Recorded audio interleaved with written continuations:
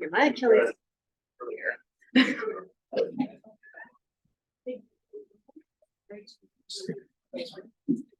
You're good to go, Ed. Good morning. This is Ed Hammer, Assistant Attorney General. I represent the State Board of Land Commissioners.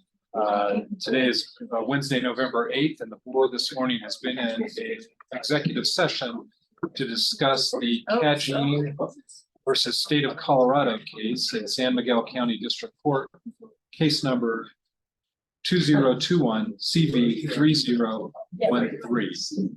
The communications in executive session, or the discussion in executive session, was limited to attorney-client communication regarding the Cagine case. The board took no actions in executive session. The board is now back on the record and ready to proceed with its regular agenda. Thank you very much. You take that. We're going to give people just a couple of minutes to get settled, and then we'll begin our next part of our meeting.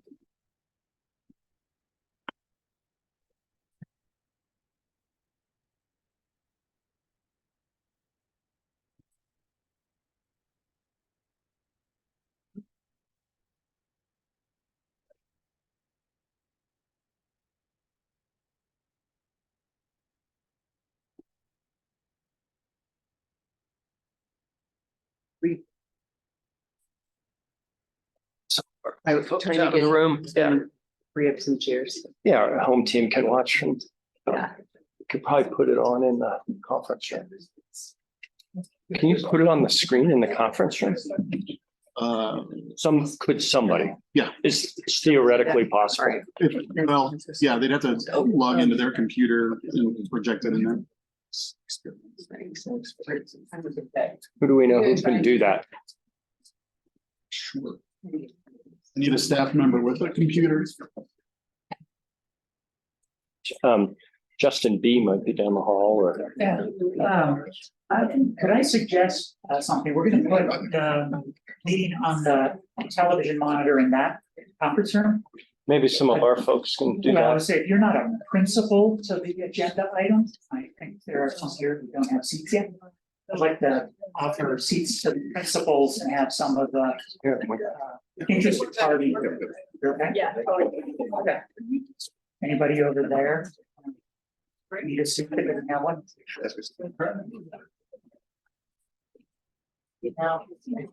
All right, I didn't get any. do our best. Kristen's. Thank you.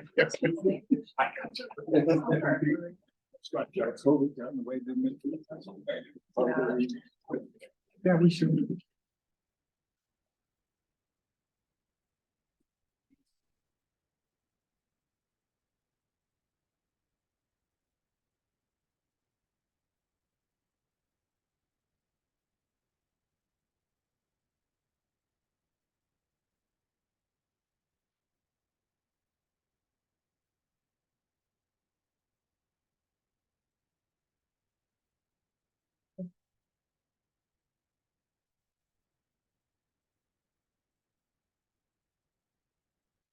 Need a board chair.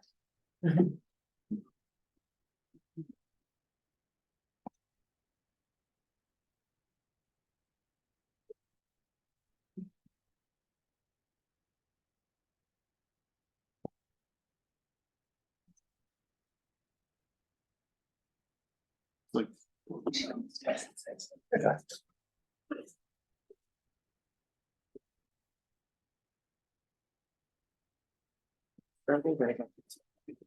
Yeah.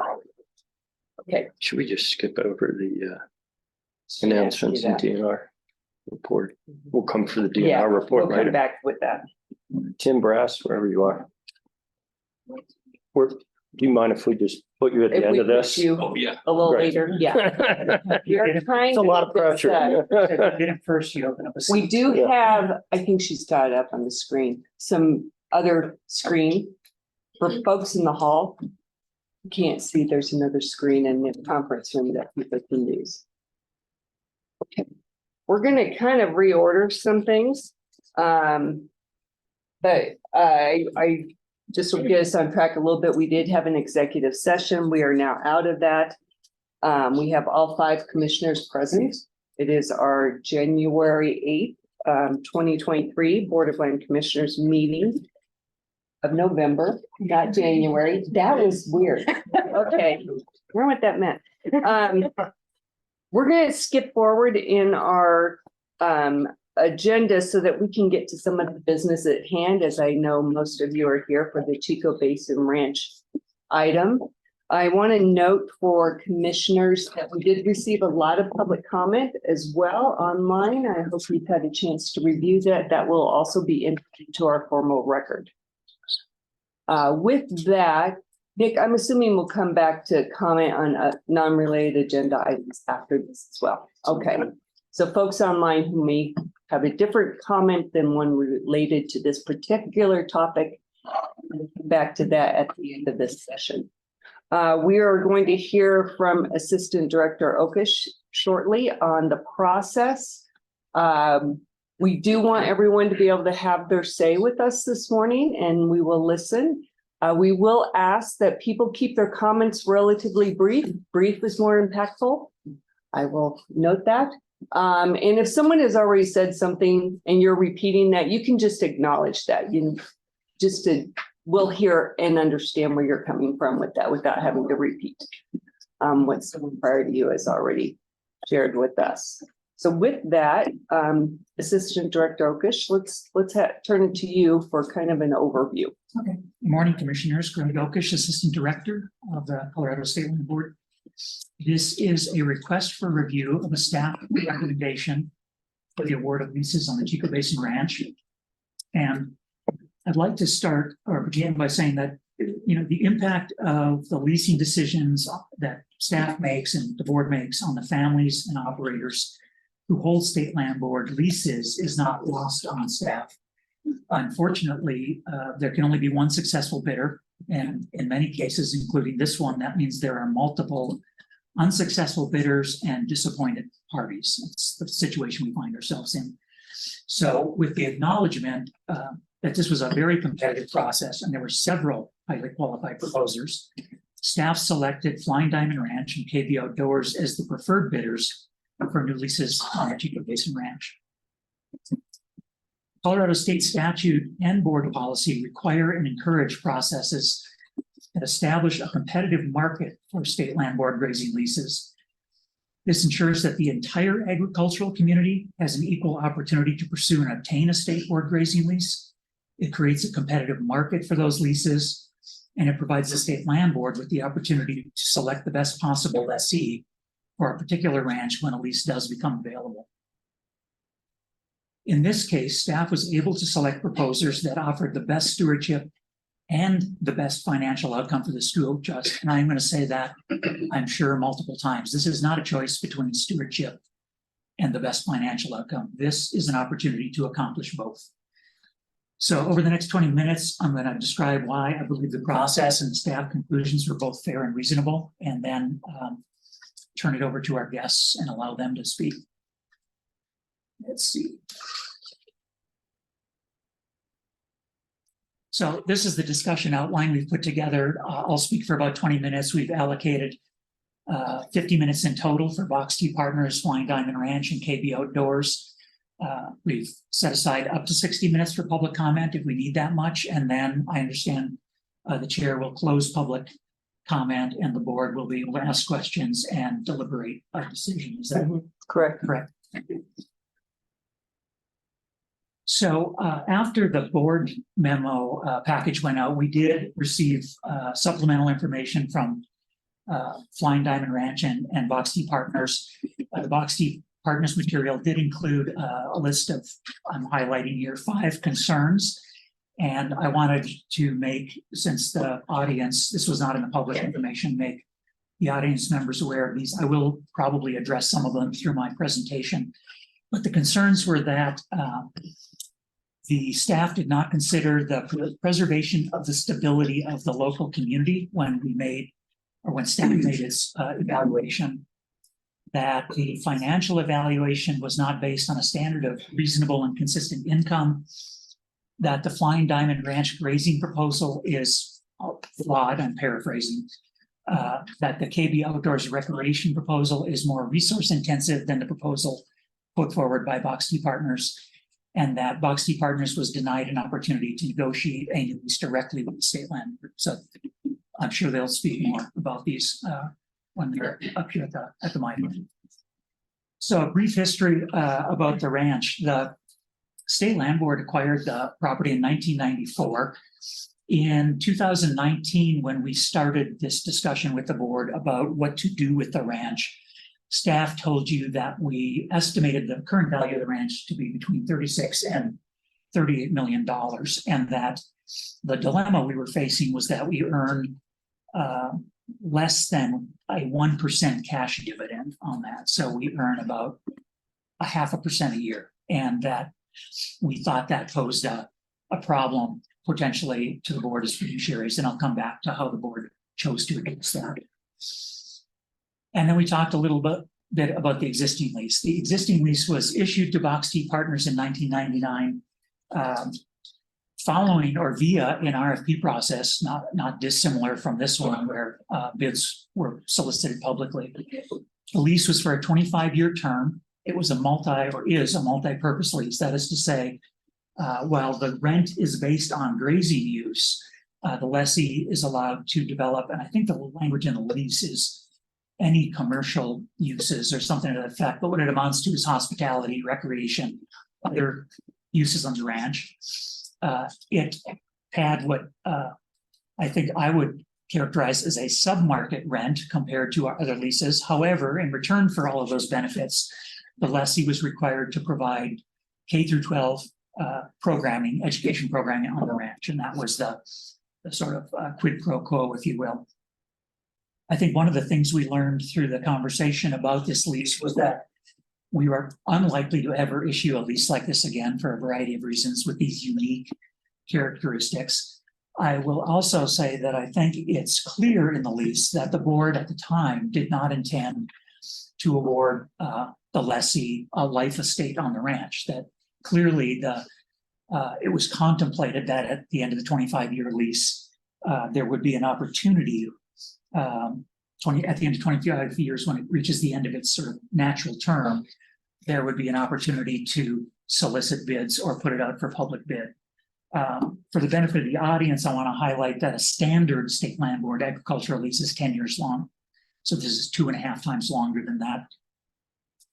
Some of the public comments we received suggest the state land board should not, and I'm going to quote, evict Box T Partners from the Chico Basin Ranch. And I hope I've clarified with this brief description that we're not evicting them or taking any other action that could not have been anticipated by both parties 25 years ago. The state land board is simply following its normal practice of transparently offering expiring leases for competitive public bid. The memo in your briefing package talks about the process we went through. We started this process in 2019. We held a number of public meetings. It culminated in the staff recommendation that was originally included in the October board package and that you're being asked to review today. We intentionally scheduled this to happen at least a year ahead of the lease termination date so that all of the parties involved, whether Box T was successful in retaining the lease or not, had adequate time to make plans following the board's action. And I think there's a little bit of discussion in the material Box T submitted that says reaching this conclusion a year ahead of the lease termination may be somehow inappropriate. I'd like to point out that if we weren't making this decision today, or if we were making it on our normal expiring lease schedule, Box T would have been in the position of moving their entire cattle operation, their personal belongings, and all of the authorized improvements off of the ranch with probably 90 days notice or less. So this is the same process we've used, the same schedule we've used on all of our other large ranch leases, most recently North Mountain Ranch and Lowry Ranch. So it's something we do on the large properties, recognizing how significant moving on or off will be. I want to remind the board, I suppose, and the audience as well, of the decision-making process we went through. The first decision, and I alluded to this earlier, the first decision the board made was whether or not to continue to own the ranch, given the somewhat paltry economic return, or to continue to lease it. And the board decided very quickly they would continue to hold it for multiple reasons. So that led us to a discussion about, well, what rates are we going to lease? And there are certain revenue earning activities on the ranch, like grazing primarily, the hospitality, recreation, and I'll clarify, recreation in this case is primarily hunting and fishing, and hospitality is any other sort of event like overnight lodging or farm to table dinners or festivals, those kinds of things, concerts. We talked about some of the non-revenue earning activities that were occurring on the ranch and whether or not we were going to require those be continued. And essentially the board reached two high-level conclusions here. One, you established a list of leasing priorities for the staff to move forward with, and I'll show those on the next slide. And secondly, you endorsed the use of layered leasing. And what I mean by that is, unlike the existing lease where a single lessee holds the rights to multiple uses, it's exactly the same as what we do on the majority of our properties today, which is we may have one ag lessee under one lease, we may have a recreation lessee under a separate lease, we have oil and gas lessees, we have a variety of uses on the property, all of them managed under individual leases, under which each lessee has a direct relationship back to the state land board. We then talked about how to lease it, and we talked about everything from enrolling it in the CPW, what was then called the Public Access Program for hunting, to issue an RFP. We did discuss a direct negotiation with Box T Partners, and I'll spend a minute on that because again, the material submitted to you highlight one of the concerns I highlighted for you was that Box T Partners was not given this opportunity. Mr. Phillips did contact staff. I can recall at least a couple of conversations in which he asked if we would be willing to enter in that negotiation. Staff was not willing to do that because we felt it would not serve the best interests of the trust. I recall one instance in which we attended a board meeting and had that conversation with the board, and the board, I think, provided a similar answer that we believed it was appropriate for us after 25 years to expose this lease to the market. And so that led us to the competitive bid process. I do want to say, staff does not read the lease to, in our minds, there's no requirement that we negotiate directly with Box T Partners. The lease simply said the parties may agree to negotiate a new lease. I think in support of the decision you made, I want to point out that when we did issue the RFP, there was a mandatory site visit. We had 47 different parties registered for that and who attended, and parties were sometimes multiple people from the same organization. And we did receive 31 proposals in response to the RFP. So it did receive a very robust response. And then finally, just a reminder that the reason we're doing all of this is to generate, is to achieve intergenerational stewardship outcomes and to generate revenue for K-12 schools in Colorado. So the goals that the board set for leasing there were 5 high-level goals. One was that we select a qualified and financially capable operator or operators. The second is that we derive a competitive financial return from agricultural leasing. The third is that we continue to protect the natural values on the ranch. The fourth is that we look for lessees who will apply sound stewardship practices on the ranch. And the fifth is that we accommodate ornithological research. I like it better when I get to say bird. Research on the ranch. And I'm going to take the number 5. Real quick point of clarification. So these are these in priority order? Not necessarily. Okay. I don't think we ever, thank you for asking. I don't think we ever established a priority for these. Actually, that's a good reminder. Let me pause. Do you have any questions so far? Please interrupt me if you do. I do, just in terms of the the existing lease Yes, and the fact that it is 25 years. Yes. And we're used to having 10. And in the staff report, we're also talking about the fact that I haven't heard anything about the section 118 rights. Is there anybody to speak to that as well? I think I heard you that I hadn't said anything about 118 rights. Correct. Okay, 118 rights are it's a shorthand we use for the rights that agricultural lessees are generally provided under statute. It includes a number of things. I think the one that's probably most applicable in this case is it generally includes the right to, so we advertise all of our leases, most of them every 10 years for competitive bid. When a competitive bid is received, if somebody has their 118 rights, they have a right to match the highest financial bid received and then retain the lease. On our large ranches, there's about 7 of them, I think. We generally ask the lessee to waive. We always ask the lessee to waive their 118 rights. The reason we do that is because these are fairly unique in at least a couple of ways. One, they're very large. It takes a very special, unique kind of operator to manage them well. And we want to make sure we're always have the opportunity to find the best operator, like lessee. Secondly, we own not only the ranch, but all of the improvements. So unlike most of our leases where the improvements are owned by the lessee, we own all of the improvements, sometimes with values up to $2, $3, or $4 million. So the value of the asset in general, that's the approach we've taken on all of our large ranches, including this one. So when the Phillips signed the lease 25 years ago, they waived their 118 rights. Does that answer your question? Yes, thank you.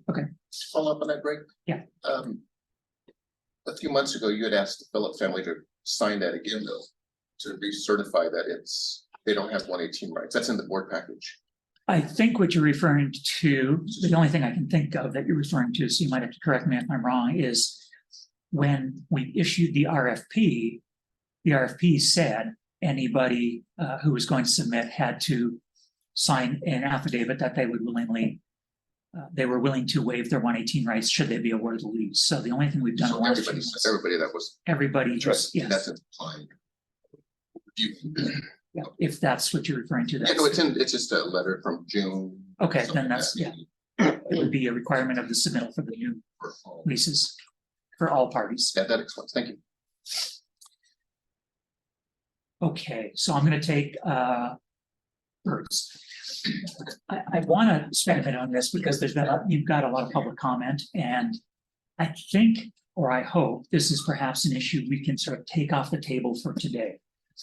As I said, the board, in considering all of this, placed value on the fact that Bird Conservancy of the Rockies and Aiken Audubon had access to the ranch under informal agreements with Boxty Partners for a number of years.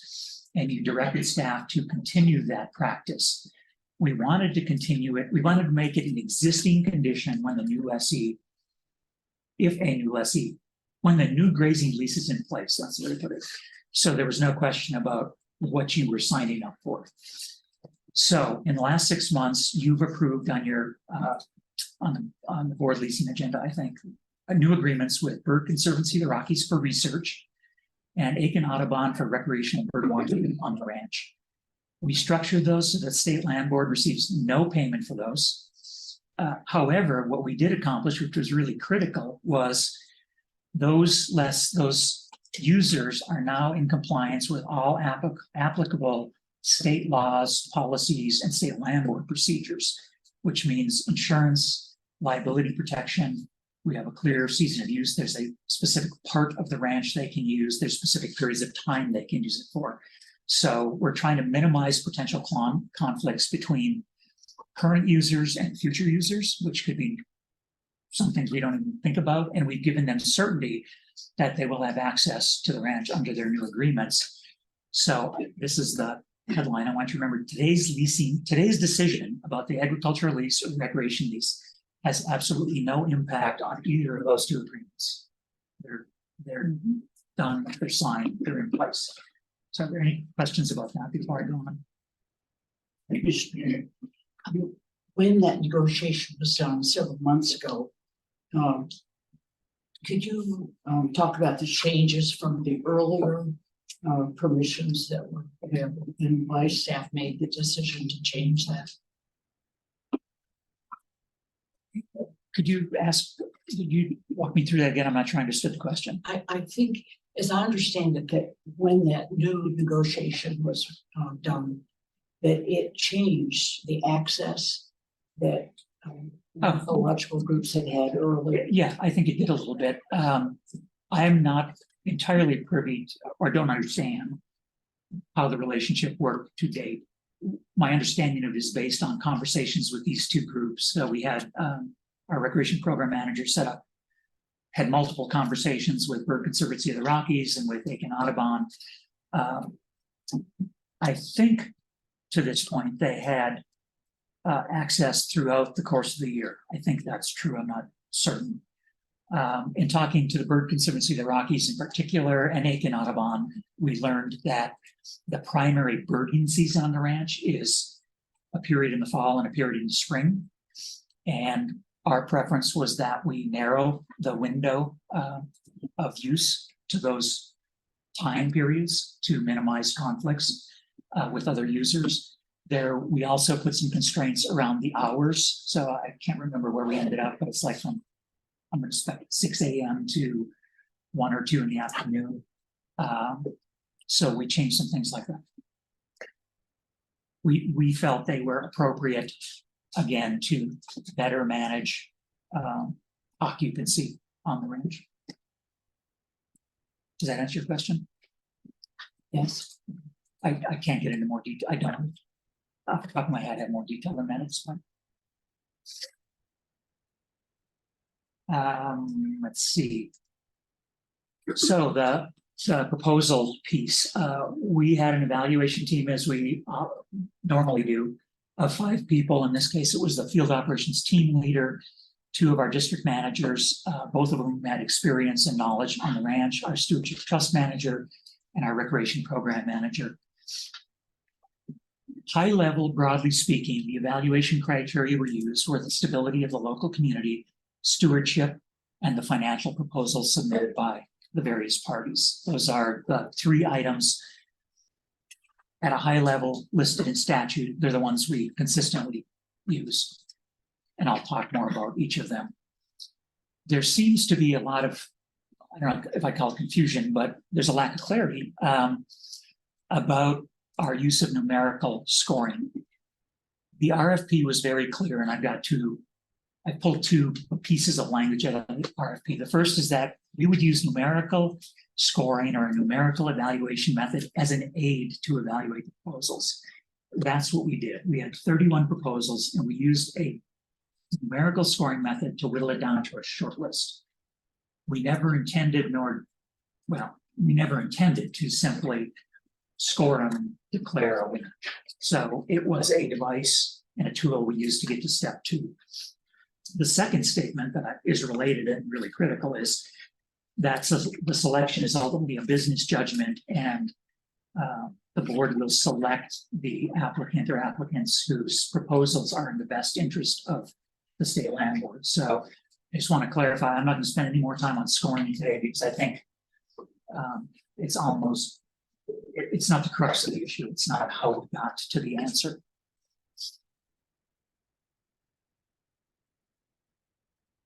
Oh, I want to go back to the evaluation team for a minute.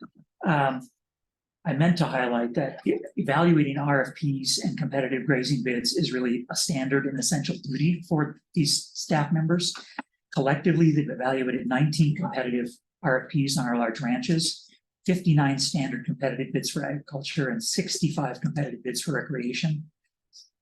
Collectively, they've got more than 100 years of experience in range management, natural resource management, or outdoor recreation management, and they each have a bachelor's degree in one of those fields, and 2 have master's degrees. I just want to make the point that these are highly qualified people.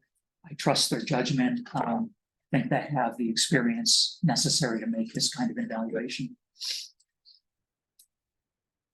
So let's see if I missed one again. Yeah, I think I was going to try to hit this here. I'll come to it in a minute. I'm hoping to take recreation deal with it first. I don't think it either is really the crux of the issue. I think it's really the big question on the table is the ag lease and the ag proposals. But there were some questions raised about the recreation proposals and looking at my notes. The questions I think have to do with the intensity of use. And there was also something that I'm not sure anybody's raised, but I found a little, I was a little perplexed when I first saw the first pass scoring. I guess I did bring up scoring again, which was that the team consistently ranked the KB Outdoors proposal higher than the Box T Partners proposal, even though Box T's bid was a little financially was higher. It was $4,000 higher. And so I asked the team to walk me through that. And what I did once we got the request for review is I read all the material. I had not been part of this process once it launched. So I read the RFP, I read all of the submittals, I read all of the staff scoring. I held interviews with individual interviews with each team member to hear how they thought through the process. And what I learned on this one was the proposals were in fact different. This is the number of hunts, I think is the right way to describe it, that Box T Partners proposed and the number of hunts that KB Outdoors proposed. And as Box T Partners has pointed out, KB Outdoors proposal lists quite a few more big game hunts. The way staff looked at this was more comprehensively, how many visitors and users are we going to have on the ranch? And when you look at big game plus small game plus duck memberships plus club memberships, the Box T Partners proposal suggests that there would be at least 83 visitors with multiple visits onto the ranch, whereas KB Outdoors was going to be 48. Just as importantly is, if you look through the proposals, Box T said, these are low-end figures with the potential for upside depending on the availability of the tag strong. So in staff's judgment, this was a floor based on the information that we were provided. KB said, and I'll paraphrase rather than read this, we don't have a lot of experience on the ranch. We've looked at the number of tags and CPW harvest reports as an indicator, and this is what we think we might do, but we've got to be on the ranch before we can really dial this in. So staff essentially looked at this as a ceiling. In the interviews with KB Outdoors, it was very clear they intend to manage big game for genetics, which is a way of saying they intend to manage carefully to ensure there are trophy size animals on the ranch. We're comfortable with their proposal. Neither party's bid amount changes, whether they harvest one animal or 20 animals in any given year. The bid numbers are fixed. So in staff's judgment, there was a $4,000 difference between the two. They viewed one as less impactful, less visitors on the ranch, and they scored that one higher. So that's how we got to the financial, this is financial or stewardship all rolled together, a recommendation on the recreation piece. So I should stop there. Are there any questions about that? I guess I'll make a comment. KB then, and those numbers could go up closer to where Box T numbers are relative to their, once they have experience on the ranch. Is that Well, a possibility that's or? not what I meant to say. They do not intend to do fishing, duck hunting, or bird hunting. So those are out. So those were out. Okay. And you can ask them when they're here. Fair enough. But we read this to be likely the maximum number of animals they Okay. foresee harvesting, but I think it's a good question. Similarly, my question here, and it can be answered by folks in the room as we go by staff, and is just in this recreation piece. Box T having been on the property all this time, and I'm looking at these quotes here for the proposal. That really is what I'm trying to understand as well, as kind of what they know to be true and what is obviously projected by KB Outdoors with the research that they've done, because these are so different in terms of what is only big game and the other is only small game and fishing. So just trying to reconcile that with also layering in that one group has been there and the other is projecting what they think it could be, and just how how real do we think those numbers are? Just want to explore that a little bit. I would suggest asking them when they're here. Yeah, so that's why I'm kind of putting it out there for if Mhm. someone wants to help address that during public comment. Thank you. So getting into the ag leases, I think Box T was concerned that we didn't consider the stability of the local community at all, and that is not the case. We did not score it, so I think they reached that conclusion based on the scoring, and they're right, we didn't score it. We chose not to score it for a couple of reasons. One, our understanding of the statute is that it's really considering the potential impact on the stability of the local community when you're comparing two different uses. So agriculture versus something else.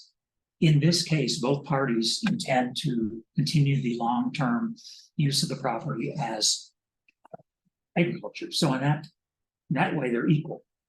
What I pointed out in the memo is, and by the way, the statute is at best is only very little. They list this. There's no definition. There's no description of what you're supposed to do to evaluate this. 3 years ago, staff recognized that as a challenge when we do our standard agricultural lease evaluations. And so we worked with representatives of the ag community, CCA, independent cattlemen's, others, and we said, we'd like to have some criteria when we're evaluating our competitive bids for, even if it's agriculture to agriculture, we'd like to have some criteria. And so we developed this list, and I think this was in your memo. So we did also look at the proposals and think carefully about what we were being told by each party. And I'm not going to go through all of this. I will just say that we didn't find a significant difference. They're both deeply invested in the local community. And so we just judged this to be equal. We didn't ignore it. We looked at it and judged it to be equal. So I could tell. yeah, there I definitely have a question. I feel like this piece is very core to the overall discussion and a lot of the comments that we're going to have. So I want to make sure in that they're both historic family operations in the state. But yes, how are we defining the local community and what that means for kind of whose level to, degree to which a current lessee is kind of intertwined in that community versus, yes, we have a family operation. They would meet all the other criteria. I think that this piece is a bit more of a struggle to just say that it's equal. So I just think that that's what I'm going to want and need to hear a little bit about as well. I'll try to dive in and I think I put it in your memo, and I'm looking at my memos over there. We define local community very broadly. The definition we agreed on with those industry groups that we've been using for 3 years is not like the local community in this case is the nearest small town, and that's it. It's the general region within which a ranch of this size might hold residents, participate in school boards, which could be any number of school boards, support 4-H, where what sale barn they might use, where they might go to get professional services. So, I would say it's broadly from the Kansas line to Colorado Springs. And in that sense, both of these, Box T operates on the Chico Basin Ranch, and Flying Diamond operates all the way from eastern Colorado to the Front Range. So you can ask them more about what they do in these categories, but based on what we're aware of, we think they're equal. So that's one thing that and again, this doesn't mean that it would be dispositive in this case. It's weighing a lot of different things. I would hope that we would look at the community piece in kind of concentric circles, kind of like that's a big area. There's a lot of variation within that. So that's just where I would see some differentiation there and not say it's exactly the same or no significant difference. But with that being said, it doesn't mean that definitely agree that like all of these things factor in. There's, you know, it's family operations, it's engagement in the broader community. But I do think there could be a little more nuance there. It could be. And I will say, when the board endorsed this 3 years ago, this is the way we described it to them. And so we've tried to apply all the rules to this application, the way the rules have been set up. We haven't said, you know, to your point may be a good one, but I prefer not to change the rules for this one. But we could come back to it after this if you feel this is flawed and make some adjustments. Okay, yeah, and that's all that I'm saying here too, and I think it's important for everyone to understand that the board as an organization keeps going, not all of the individuals here are part of that, and it is important that the rules that are in place are applied in a certain way. And yes, what I'm proposing is, I think that there's potentially some additional I think that's do on that. okay. Thank you. Any other question? Because this is important. It was certainly raised as a concern by Box T. Any other questions on this? The stewardship evaluation, a couple of thoughts that several shots that I share. I think the material provided to you by Box T suggests that the staff either failed to understand the Flying Diamond proposal or that they might not be good stewards, and we simply disagree with that assertion. On the first point, the land board leases land to more than 1,700, I think, grazing lessees, operators, many of whom are exemplary stewards, some of whom are not, but our staff has seen a lot of those leases. They've got a deep working knowledge of the various types of grazing strategies that might be used and the relative merits of each. And there are many reasons that staff believes Flying Diamond submitted the superior stewardship proposal. I'm going to highlight a few of them here, and I've intentionally there's two approaches we could have used here. One is, you know, pro-con, here's what this party did well and this one didn't do well. I'm going to try to focus just on what Flying Diamond did well and how staff reached this conclusion. So the first thing that impressed staff was their proposal was very forward-looking. They talked about what the ranch could be, and they talked about making it a flagship ranch for the state land board. Staff was comfortable that when they toured the properties that Flying Diamond Ranch is now managing, they saw evidence of this, and I'll speak to that more in a minute. One of the things they chatted about, and you may hear about today or talked about, and since you chatted, is that they were going to increase the number of pastures.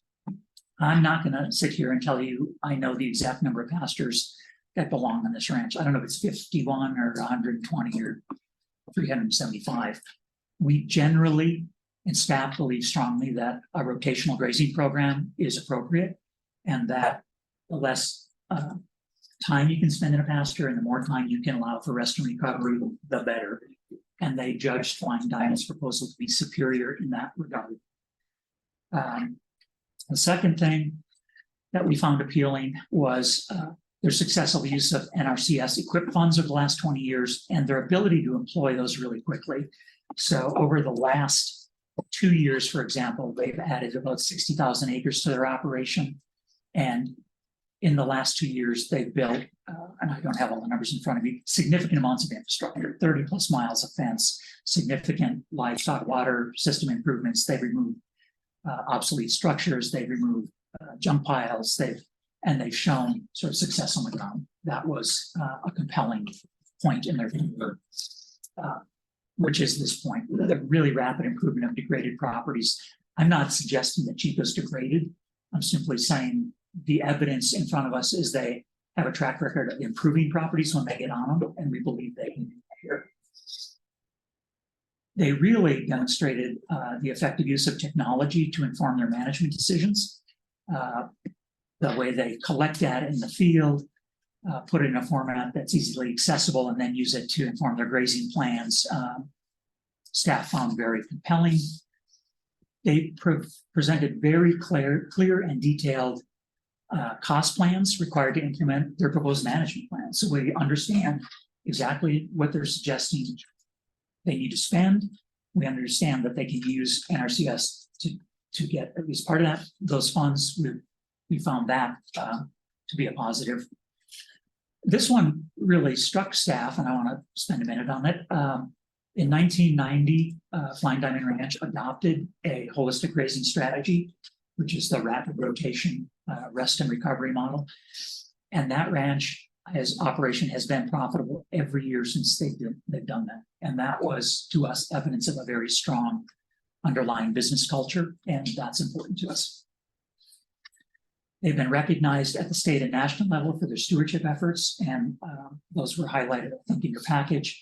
And so cumulatively, that is how staff reached the conclusion that the stewardship proposal put forward by Flying Diamond Ranch was superior. I will go on to say Flying Diamond Ranch has operated in an award-winning and financially successful family-owned ranch since 1907. This is not somebody who's new to Colorado. And we're fully confident that they're capable of managing Chico Basin Ranch in a manner that meets or exceeds the board's stewardship, not only requirements, but expectations. Are there any questions on this one? So the financial piece, and I'm coming to the close of my comments. First, I want to take hospitality off the table if I can. I think it was clear in the memo, but we did get 6 hospitality proposals. None of them in terms of a 10-year relationship were particularly compelling. We've been advancing our leasing experience in hospitality. We're very good at putting one-off events like weddings and farm table dinners and a little bit of overnight camping, things like that on our large ranches. We don't want to preclude the opportunities that might come along in the next 3 to 5 years by being in a 10-year arrangement that we think is adequate but not superior. So we chose not to award that lease to anybody or recommend that lease be awarded to anybody. Now I say that because when I explain this column, I'll start on the bottom. You see Box T did submit a hospitality bid. And I didn't want to, I wanted you to know that. I wanted to be transparent about that. However, the total number on the bottom does not include that $13,500. So what I've listed is their agricultural bid, their grazing bid, which is $539,000, and their recreation bid, which is $81,000. Is that clear? Flying Diamond Ranch submitted only for the agriculture, and their agriculture bid is $755,000. KB Outdoors submitted only for recreation, and their bid is $77,000. So there you can see, as I said before, the Box T Partners recreation bid is higher. It's $4,000 more roughly than the KB Outdoors bid. So the total bid in the Box T Partners proposal is $620,000. The total bid that staff is recommending to the board is the combination of these two numbers. It's a big difference. The total financial compensation is $620,000 versus $832,000 per year, or more than $2 million greater compensation over 10 years. The Flying Diamond bid is 40% higher than the Box T Partners bid. Greg, I have a quick question. Yes. So obviously the biggest difference is ag. Yes. What currently is the Box T ag lease? 300, about 308, 310, 300 somewhere. I was just curious for context. Yes, they increased their bid. Their bid is significantly more than they're paying today, or with the existing lease. In terms of comments, I think I only want to sort of address one thing that perhaps was brought up by Box T, and then you can ask them questions about it. But as I read the material they submitted after the board package went out, they suggest that their financial bid should be considered to be equal to the Flying Diamond Ranch bid because, and I am paraphrasing, it's the best they can offer within the constraints of their business model, which is, I appreciate that. I don't want them to bid more than they can actually perhaps pay over the term of a 10-year lease. However, it appears that in this case, Flying Diamond has adopted a business model that allows them to achieve all of the board's stewardship objectives and still pay a higher lease rate than can Box T Partners. And that simply makes Flying Diamond Ranch a very formidable competitor. In this case, staff believes the preferred bidder. Further, staff believes that accepting a lower bid in this set of circumstances where the stewardship outcomes that we believe with Flying Diamond Ranch are superior, just isn't in the best interest of the trust. So just a recap, the recommendation formulation originally, that's led staff to its conclusion was Flying Diamond Ranch consists of fifth generation Colorado ranchers. They've submitted a very forward-looking, compelling proposal. They've demonstrated their ability to improve properties quickly and over time. They use technology very effectively. They have a history of exceptional and recognized stewardship success. They've been consistently profitable for over 30 years, and the revenue proposal is more than $2 million greater than the second, than the next lower proposal. And finally, that KB Outdoors, what we liked about this, I didn't spend a lot of time on this, but in my previous slides, they operate on more than 140,000 leased acres. So we really like the notion that they don't have to put hunters on the Chico Ranch if conditions aren't appropriate. They have other places to take hunters, and they're in the business of putting hunters where they're going to be successful and get good, high quality hunters. We like the fact that they're focused solely on recreation, and that will have a direct relationship with them. We believe their proposal ends up putting fewer visitors or guests on the ranch and for shorter periods of time, which we think has less potential for conflict with other users.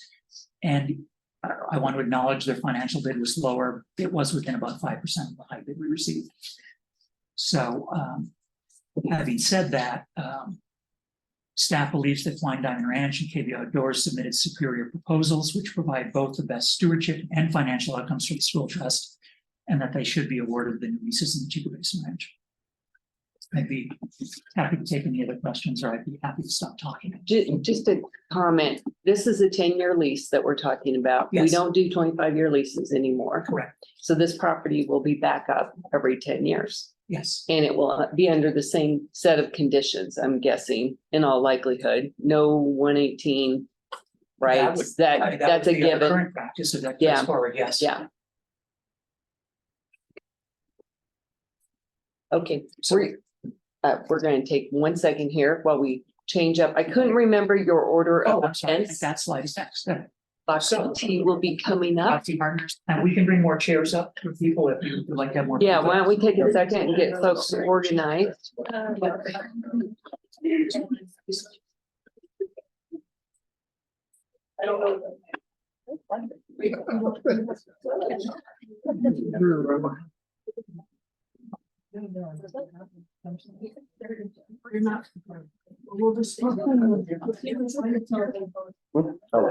No lands question, but it was 35.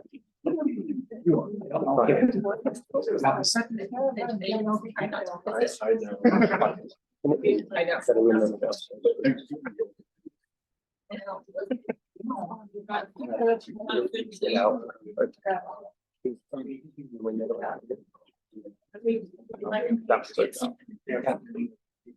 That slide out.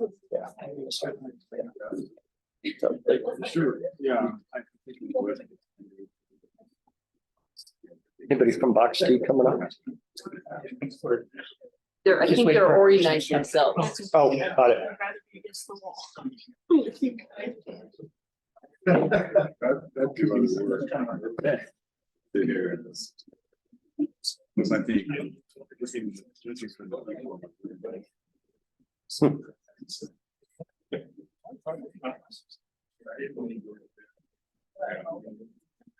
Where we got about an hour through the ranch presentations, KB, and there's another 30, so. Find some cows. We're looking- We're looking at options, so. Yeah, I don't know. I was having the best of the time. I'm in for a. Eat over there. For a dime. Yeah, I know. No, actually, it was so funny. Oh, right. Interesting.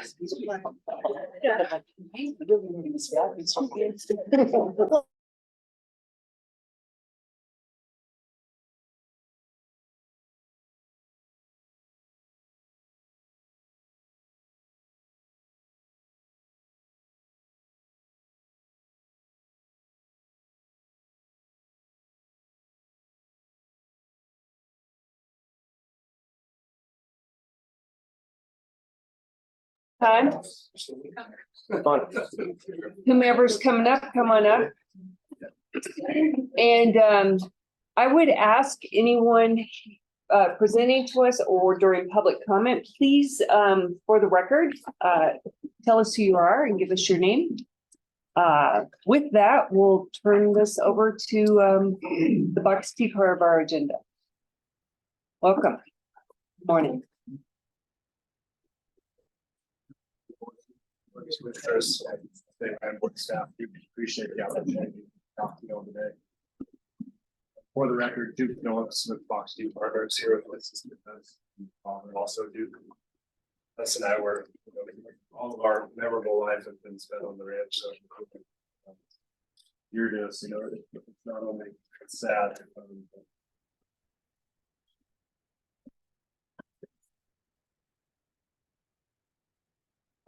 I'll start, we're gonna include this document for the 2021 board decision to include additional stewardship elements to benefit grazing leases on the exhibit, when they exhibit exemplary land management techniques.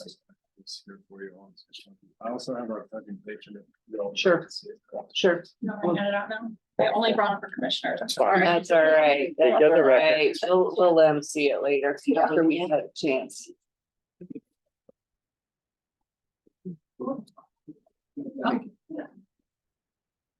I think we just have one. This document to do with.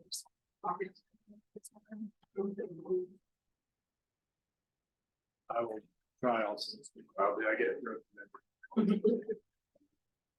I'm also going to read just from my document. Sure. The last time we sat across from you, we had come to request that you uphold the agreement that we reached in 1999, which is the right to renegotiate terms and conditions for a new lease upon the expiration of our current lease at the Chico. Yes, we did release our 118 rights, but we did this because the right to renegotiate was already in our contract. At that meeting, staff stated to the room that we had exceeded all expectations since 1999. We asked you in response why you wanted to use the RFP process to seek another lessee. And your response was that felt it was necessary to seek out others to see if there was someone who could offer greater management than ourselves and to see what else is out there.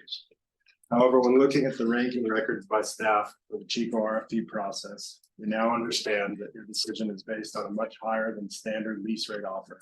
Even though based on your ranking, it's clear that the competing bidder offers neither management nor stewardship skills that are significantly better than ours, nor that they would have a better effect on the stability of our community. We'll not be making derogatory statements today because we respect this office and we believe that everyone has a right to fair competition.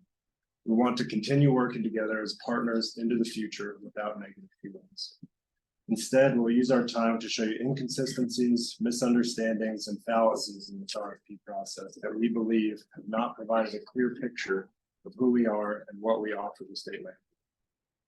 We believe that not all the required criteria were applied in the evaluation of these proposals, and that the conventional criteria used to evaluate the 3 required criteria for financial stewardship, community stability, do not award applicants who go above and beyond standard practices, except in the category of offering a high bid rate. We want to begin by bringing attention to the fundamental flaw of the RFP process. The Colorado Constitution requires that lessees are to be judged based on 3 very clear criteria: sound stewardship, reasonable, consistent revenue over time, and community stability. From the beginning of this process, it's been clear that the staff has only considered the first 2 of these criteria. The RFP, board packets, and staff make it abundantly clear that applicants are to be judged only by criteria listed in the RFP. The word community only appears in the RFP packet under Exhibit B, which is the sheet that provides driving directions to the ranch for the mandatory tour day. The staff evaluation criteria completely excludes community. Near the conclusion of the interview and program, during step 2 of this RFP process, we were told that applicants were judged on stewardship and financial revenue for the stewardship trust. No mention of community. The inconsistencies in the board packet when discussing this mandatory criterion of community or stability are numerous. Firstly, the staff acknowledges that this criterion is a statutory mandate And then it states there is no guidance on how to evaluate this. Then it explains that in 2021, they developed 7 elements to evaluate this criterion. We would like to highlight that 7 of the elements were never mentioned during this RFP process until the board packet was released. The staff goes on to say that these 7 elements were used in place of numeric criteria as numeric criteria did not apply in this case. Finally, staff concludes through this undocumented evaluation that both applicants meet all identified criteria to varying degrees, and that they found both applicants to be equal. We would argue that in reviewing these 7 criteria, most, if not all, professional ranchers in Colorado and all proposals for this RFP would be considered equal, as they meet identified criteria by varying degrees. Despite its exclusion from the process, we know that emphasis on community stability is not only a statutory mandate of the State Land Board, but is an extremely important responsibility of a large ag property like the Chico. Because of these reasons, we included our extensive efforts to provide community stability in our proposal, interview, and site visit. Our original lease required that there be a community outreach program, which Ranchlands has not only implemented, but exceeded, as recognized multiple times on record by the State Land Board staff and the public at large over the years. It's grown organically into a deep, diverse program that has made the Chico Basin Ranch a true legacy property that enriches the lives of local and regional community members economically, environmentally, and socially. It also elevates the ranching industry and makes it accessible to all. One of the most valuable outcomes of this program has been its great influence on our land stewardship programs. For example, with Colorado Parks and Wildlife, our partnership that began with youth hunting and fishing programs and our bird banding station has grown into a close relationship that has taken a species, the Arkansas Dodder, off the threatened and endangered list. Our concerts and art exhibits draw hundreds of people to learn about the State Land Board and ranching. We gave free beef to over 1,400 families in need during the COVID pandemic. Community potlucks, field days bring people together to socialize and learn together.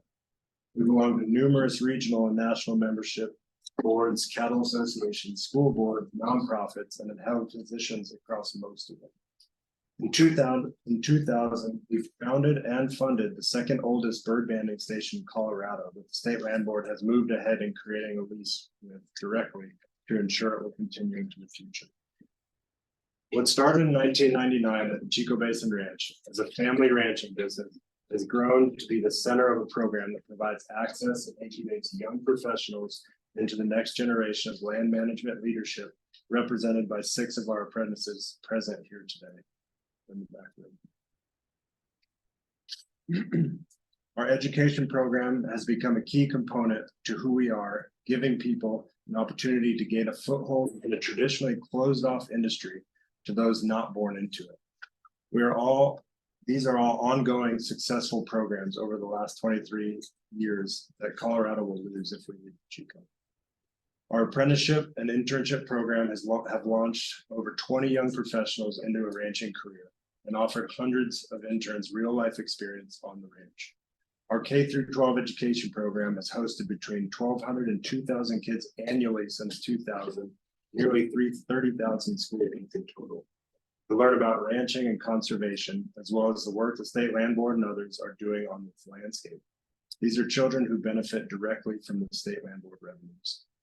For over 23 years, we have sponsored and hosted scores of workshops for college students and adults, including graze planning, livestock handling, horsemanship, roping, financial planning, keying plants, biological monitoring, painting, and photography. The importance of this leadership program for the local community and the Colorado agriculture industry was communicated by Commissioner Greenberg in the letter of support that she submitted with our proposal. In our proposal, we have offered to continue all of this work at our expense into the future partnership with the State Land Board. Next, we'd like to point out that there are multiple discrepancies in the RFP selection process. In scoring by 5 staff members on the selection committee, there are notable inconsistencies that point to a lack of clarity in what the goals and objectives of the land board are, and a lack of clarity of how applicants were to be evaluated. Firstly, the evaluation form weighs the bid rate as the highest element of financial evaluation. Of 30 possible points, every evaluator gave the competing candidate a full 30 points. We also offered a rate higher than standard by 25%, higher than base rate. Sorry, 25% higher than base rate and third highest of the 9 ag bids submitted. But we were given 24 points from every evaluator except Mr. Medina, who also gave us 30 points. Secondly, under management training experience, we were given the same marks as competing bidders, 5s from all staff members except Ms. Brandt, who gave us both 4s. We don't understand how the staff concluded that we have the same level of experience as competing bidders, having lived on and successfully managed the actual property we're bidding on for the last 23 years. In addition to 4 other ranches, 3 of which are over 60,000 acres for the past 10 years. Additionally, staff have not taken into consideration that the competing bidder proposals say that they have expanded by 60,000 acres within the last 2 years. The Chico would represent an additional 87,000 acres to an operation that is relatively new to leasing large ranches, having added the bulk of their footprint within the last 2 years. The majority of their experience is on family operation that is 1/3 the size of the Chico, in addition to various small leases around eastern Colorado. Thirdly, under the final criterion, stewardship trust, the staff valuations were especially inconsistent. The competitive bidder scores range from 1 to 4 when they have 0 experience with the stewardship trust. Lastly, the staff notes that the accompanying scoring sheets are vague as they relate to criteria and seem to highlight things about the competitive bidders that are relatively insignificant in their ability to provide sound stewardship and reasonable and consistent revenue. Similar things are disregarded in our score sheet. For example, the staff notes that the competing bidder was one of the first people in North America to attend Alan Savory's workshop, and they operate on over 100,000 acres, but disregard Ranchland's participation in the second course ever offered by Alan Savory in North America, and we run on close to 300,000 acres. The board packet itself highlights the competing bidders' awards and accomplishments extensively, and hugely minimizes or excludes our list of awards, as well as our community efforts and stewardship accomplishments that go above and beyond all expectations. Moving on, we'd like to bring your attention to the financial criterion in the RFP process. Ranchlands has proposed $25 per animal unit month, which is 25% higher than the state land board current base rate in the area stated in the RFP.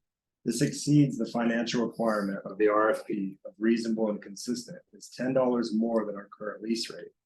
Furthermore, we intimately understand the economic proposition of running the Chico Basin Ranch from doing it successfully for 23 years. And this bid amount enables us to successful economically while meeting Ranchlands and state land board stewardship objectives. The competing bidder has offered $35 an animal unit month, which the staff lauds in the board packet as reasonable and consistent and a reflection of market value. We believe this is wrong, and the proposed fee of $35 is not reasonable and furthermore does not reflect the market lease rates. It's 75% above the state land board's base rent rate, which by the staff's own declaration is a number they reached through a great deal of research on in the private market. It's also an outlier as the highest of all bids submitted in this RFP. Moreover, paying this rate will place an insurmountable amount of pressure on the cattle enterprise and natural resources of the Chico Basin Range. In 1996, Amendment 16 to the Constitution shifted the requirement from the state land board's review process for uses of their land. Specifically, Section 10 of Article 9 of the Colorado Constitution mandates that the board change their past practices of awarding leases for maximum rate and instead replace them with an equation that balances stewardship with reasonable and consistent revenue as a way to protect and enhance natural resources and values of the land. This is an important differentiation that was wrongly considered in the staff scoring criteria. Given this very clear language in the statute, if a party meets the threshold of offering a reasonable and consistent income, it should be given the full 30-point score for this criteria. We believe that Mr. Medina was the only staff member to correctly score a bid with the full 30 points. The ecological accomplishments that we've had on the Chico have gone far and beyond the state land board conventional expectations, resulting in positive outcomes that we feel have not been fully recognized. In part, these are the results of a large number of infrastructure developments that we took on our own initiatives, not because they were mandated nor funded by the state land board. We funded these efforts by ourselves and through partnerships that we established with the NRCS and other non-traditional partners, such as the Bird Conservancy of the Rockies, the Nature Conservancy, and Colorado Parks and Wildlife with the U.S. Fish and Wildlife. We've raised and invested nearly $1 million into the Chico Basin Ranch. This is above and beyond our annual lease payments. This investment of time, energy, and revenue was not acknowledged in any way during this process, though the value that it brings to the State Land Board asset is significant.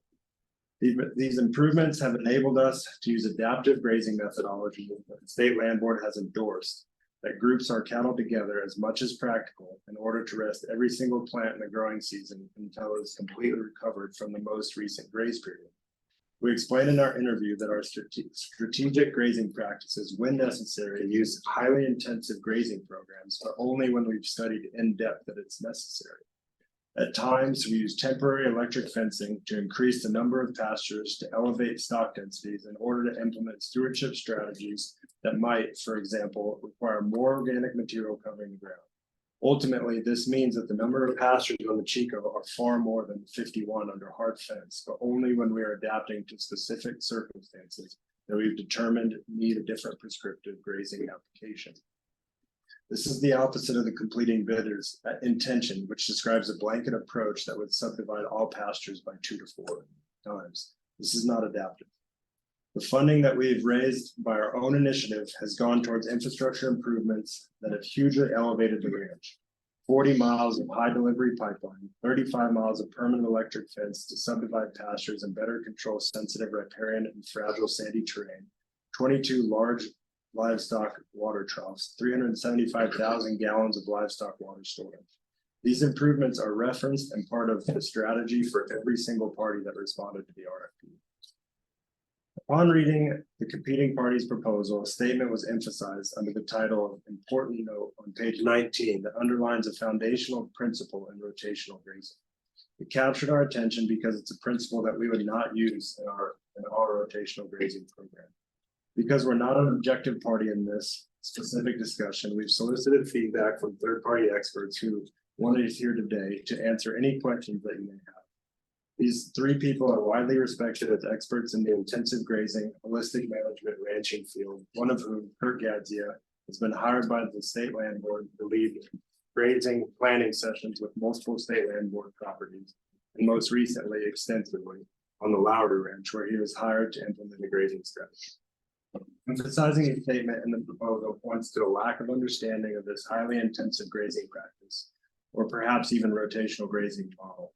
The staff highlighted and gave high marks on the competing bidder stewardship without recognizing the lack of understanding of a pivotal element of intensive grazing program, and additionally awarded them for grazing strategy that is not adaptive, as the RFP specifically calls for. Because it's been brought up, we would like to say that the tidiness is an important element of our ranching operations, including the Chico. The board pile near headquarters is part of a corral rebuild that we oversaw with former State Land Board staff, Mr. Osborne, who opted not to include the cleanup with the contractor that was building the corrals. The scrapyard on the hill behind headquarters is organized and valuable because it supplies parts and pieces for the ranch use rather than buying them new. This is commonplace on ranches of this scale. Every few years, we clean up, recycle, or haul away unusable material. Lastly, we would like to highlight our recreation and hospitality applications. A balanced, holistic approach over 23 years has built a robust wildlife population on the range. The hunt numbers proposed by the competition will undo years of conservation and valuable revenue stream from State Land Board. We're proposing less than half of the big game hunts as the recommended applicant, while providing slightly more income.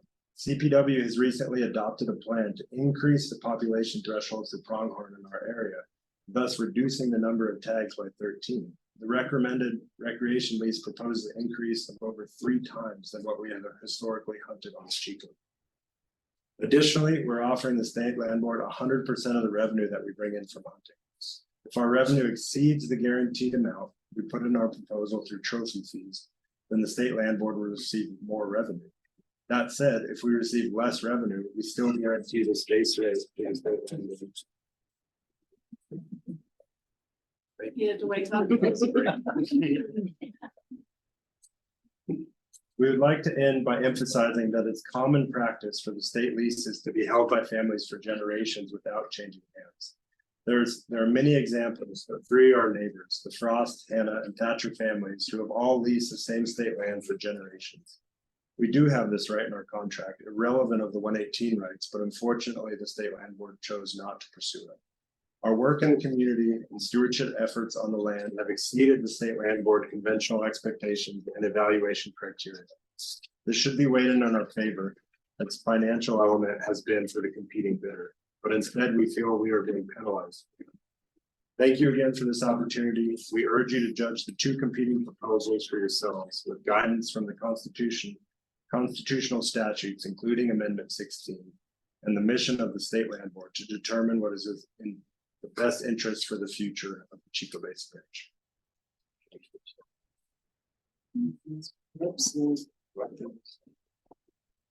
Any of your family members want to speak before we get to any questions? My family is. Okay, Yeah. We all kind of poured ourselves into that, so. okay, all right. Thank you, and that will be entered into. Just quickly, while I have the mic, I just want to thank everyone who came out here supporting us today. It's a really diverse group of people. And we're very appreciative of all of you. I would like to acknowledge, of course, we've always thought you've done a great job with the ranch, and that is set aside to be part of this discussion today, but please know that we feel that way. And I also want to recognize how many people are here. Anyone else you want to bring up? Commissioners, any questions for the Phillips family? We have, I mean, there's people that are gonna make comment, but do you want that during public comment, right? Okay, including the grazing.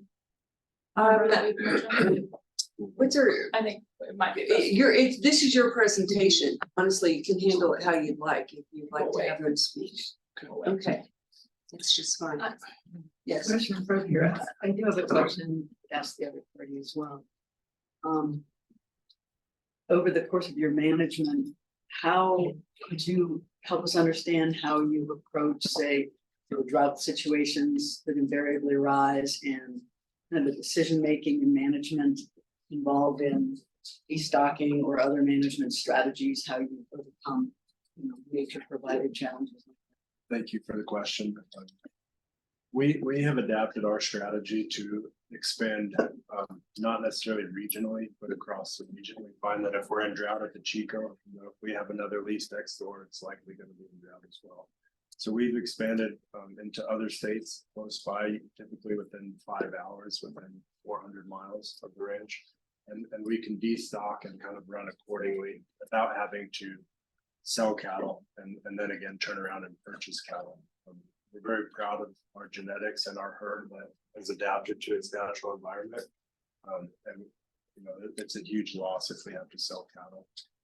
The hospitality lease has been big, and we understand that it does not represent a large dollar amount to the state land board. Ranching, in our experience, is a razor thin margin business. And $20,000, $30,000 can be the difference in keeping staff members on. If we destock by 50%, we need 50% less staff. But as we showed in the interview and the importance of our community, our staff is our #1 asset. So trying to keep people on, especially young people getting into the industry, showing them that you have to be diverse, you have to be adaptable. That program kind of sheds good light on that strategy. And just add quickly that our approach is to look at land as a multidimensional resource, not just cattle. And so during droughts or any kind of depression in the market, we have income so we can get rid of cows or get them off the ranch before we actually have to. We also amalgamate our entire herd into a bigger herd so that more of the ranch is resting. So a bigger herd equates to more rest, during hard times. So, and we also have cattle that we can ship immediately that are not permanent. So they're seasonal cattle. So we use that as a tool for flexibility as well. And one thing to note, we talked about concerts, art shows, all those started, on the ranch to try to create more revenue.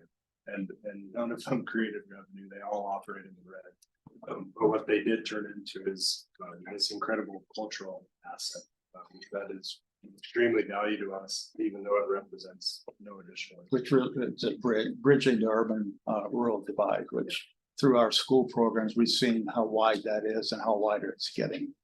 Just from talking with kids and parents and teachers. Hi, good morning, and thank you for your testimony and for being here today. I know we'll all have more questions after public comment, other things, but in full transparency, I want to be clear about kind of my focus is in trying to hear from you, hear from staff, and seek alignment for certain assumptions, understandings, to be able to kind of weigh those accordingly. So two things that I had brought up during Assistant Director Okish's testimony that I would like to understand your perspective on. One is you've stated a couple of times that you and your family have a right to renegotiate terms in the lease. Can you point to specifically what you're referring to there? It's not a right, it's just an agreement. When we negotiated the lease in 1999, we both agreed that if we had a good relationship, and both wanted to continue, that we would have the option not to go out to competitive bid. That part is in the contract. And that is in the contract that we have. So will someone be able to share that specific language with us while we're here this morning?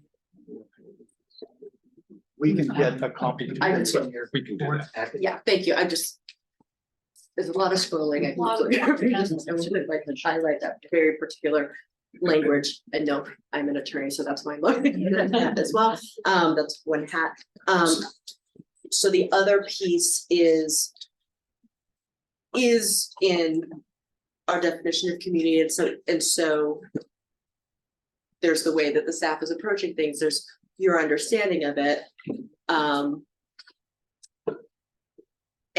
to be as long as it is reasonable and consistent, that would be a valid way to go. But I do want to understand when you're talking about the criterion of stability of community, how are you defining community and what that impact has been, and why you're saying that you're so much above the other bidder? And so at the very beginning, we invited the Bird Conservancy to come do the birding banding. And so with that came an education program for school kids that Parks and Wildlife created. And that began a movement for us to see how many people were really interested in ranching. And so we started opening up other kinds of activities, workshops, concerts, invited artists to come out to the ranch. And it had an organic kind of thing that happened, that people are really thirsty for what's going on. What's happening in ranching as a whole. And so over time, our programs have grown into bringing school kids out, adults, college kids, inviting college kids to come do the monitoring, for example. So it's just a lot of things that just kind of grew and grew and grew that we feel are way over what the state land board's basic protocols are. And I think that's one of the things that's hurt us is that you have a long tradition in working with ranchers, and you have developed a way of identifying exactly how to look at the different applicants. And so our question is, if someone goes above that,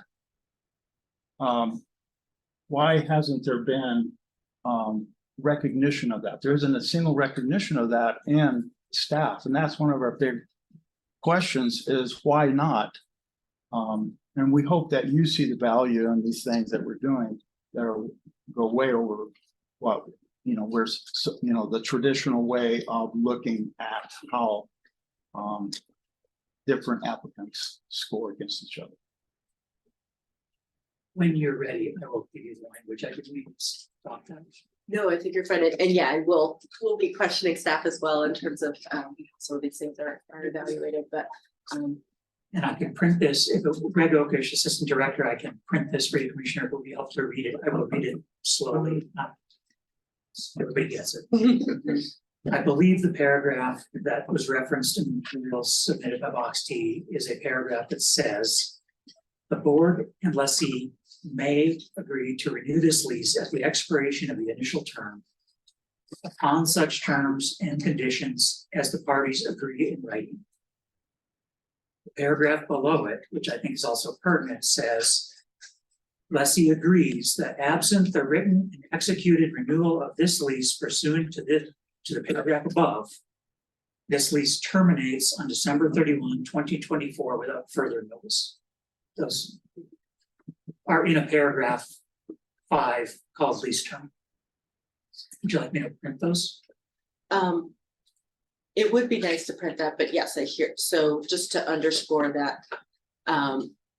It says may agree, and would have to be mutually agreeable to do that. That is not mandatory language. That is consideration of language. And it would have to be agreed to take that approach by both the landlord and both the I'm not in it. That's the way landlord and the staff tenant. and staff are not trained as attorneys, read it. And I would like to point out that the reason we put that in there was because it provided an incentive for us to go way beyond in order to earn the right to be able to sit down at the table and renegotiate our deal.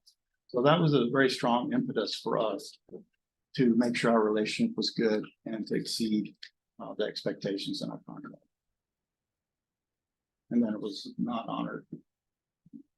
Well, but to that point, just Honor's the wrong word. to clarify that for the record, there's no There's no. further budget. writing, there was no Correct. agreed upon anything before the RFP went out. And you were notified of the RFP process that would be occurring, correct? Yes. Okay, thank you. Is the course of events, you asked for that and then staff said no, Yes, that's why. yes, and the proposal that we gave at the last meeting, we gave you a document that asked for that. Year ago, last meeting. Yeah. Yeah. We've had many meetings. Yeah. Okay, thank you. Any further questions from commissioners? I'm just curious on the day when the kids come out, where are they from? All these school kids, what do they do? They're from all over Front Range. Some come over from San Luis Valley, some up from northern Colorado. To local schools. Local school, of course, but it's mostly K through 12 public kids. And they typically the events are based around the bird banding station, which is for a month in the spring and a month in the fall. And they start at the station and get to watch the scientists collecting the data on the little birds.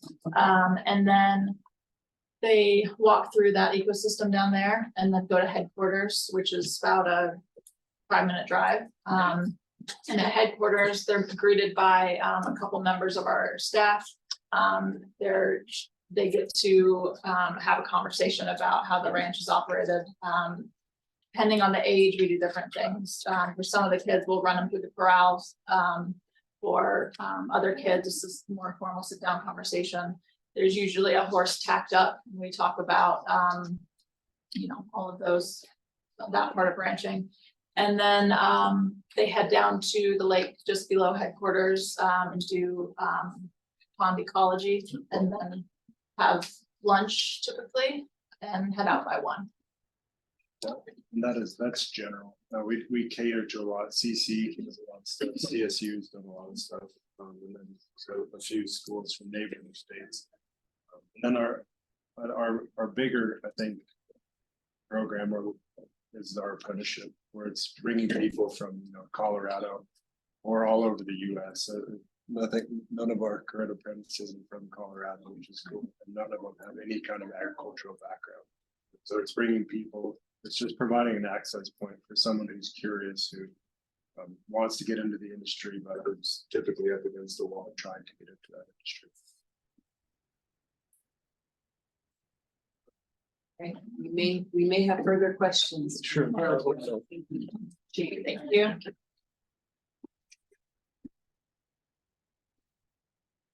Okay. Wasn't sure how he left that part. Yeah. Keep going. Madam Chair. Yeah.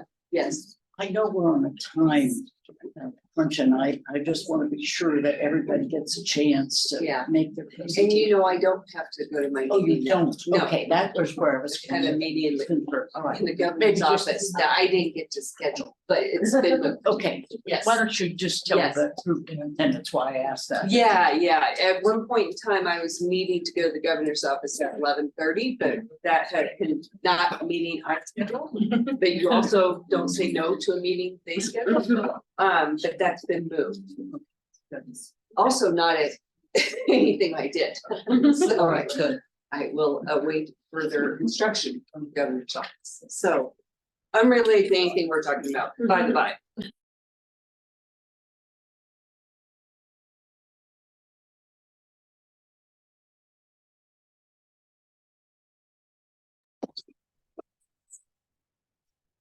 Got a lot more chairs or what?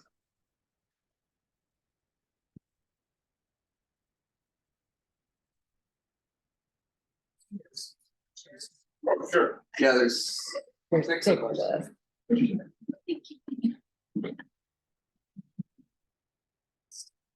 Make yourselves cozy. And just as you get assembled, just a reminder, if you can introduce yourself with your name, and it'd be helpful for context for us, but your role with the Bucks, Flying Diamond Ranch. Yeah. That's fine. I'll say something again. Yes. I'm gonna say Bring that. that chair into. Remember, everybody, Get in order. introduce yourselves almost every time. Oh, Yeah, we've gotten a little lax on they're good Zoom. about that. Yeah, I haven't reminded anyone either. When it was on phone, it made more sense. But You're the only guy here. you're good to I'm go. good. You're probably good to So what go. if we have a poll? Yeah, exactly.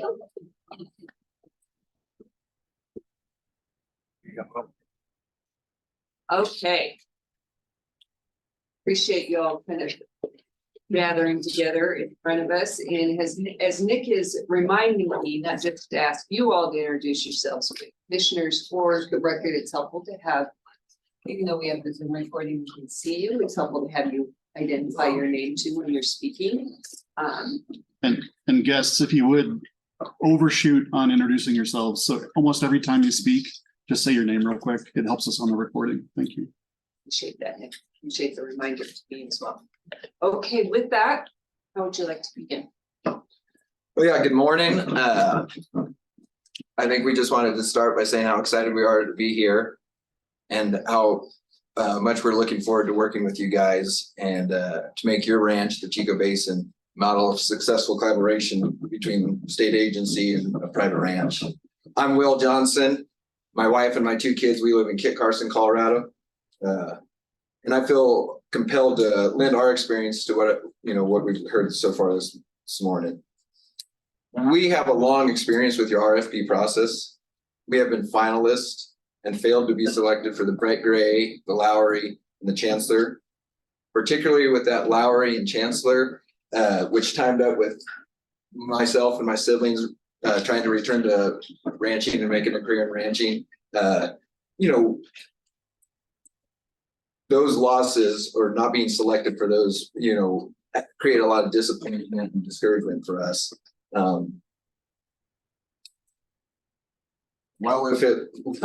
We felt disappointed.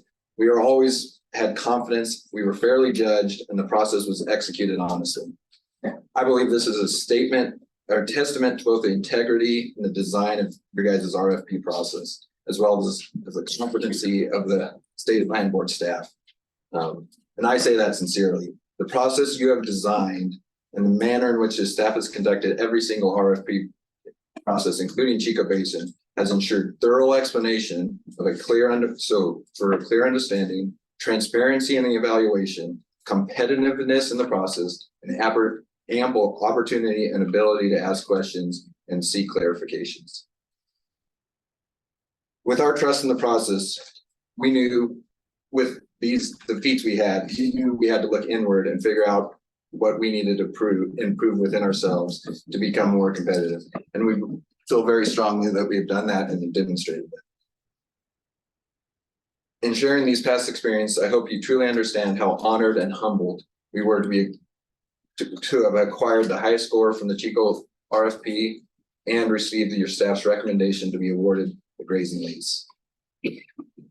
On the topic of the RFP process, I will say the ranching and conservation industries are watching. Your RFP is a gold standard for ranch lease RFPs. An example of that is the RFP has led the industry in changing from a per acre lease rate to an AUM lease rate. And that is significant in the sense that it aligns landowners and leasees' interest in prioritizing the stewardship of the land. It takes the financial consideration and aligns interest, and is being replicated in the industry, and the State Land Board and your RFP process has really led that shift. The gold standard label has also been earned by seeing the ranch community, the greater ranching community, respond to your consistent and trusted RFP process. From our many experiences pursuing your RFPs, we are surprised always at how many and how strong the ranch candidates that respond to your guys' RFP are. That's a testament to you guys as well. This competitiveness is another indicator of the trust and belief the industry has in your RFP process. It can be further seen with the steadily increased rental rates on your properties, and it's quickly reducing the discount that a state lease is go for compared to private lease. One last time, your deliberate design combined with your dedicated staff has created a proven, trusted, respected, competitive RFP process. A process that we have unsuccessfully pursued for over a decade, but because of learning from it and pushing ourselves, we are very humbled and honored to have been evaluated and received the staff's recommendation to be awarded a grazing lease on Chico. With that being said, I'll turn it over to my father, Scott, with 11 grandkids. They refer to him as Grandpa, and Grandpa tell him about the ranch. Well, Scott Johnson, and I live in the Colorado Springs area and manage ranches in El Paso County. First, I want to again thank the land board. You know, it was a new process for you all to have a competitive bid. I think it is going to result in better stewardship for not only the Chico Basin Ranch, but all your ranches, and higher financial bids that you will receive for the benefit of the school kids in Colorado. So I think it's a real win-win, and it gives people an opportunity to bid on one of the large, nice properties you have. It's not an ever inevitable who's on the thing's always on it. So I think that's really good. Being the oldest one here on the table, I have the task of giving a little history of the family operation. And yeah, about 120 years ago, my great-grandfather came to Colorado, and as an employee, he was hired to what now is the kind of home place in Cheyenne County. 3 years later, he assumed the Kansas City bank loan that they had foreclosed on the ranch there, and we've been there, 117 years since.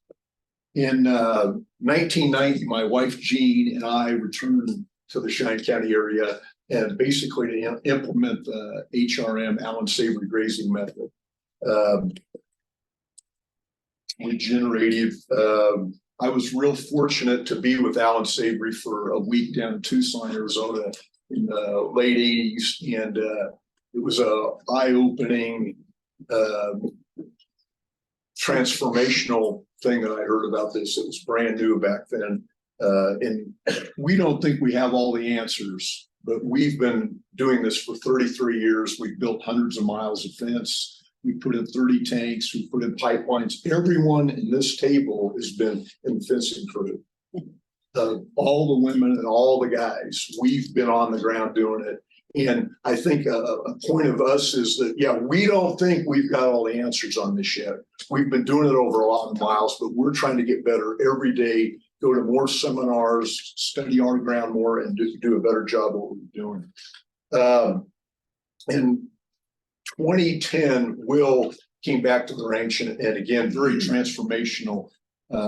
We've had, as it was pointed out, steady profit, steady growth, and we believe very sustainable. Since that time, we are 7 times bigger. We're running cattle on 7 times as many acres as we were 13 years ago. As it's been mentioned, we're real excited about this. I mean, we see it as a real win-win. You know, we want to collaborate with you guys. We've tried to the last 10 years. We want to partner with you. We want to gain from the staff this knowledge and experience. I mean, we're real excited about it. And I think with us all working together, the Chico will be in good hands and have a bright future. Our team is ready. All products of the Colorado public school system from kindergarten, 12th grade, and then all went to top schools. The team's led by Will. Will is a former Marine officer, assisted by Jennifer, the first woman graduate of the King Ranch Management Program. Son Miles is not here. He's a public school administrator. And at one time, and I don't know, it might even be to this day, the youngest public school superintendent in Colorado. Charlie on the end was a Becher Scholar here in Colorado, as was his wife. Then we're all kept in line by our daughter-in-law, Katie. Katie was the top of her class as a CPA, and she's too valuable to do too much ranch work now. But Jennifer's a city girl. She lives a few miles from here with her 3 children. Jennifer drags calves to our branding every summer. My wife Jean was in Westcliff on Friday, preg checking cattle all day, which she very rarely misses a day on the ranch. We're very hands-on people that are out on the ranch. Needless to say, Jean and I are very proud of the team. And without further ado, I'd like to introduce our daughter, Jennifer, who lives in Lakewood, has 3 children. Well, thank you again, and thank you for giving us this chance to tell you a little bit about ourselves. Again, Jen Livesey, and I was out here, as we were getting ready to come in, and on your mission statement, the words perpetual and intergenerational are featured prominently. They're top line items. And I think we align very strongly with those 2 words. One of our 3 core values is to be sustainable. And that word's used a lot these days. And it's can be used very esoterically, very fuzzy. That is an extremely concrete word for us. It means, are we doing things right by the land so that our family ranch business can sustain into the next generation? And that's now, we are 4th and 5th sitting here, and there's a 6th at home. We, because of that goal, take stewardship very seriously. We know you cannot be profitable if you are not an outstanding steward of the land. Those 2 are absolutely linked. This drives us to be very conservative in our decisions about how we manage the land. We do not want to abuse the land, overgraze the land, do something that will damage our ability in the future, and not future next year, future 50 years from now, to do things right on that land. And it also pushes us to continually and always improve. And this is evidenced by one, in your packets, you have the lengthy list of training and education that we have all taken part of, but so have our growing staff of employees taken part of. We think learning all the time is a necessary part of ranching and home. As Dad mentioned, Will mentioned, maybe the most important training that any member of our family has ever gone through is the Savory's rotational grazing back in the eighties. And you know, Dad was a pioneer in the United States, one of the first people to truly implement this at scale. And just, if you don't know the details, I won't get into the details. The big philosophy is that grassland ecosystems evolved for short bursts of intensive grazing, followed by long periods of rest. That's what's best for the grassland to thrive and support all of the life that can happen on that grassland.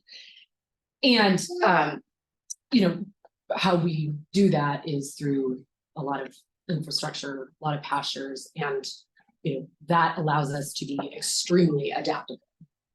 We can control very precisely when and where our cattle are on any acre, but more importantly, where they're not on ranches. We use this system on every acre of deeded land we have. And when I say we put our money where our mouth is, that's a lot of investment over a lot of years, and that's dollars and time.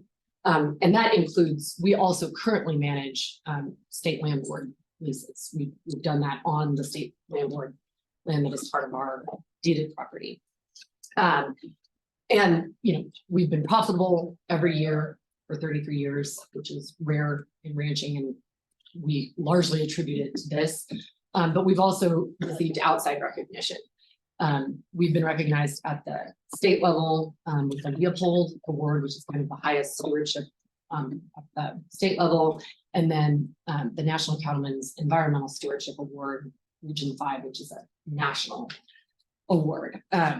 Probably the nicest compliment that we've ever received was from one of Nature Conservancy's lead scientists, Chris Pegg, came out to the ranch and said that this was the best example of sand sage prairie that he has ever seen.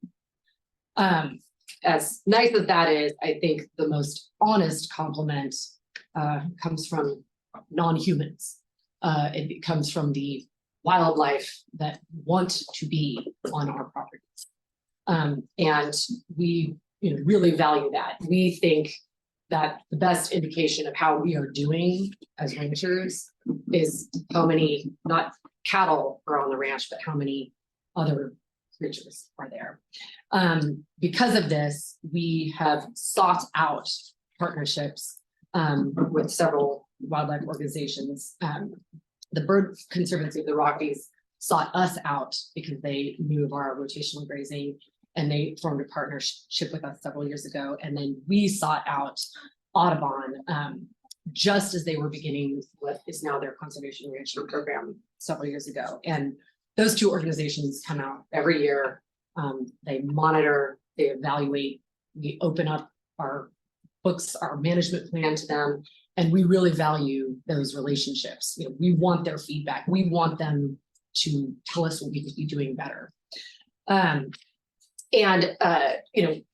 Another way we're trying to do better is implement this on the land that we have brought into our management over the last several years. We've brought on about 70,000 acres, and we have and are implementing our grazing system on those new acres. That means actual infrastructure, but that means we've got 15 additional employees now. And those people are part of those local communities, and they are implementing our system. They're learning about it. They're learning about our systems and our grazing. And I demonstrate that we believe in this and we're investing in this. And when we say we can do this on the Chico, we're not guessing. We know we can. We're doing it. And we firmly believe that we can leave Chico 10 years from now better than how we found it. And now I'm going to wrap up and hand it over to mother of three, CPA extraordinaire, Katie. All right. Yes, Katie Johnson, CFO of the Flying Diamond. I first wanted to reiterate how honored and excited we are to have been selected through this RFP process to take over the Chico Basin grazing lease in January of 2025. Over the last several years, we have created a formal internal and external communication structure that aids in decision-making and management on the Flying Diamond. Internally, a piece of our communication structure is our monthly operation-wide meeting. During these op-wides, we focus on continuing education, safety, in addition to discussing grazing, planning, and cattle health. Externally, we send monthly newsletters to our lessors, updating them on all happenings on their properties. And we actively involve our lessors by soliciting feedback and ultimate approval for decisions. These processes and systems have been critical to our expansion while also increasing our profitability as an organization. As a result, we are uniquely positioned as a large-scale family ranch that is ready to operate the Chico Basin. We are an extremely low debt organization and have been successful for 5 generations because we put the health of the land and animals we manage first. And because we approach financial decisions such as expansion onto the Chico Basin with care, consideration, and data-driven metrics. We believe our bid of $35 per AUM will provide significant benefit to Colorado school children while also enabling us to operate the Chico Basin profitably. In coming up with our bid, we reviewed several years of competitive bid data and identified a range that we believed would be competitive. We also accounted for the fact that Chico Basin is right in our wheelhouse, both from a location standpoint and ecologically. We ultimately submitted our bid at $35 per AUM, which is right in line with what we already pay for our large land leases. We have proven over the last several years that we can be profitable even during periods of significant expansion at this rent rate. While we are proud of the multi-generational ranching success we have achieved since operations on the Flying Diamond began in 1907, we are even more proud of the community-focused individuals that we work alongside each day. Here to discuss this community involvement is Jean, who after 30 years on the ranch is still involved daily while trying her hardest to sneak away to babysit the 11 grandkids. And that's true.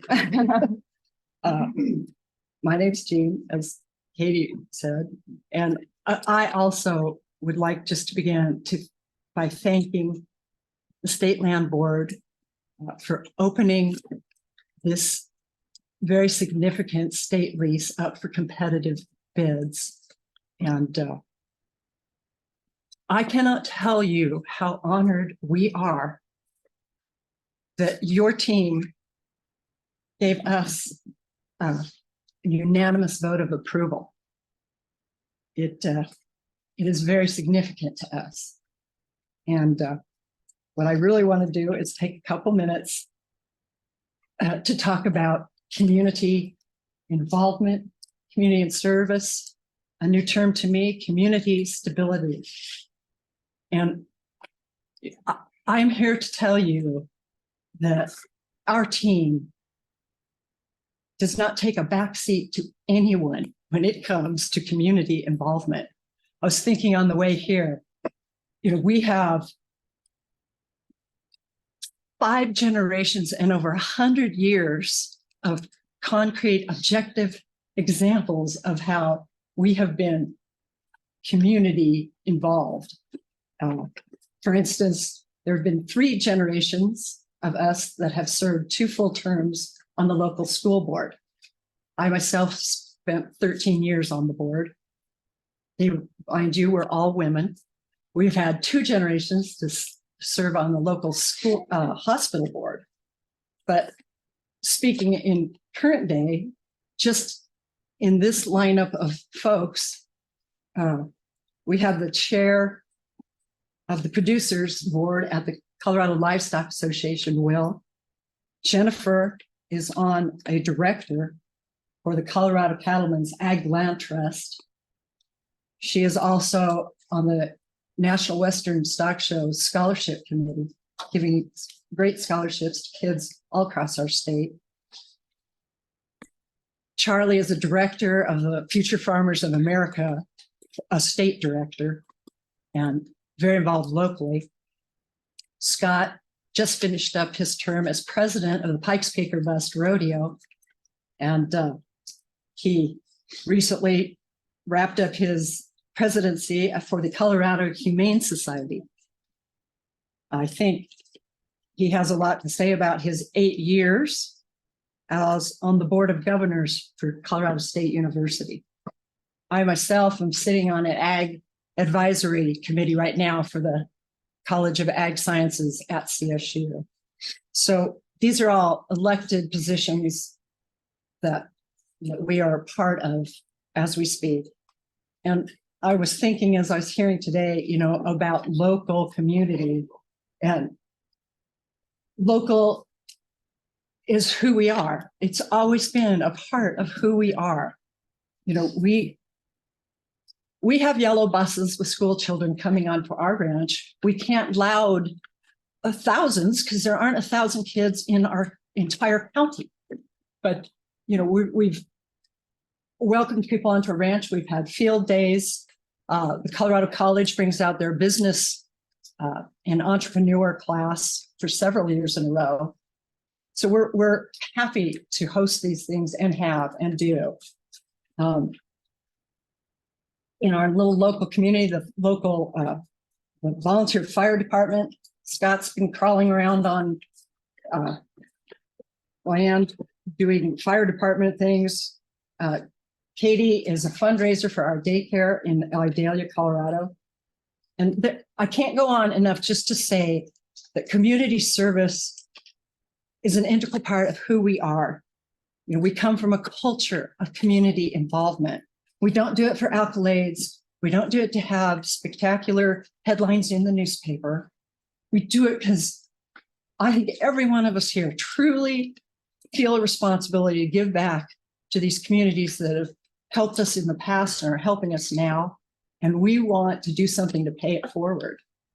And with that, I'll pass it on to my youngest son, Charlie, who has 3 kids and a wife in Kit Carson.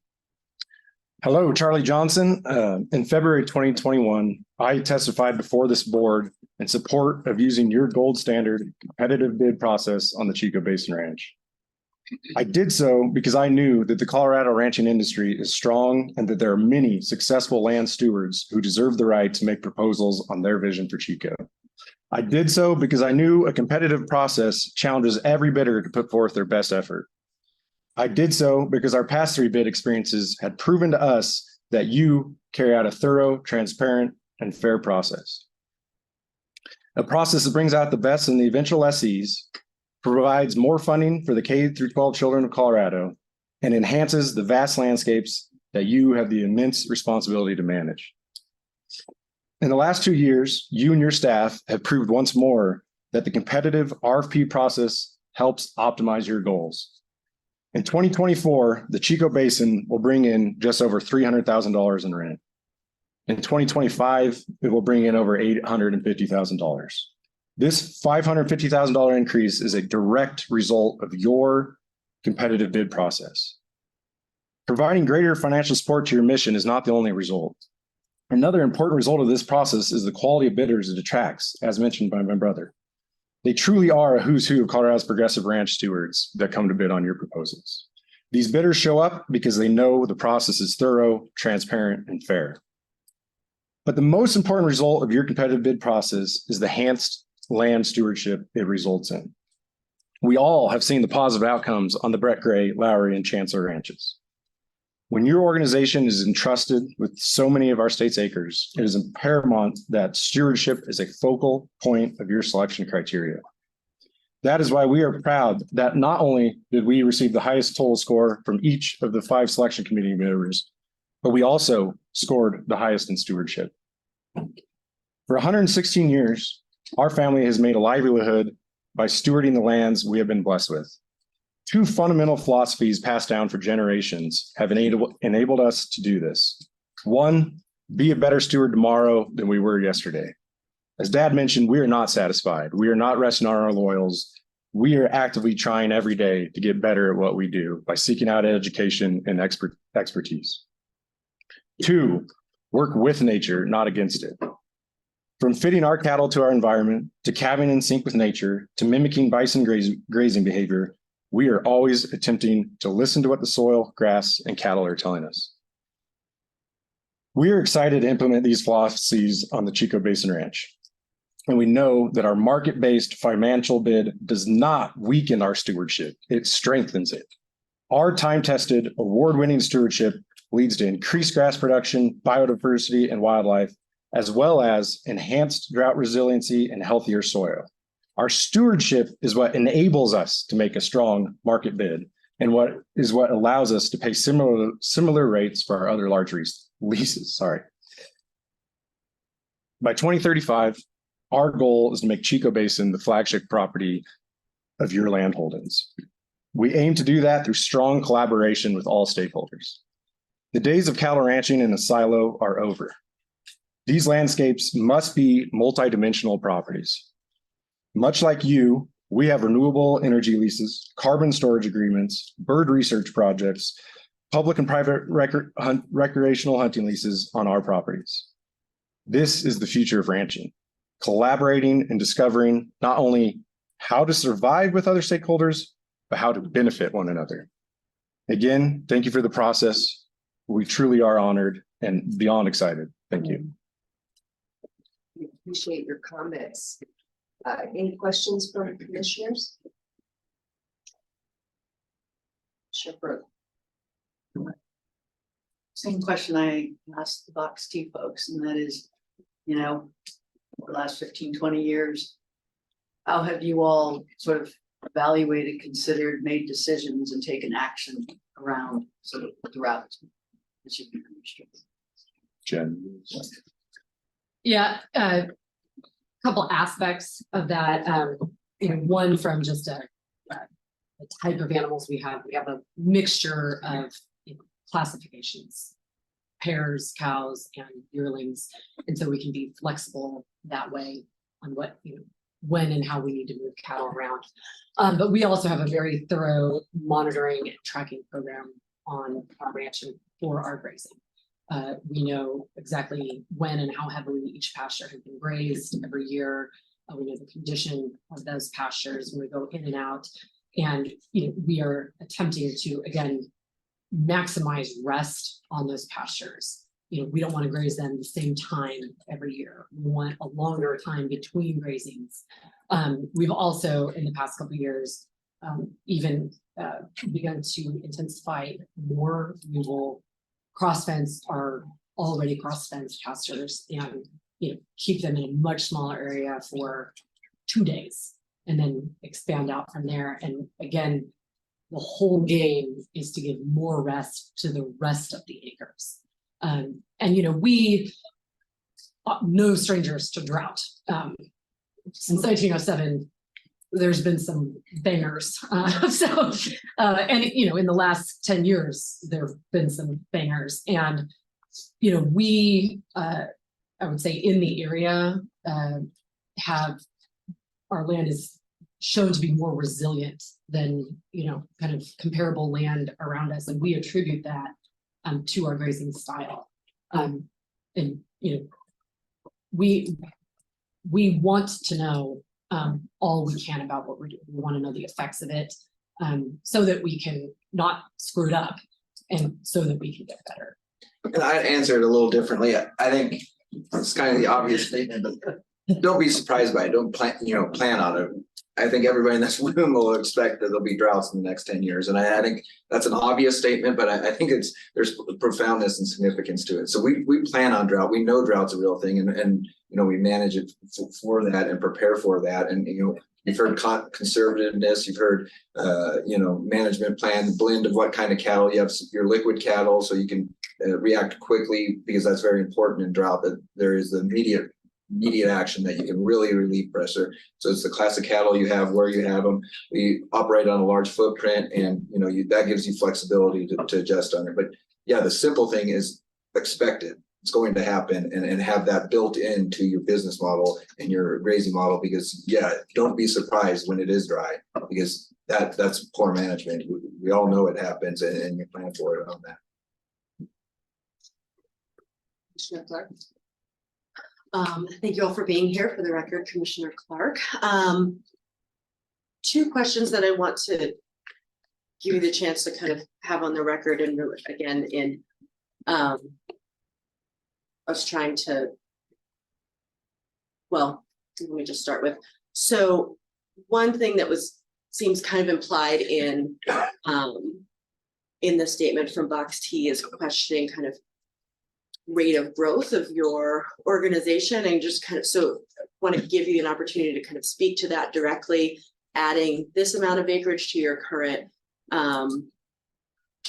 portfolio of what you do manage, and piggybacking on that to the community piece. You know, all of the engagement that you've cited is incredible. Definitely a benefit to our state and to various communities. Want to also give you an opportunity to speak to, you know, however all of this shakes out today, there will be hurt. There will be, you know, there's a lot of personal care, multi-generational families involved on all sides, and want to understand kind of what your just direct relationship with the location where this ranch is and currently, and also what your plans would be in going forward, understanding what you see here today as well. You know, the care that there has been for the family that's been part of this ranch. So just wanted to kind of give you that opportunity to speak to that. Yeah, I'll take the growth question, Charlie Johnson. You know, and honestly, some of our credit for our growth is due to the state land board, you know, not being selected as the winners on a couple of those proposals, right? As Will said, right when we were coming back, wanting to go, it motivated us to get systems, to get procedures, to train employees, to have communication structures. So, you know, that is a large impetus to what started us. And so we knew we can't run a mom and pop shop and multiply that over distant ranches. So we got systems, we got procedures, and we coupled that with always being financially conservative. As Katie said, you know, very low debt management, so that we know we can handle droughts or any other black swan event that can come. But we put we kind of built the ship, you know, first, and, you know, we built the structure, we built the organization, and then we were fortunate 3 years ago to get someone reach out to us about leasing a large ranch of theirs. So since we already had that system in place, it was exciting to see it go into practice. And yeah, over 3 years, there's this wild change of the ranch. I mean, it takes a while to affect landscapes, of course, but, you know, we have been able to rapidly get on infrastructure development, which we see as the first step in being able to adaptively graze. You know, we were able to clean up those ranches. You know, they had a lot of decrepit buildings and et cetera. So yeah, I think the key to growth is, one, financial stability, two, having systems, procedures that are duplicable and repetitive. And yeah, so I'll add a little wrinkle. I think it started 30 years ago when my dad, it was a family operation, my dad and my mom and their 4 kids, and that was the thing. And, you know, my other Katie's, I'm Will Johnson for the record, Katie's husband, Miles, and the 4 of us, we grew up on the ranch and we were cowboys on the ranch. And, you know, the training started then. And, you know, it was out of necessity, I'd say this growth was. In 2010 to 2015, 4 people showed up that were, or 5 when we married in Katie. You know, we had this team that, you know, the foundation was firm, the foundation was solid, and that's financial, that is experiential, that is knowledge-based. We had a huge asset in my father, who was our high school basketball coach and had, you know, decided to put his business stuff on hold, raising us kids, and we're huge, and my mother as well, we're huge beneficiaries of that for the rest of our life. But yeah, in that time frame, we came back, and, you know, we had, thankfully, with foresight, we had this huge foundation, and yeah, we love our team. We like our team. We feel confident in our team, and our team has the ability, we believe, to take on a lot of this expansion, and we have taken it on. And it hasn't been, right now there's great markets and stuff, but it has been in drought. It has been time to trially tested with down markets and drought while we're doing this expansion. It is not a business model that is conceptual. It is effective. And it's because of this team, because of the manpower we have here has allowed it and organically provided it. And, we're growing while, Real briefly, it's humbling for me because I kind of wondered what I did my first 20 years. We were 14,000 acres and we were just a mom and pop little deal. But then, like it's been mentioned, all these guys showed up with ambitions and talents and want to do something. So as we speak today, without the Chico Basin, we've gone from 14,000 acres to 140,000 acres today. And it's been because of these young people driving the show. and our staff, some of here today, like you start,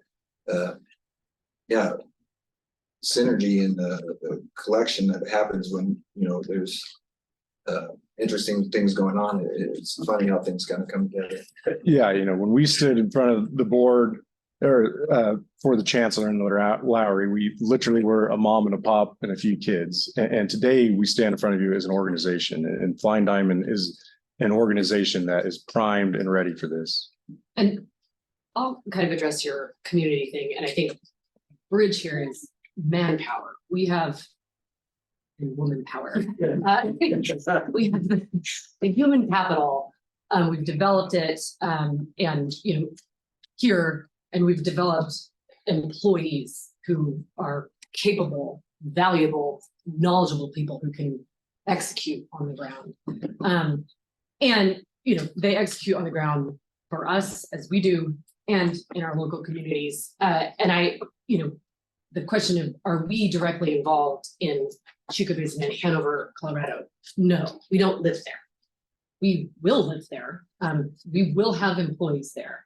And, we tend to get involved when we are in a community, whether it's, running the preschool. I was the assistant 2nd through 4th grade volleyball coach at the local rec league this year. We know that it's just an unwritten, we are going to be involved. We are going to help that local community. And, community is a lot of layers. It's very local. It's, state, it's ag, it's national, and we, have, and I think this is generational, feel very, very responsible that we are capable and we have to be involved. We have to step up. And so, that's how we feel about community. Step up. Yeah, to your concentric circles deal, one interesting point, we operate currently 25 miles from Chico Basin. Something like that. And then, not to talk to you city folks a little different, but distance and scope of rural America is quite different. And I'm not a city folk, so this is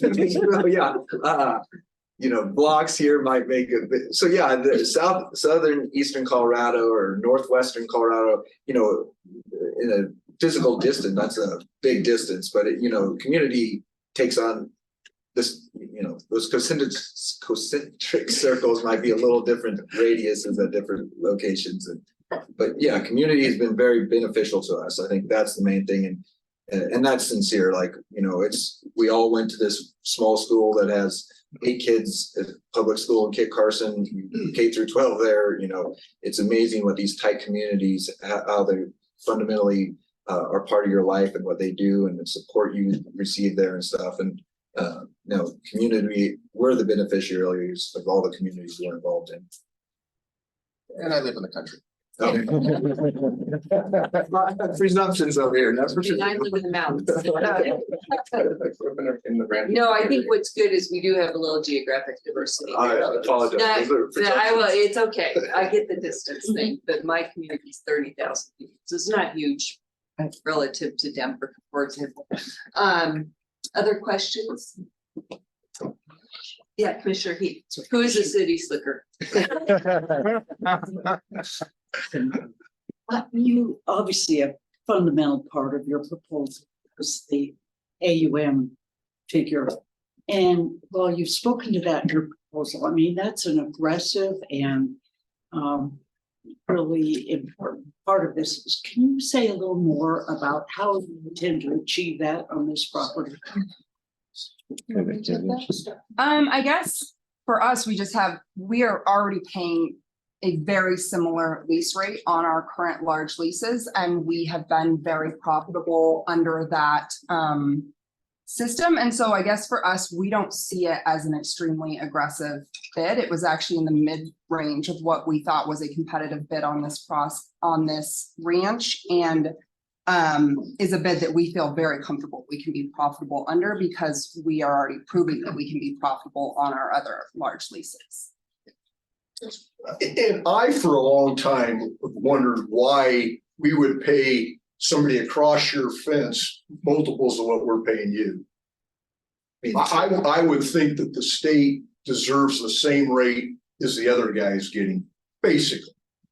So, yeah, some don't agree with that, but I don't know why the state should subsidize us on lease rates. If I'm paying somebody across the fence from you guys X, I think you're entitled to that. And, I think, and I don't have the spreadsheet in front of me, but an evaluation of your guys' competitive bids, I think since 2017, I think it's $31.50, $32 is the average of your competitive bid processes. And then there's been, I think, multiples of $40. So, I mean, we're not out of the range. And yeah, more importantly, we lease ground, as Katie said, at the same rates, and it works. And it works again because of our stewardship, because we can get more drought resiliency out of our grasses. And so I don't know if we chose to. We submitted $35, but we did a market rate. Like, we're in the market, we look at things, and we didn't decide what land is trading for or trading for in Eastern Colorado. And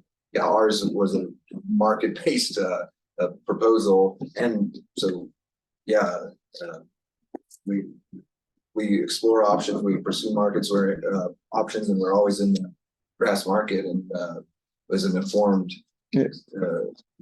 And I think a very important point on the AUM bid, and again, I sound like I'm kissing ass up here today, but I want to compliment you guys. AUM bid is the right way to bid ranches, because it does, like Will said, line incentives, and there's no incentive to overgraze when the staff and us are working together to set the stocking rate, and then we're paying every additional unit is costing us the same amount of money. So there's no incentive, and you can make a strong argument there's a disincentive to overgraze, because your performance per AUM is going to be higher the less AUMs you have.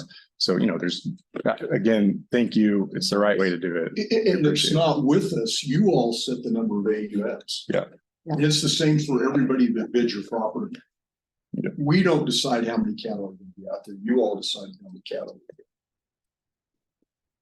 This is Commissioner Chavez. It's not really a question, but a lot of us are old enough to remember the mid-80s, and I grew up under the collapse of the Victoria Company, and they were probably one of the biggest grazers in the West.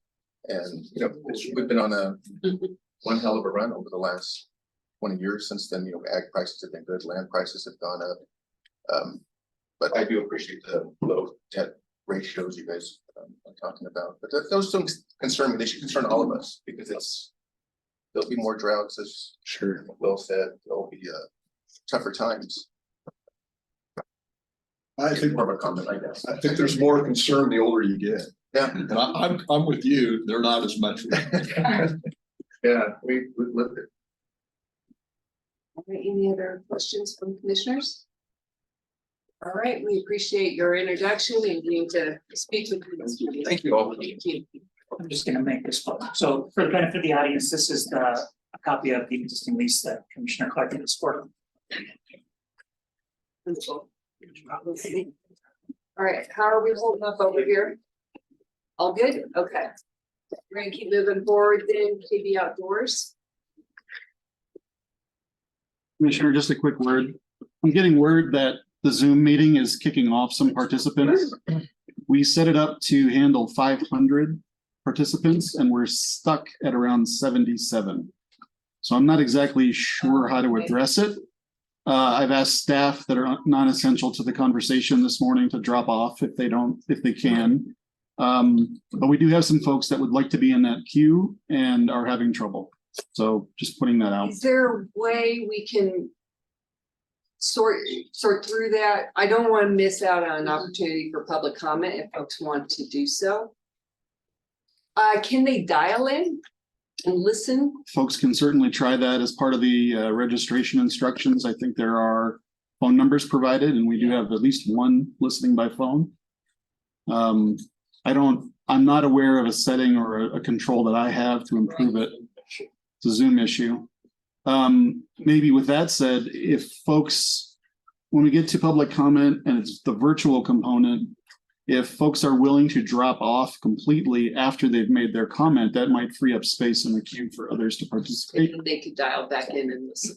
potentially. Yeah, So there's some options, but okay.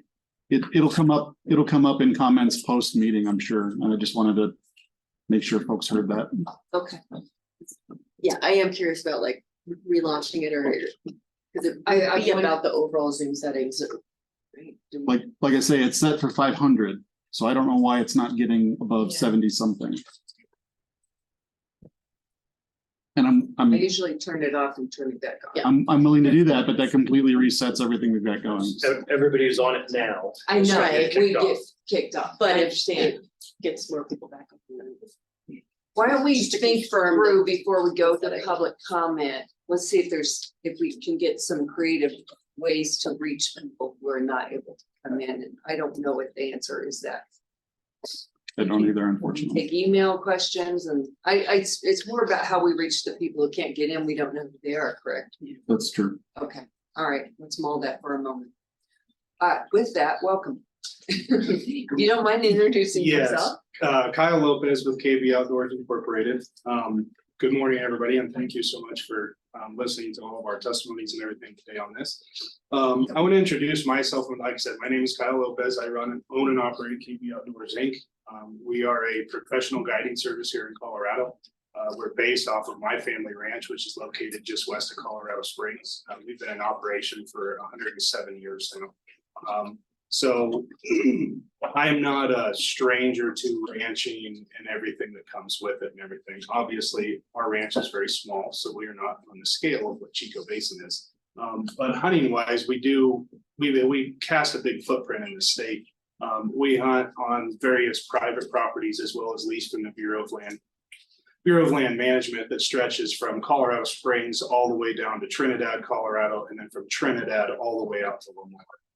So we cast a very wide net. We hunt a ton of different properties all the way from 10,000 feet in elevation down to 4,000 feet in elevation. And so with that, we have a lot of experience in different areas in the state and different types of hunting and the landscapes and everything else. In addition to that, I've ventured outside the state. I've hunted around the world with different people that are also in the same business as me. So I've been able to gather different ways of doing hunting operations. You know, I can take something that a guy in, say, New Zealand does and bring it back over here and implement it over here, as well as go to those places and learn things that don't work as well. As I said, the headquarters for our business is located on our family ranch. So with that, managing hunting as well as the ag operations, my intent on this proposal was to put forth a proposal that puts the smallest footprint on the ranch as possible. So, you know, we only plan to be there from August through December, as opposed to, you know, the ag operation is 12 months out of the year. And those guys are in there, they're doing things all the time. And to be honest with you, they don't need us running around and messing things up all the time either. So like I said, we wanted a small footprint.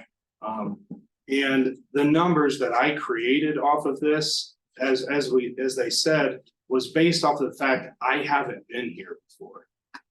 But I can say the same thing. 25 years ago, Box T wasn't there either. They didn't know what they were going to experience when it came to the hunting. So I had to go back to the only thing that I do have, which is physical data from Colorado Parks and Wildlife. I was able to see the unit population estimates, the harvest amounts, and everything that goes into Unit 123, where Chico Basin is. So as the assistant director said, my proposal was based off of a ceiling. Once I get there, you know, we may find that we can't do as much as we thought, but in going back to all that, I want to manage this ranch for genetics and population. I personally would rather do less hunts for more money. But not having, like I said, the experience there, I don't know what I'm getting into. So I built a proposal, like I said, based off of the numbers. Adding in the Chico Basin Ranch is going to work great with our operations. We have our operations just west of Colorado Springs, Canyon City, Walsenburg, Trinidad, you know, Lyman. We do some stuff in Lyman there. So we kind of surround the whole thing. So it's going to work really good for us. It's a centralized location where we can bounce around everything. A typical week of hunting with us, we're only gonna see 2 to 4 guys, you know, per week when we have those weeks planned out. And that's another thing I want to touch on too. All of our stuff is planned out. The state land board, the ag lessee, they will have a schedule every single year and they'll know when we're going to be there. There's not going to be any other times where, you know, it's not going to be a revolving door with us, basically. Everybody knows where we're at. One thing I want to touch on that I seen in the staff's presentation earlier, the small game and fishing, I actually listed it in the proposal that it'll be an add-on to the people we're already bringing there. So instead of bringing in more people in to do that, we're going to add that on to the clientele that's there. We're going to give them the opportunity to, hey, if you guys want to do some bird hunting while you're here, you can do it. If you guys want to go fishing, you guys can do it as well. So once again, we're keeping the footprint small. It's not a revolving door of people coming in and out. Our intent is to maintain a long-term relationship with the state land board as well as the ag lessee. 10 years is quite a long time and you got to have a good relationship with everybody. And that's our intent to do that. As well as, like I said, we want to increase the trophy quality of the animals on the ranch. We actually would love to see the population of animals increase as well. You know, whether that's through our hunting practices or working with the ag lessee to make the wildlife habitat better. You know, we, like I said, by hunting a lot of different places, we've done some of those things on other places to make the habitat better, you know, get rid of certain things, you know, that the animals don't like, or try to add in food sources that they do like, you know, stuff like that.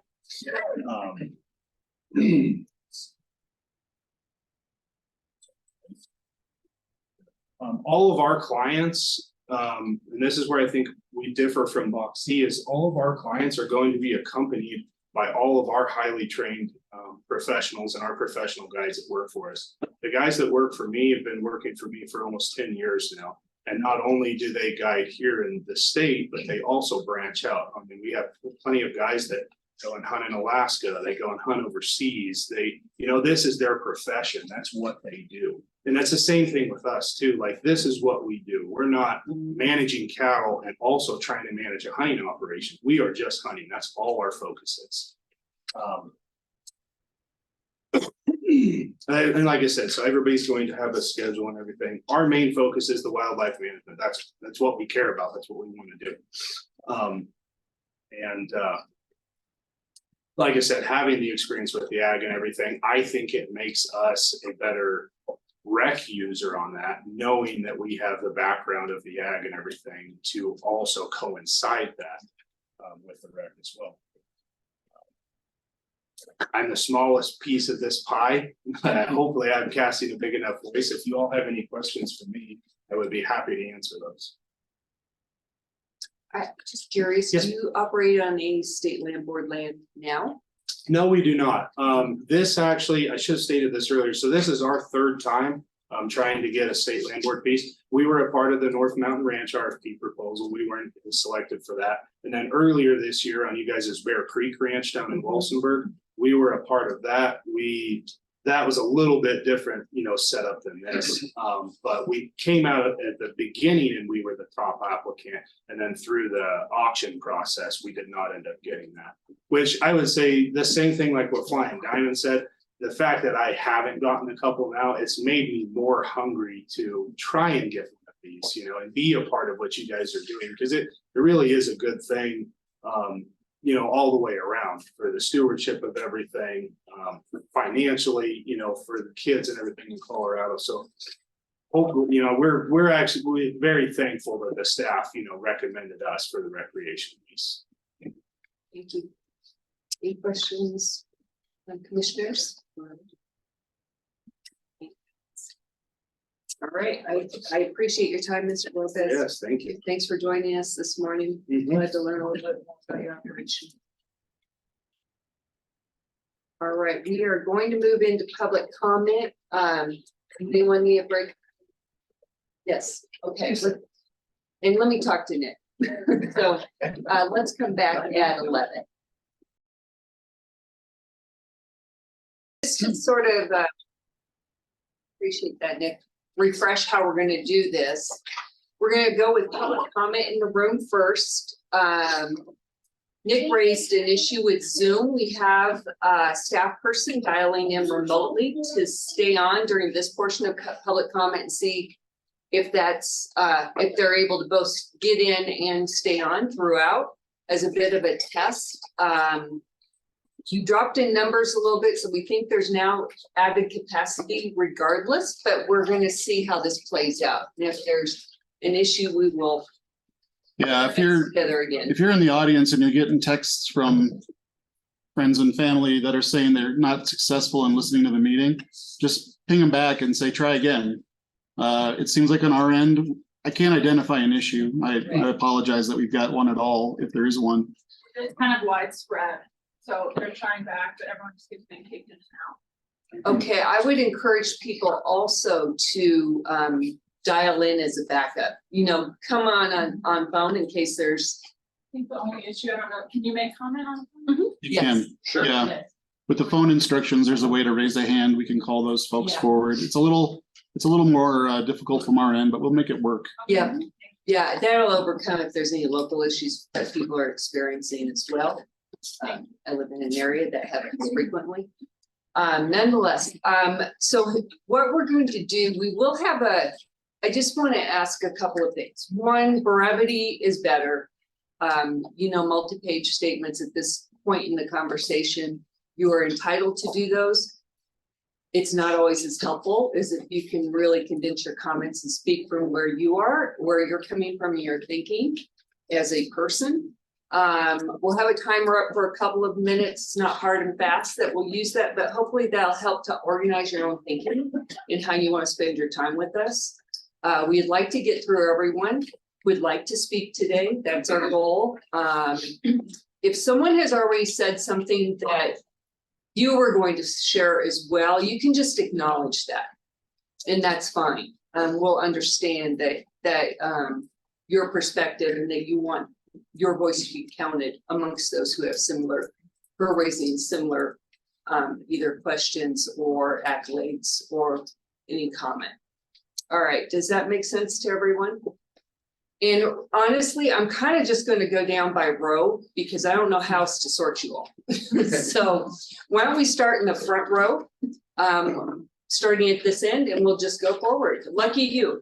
Should I come forward? Yeah, and please, again, if you could give your name and where you're from, just give us some context of who you are. Yep, that'd be great. My name is Andy Cunningham. I'm a ranch manager for Flying Diamond Operation. And just wanted to share a few of my thoughts that might be relevant.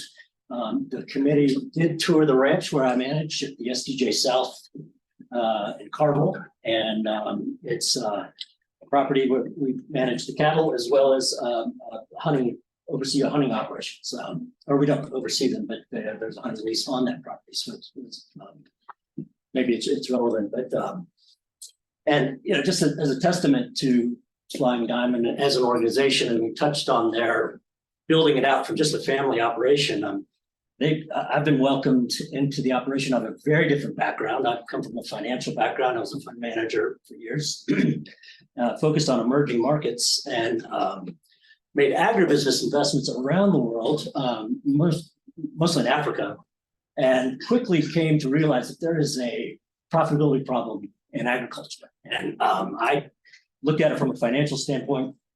And from my perspective, it really boiled down to soils. And in Africa, I was introduced to the savory philosophy and method, and really kind of just was captivated by that. And so I do not have a multi-generational ranching background. I didn't have any ranching background. But the Johnsons really welcomed me in and just was able to learn their system.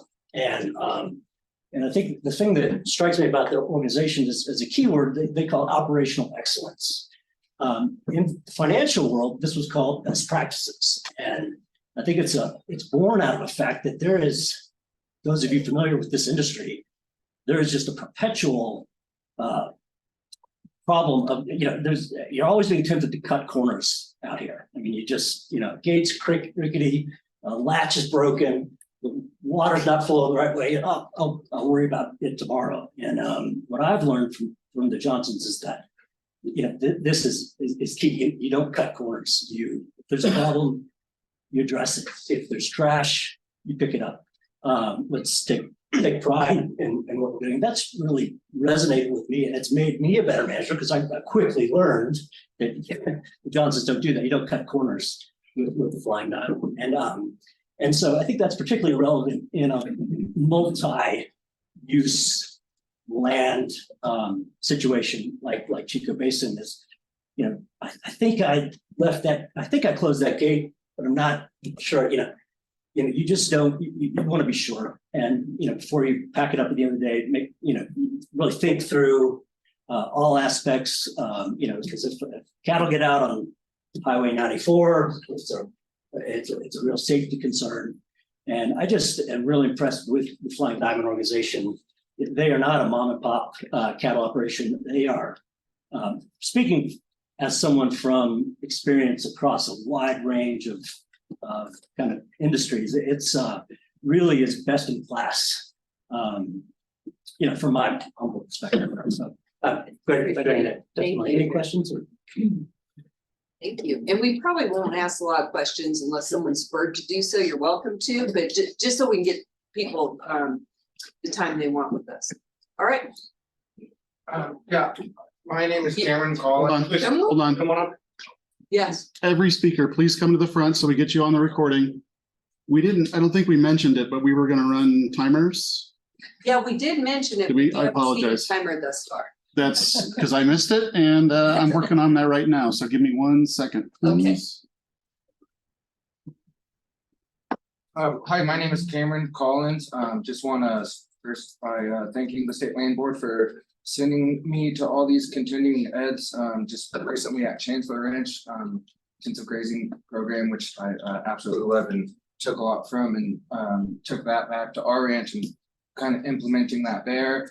I've been with Flying Diamond for close to 2 years now, and just looking forward to getting the infrastructure on the ranch that I'm managing going, and just how quickly to see that is all happening, and to really just be taken under the wing from the Johnson and all of the Johnsons. And yeah, I didn't come from a ranching background, and for them to just have so much pride and want them to show me how knowledgeable they are, I just really appreciate it, and appreciate you guys for everything that you've sent me to and allowed me to be a part of. So Appreciate you, especially with our technical difficulties, being patient. Thank you. All right. Thank you. Good morning, commissioners. Thank you for your time and thank you for your service to the state of Colorado, and particularly thank you for your serious attention to this matter. I'm gonna copy my son and use my on your phone, right? For you. And if you remember, do your name. Yes, for the record, my name is Alexandra Davis, and I'm here as a citizen who cares passionately about my government and my government's policies. And I am here as a supporter and colleague of the Phillips Ranch, the Phillips family, in their bid for this lease. I want to underline and bring to bear a disturbing trend that is going on in our country that is at play here today, and that you all have the power to impact with your decision today. And that trend is the trend to value the dollar above all other human-based values, and to let the dollar figure control our decision making. As you all know, the State Land Board has a very special mission, and this mission is for today and for tomorrow. You all get to play the long game because your assets are in place for as long as you hold them. And actually, in my research, I noted 30 states have sold all of their state lands. And they don't have the gift that you guys are managing for our students today. And it's an incredible gift. I think Amendment 16 is the foundation of the decision here in front of you today. I'm surprised at how much I'm shaking. You're good, you're doing great. One of the arguments for Amendment 16 that was set forth in the 1996 Colorado Legislative Council's Blue Book explaining the pros and cons for the ballot measure stated, and I quote, "The proposals focus on managing trust land to protect beauty and natural values will keep land in agricultural production. By removing the board duty to maximize revenues, the proposal eliminates the current upward pressure on grazing fees." It eliminates that upper pressure. That was the intent. As a citizen who cares deeply about values other than money, I would respectfully disagree with Mr. Johnson's suggestion that the state land board lease at the same rate that private companies do. Yes, the dollar value is important, but if that is the only criteria or the most important criteria, then we have slid one step farther to that where everything becomes a transaction and where the benefits of our state assets accrue to the wealthy and only to the wealthy. Amendment 16 directed you to look at and promote the long-term agricultural productivity and community stability. And as Commissioner Clark noted, community stability is a key prong here that was entirely discounted in the process, or at least not explained. It was not very transparent. Oh, dang. Okay, I'll get to the bottom. Basically, there are many places today where the value of the dollar has replaced the value of community, of collaboration, of hard work. Education is one of those places where the value of the dollar is replacing humanities, women's studies. There was an article in the Denver Post recently that talked about how colleges are cutting all of these areas because they don't earn degrees that pay high enough. What are the values associated with this decision? The community stability is one of those core values. The Phillips have created enormous community with the assets that they have leased from the state land board. And this community reaches into environmental protection, environmental education, agriculture and ranching education, providing food for people, creating direct, unique educational opportunities for children that are very difficult to come by. This community and all the in-kind value that they talked about this morning seems to have been entirely discounted in the staff's evaluation. And these assets in this community is very difficult to put a price tag on. The decision to change ownership also must recognize that community will be dismantled. And the dismantling of that community has a cost that's very difficult to put a price tag on. Part of the decision in front of you, $200 extra a year is 0.001% of the last 5 individual years of the annual budget. I would assert that you already have a flagship ranch property. It's been created, it exists, it's an incredible piece, and what the Phillips have done is incredible. Just very quickly, I'm in water, and when we talk about acquiring water, I work for the city of Aurora now, I used to work for the state of Colorado. When we talk about acquiring water, we say money is easy to come by. The value of water is so much more difficult to come by. The value of what the Phillips have created is really difficult to come by. It's my belief, and I urge this board to find that when the application is looked at holistically and truly considering and evaluating all the requirements of the values provided by the Phillips, that you will find their proposal stands well above the rest. Thank you, and I apologize for going over. Appreciate your time with this. Thank you. Right. All right, we'll go to this. Yeah. You know, Extended. let's extend. It is now. Yeah, it is now. All right. My name is Jim Howell. I own and run a company called Grasslands, which is real similar to Ranchlands. We manage large-scale commercial ranches on a long-term basis for absentee owners. We operate in different geographies than Duke does, but do essentially the same thing. I've known Duke a long time. Met Duke in 1991. got the same mustache, but it was a different color. 1991. Little Duke was 3 that day, and his hair was inverted, and he was not the same shape. So Duke and I used to hang out a lot in the 90s, and I was really good friends with him when he got the lease in 1999. We rejoiced together the day that happened. Super excited that it was a 25-year runway ahead of us. And anyways, it's been good to be peripherally part of it through the years. I helped them quite a bit, not quite a bit, but a handful of times with grazing planning sessions in the early days since I started Grasslands, which has kept me super busy since about 2010. So a couple things I want to say. One is just a technical grazing comment about Johnson's proposal, which referred to kind of a cookie cutter doubling pastures or quadrupling pasture numbers and that having a direct relationship to recovery period or rest. That is not how it works. Your recovery period is your recovery period. It's very typical in these semi-arid environments to manage through a grazing season, a growing season where you don't get a lot of opportunity to recover within that growing season just because of the semi-arid erratic nature of the precip. It's common to only graze those a pasture one time over the course of the grazing season. And so let's talk about a 200-day grazing or recovery period, say, could roughly equate to a 6 to 7 month potential growing season in this part of the world. If you've got 20 pastures, that means your average grazing period is 10 days if you're trying to manage through 200 days. If you say, okay, I'm going to double my pasture numbers to 40, that does not equate to a doubling of your recovery period. It half your grazing period. Your grazing periods go from 10 days to 5 days, but it doesn't increase your recovery period of your rest to 400 days. What happens is your grazing period gets reduced from 10 days to 5 days.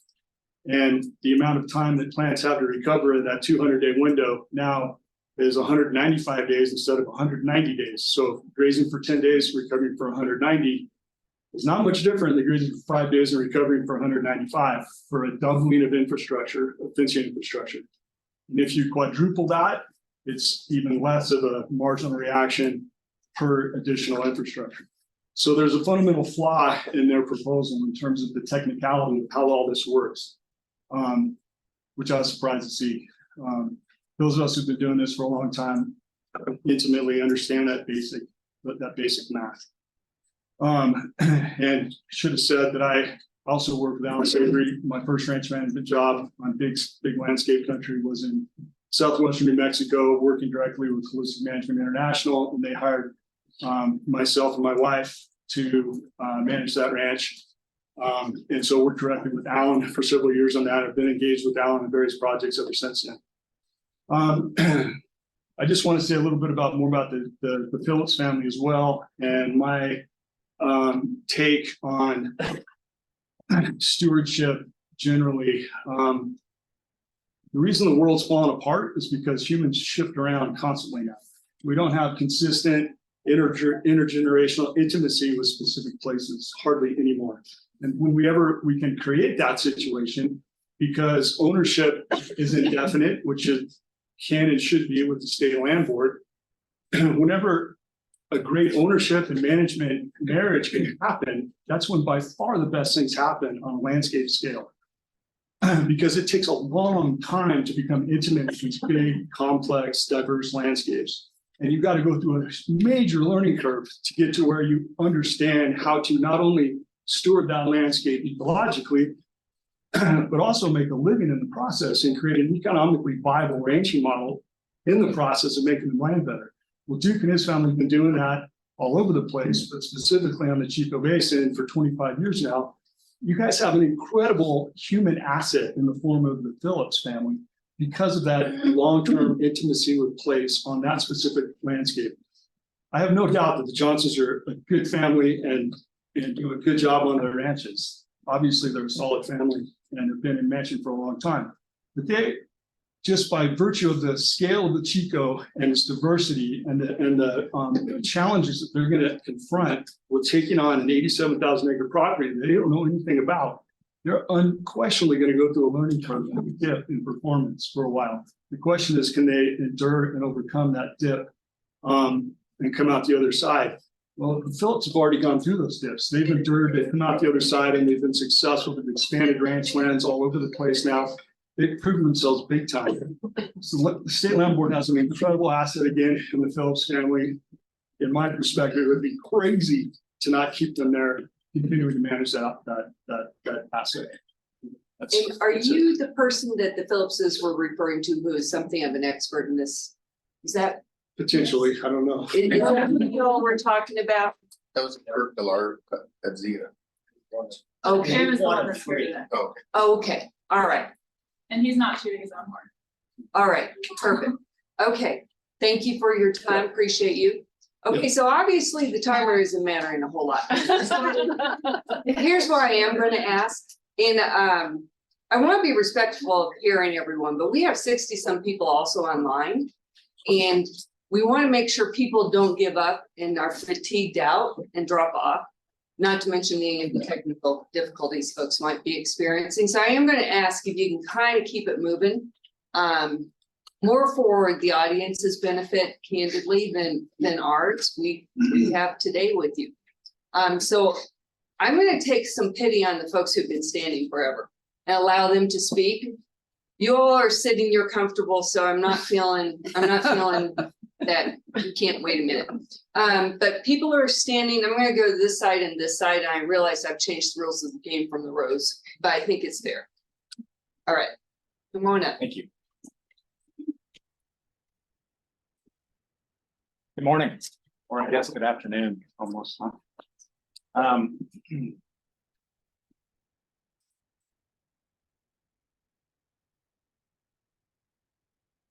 My name is Michael Lacey, and my wife and 4 children ranch in southeast Colorado. I'm here specifically to speak about the stability of local community and those 7 points that you guys brought up that I really think were not given the due process that they deserve. You cannot divorce land stewardship from the people side. I'm not here, obviously, I'm not here to criticize the land board or the Flying Diamond family. I'm here in support of the Ranchlands team and the Phillips family. I would like to illuminate how valuable the current group is to the community and what a void their exit would leave. We're relatively new to the ranch we're on in a very old community. We're outsiders, us moving from Montana, the owner from Texas, and we do things a little different in the area, grazing regeneratively in nature's image and challenging the "that can't be done here" mentality. Those around us are not terribly eager to help the new guys. Fortunately, we have a great neighbor with similar values in the Ranchlands team. Even though they're 2.5 hours away, they show up with a full crew and provide great help with never an expectation of repayment. I share this to illustrate their character and integrity. I would also like to emphasize the incredible impact the Ranchlands education and apprenticeship program has had on so many levels, as I think it really speaks to the landlord's values of education. I've been involved with large internship programs on other ranches. I've never seen one that gives people a chance to truly learn, make mistakes, and have a seat at the table like the one they have created. As a matter of fact, the programs I've seen basically use interns as cheap labor for minimal opportunity in return. Likewise, most of the people that intern are just doing it to add college credit with little else in mind, and it is not a virtuous cycle. On the other hand, the Ranchlands program values the people they bring on board. They recognize that economic health and ecological capital must be in harmony with the well-being of the people that do the work. I believe we learn so much more from those we want to emulate and who take the time to be mentors. These teachers help forge new paths. This path is what the Ranchlands Apprenticeship has created for countless people. In a struggling industry where labor is getting difficult to find and retain, their program has no shortage of great applicants. From decorated Army Rangers to Ivy League grads to successful entrepreneurs and many in between, they bring in people from all over the world, often with no ag background, and they give them an opportunity to begin. From there, these people grow and eventually thrive. I know folks with ranchland roots that are now owner-operators of ranches here in Colorado, managing ranches elsewhere, or people high up in conservation groups and carrying on this legacy. They have created community that people want to be a part of. They created a culture that carries on the same mission and vision that they all live by. The brilliant conservationist Wendell Berry speaks of how a proper community is a commonwealth. It builds itself by trust, by good faith and goodwill, by mutual help. It creates a local culture on local soil. It conveys to the next generations the history of the place. In the case of ranch lands, there are 3 generations of family on that land, and a new generation of apprentices doing just that. However, as Wendell warns, if local succession of these generations is broken, if communities depart, the place loses the memory of itself, its history. If local culture is not left to conserve and improve the local soil, then the community will decay and perish. Sounds grim to me. In that light, I can speak to this from personal experience on a large scale. The ranch I manage has had many owners and countless lessees over the last century. Before the Nature Conservancy rescued it and we took over management, it had historically been leased to the highest bidder. This pushed the land to its limits and perpetuated poor stewardship. Coincidentally, before TNC, the previous 15 years held a lease rate of $35 per AUM. I would like to reiterate this far exceeds the market rate for our area. Our company now leases the land, and even with our improved ecology and stocking rates, to ensure profit and pay people what they actually should deserve to be paid, we could not get much higher than the local rates. We also rent out land, and none of our local customers would be willing to pay more than $25 per AUM, even when desperate for grass. I know because I've tried. When we arrived, it was one of the most degraded landscapes I have seen. I attribute this to the lack of sustained management by people who intimately understood the land's context. This knowledge is only gained through long-term stewardship on the same place. Caretaker turnover proved to be detrimental to ecological health. In closing, I would like to say that as part of the fabric of the community, Ranchlands has woven an authentic local culture, one that exerts a sort of centripetal force that holds together local soil and local economy. So, as a member of their same regional community, speaking to you as members of the same Colorado community, I believe the exit of Ranchlands would be a loss to our local region, a loss to the ag industry, and a loss to the greater Colorado community. While I'm sure their program will persevere and continue elsewhere, what a loss indeed to not have the Ranchlands team an apprenticeship hub on the land where it was founded, land here in Colorado. So I implore you to consider these words as you make your final decision today, recognizing the positive impact that would vanish if they left Chico Basin. Thank you very much for your time and allowing me to speak. Thanks. Sorry, I could go over, but I thought it was that It's a important. friend. Yeah. Okay. Who else over on this side? Like to speak?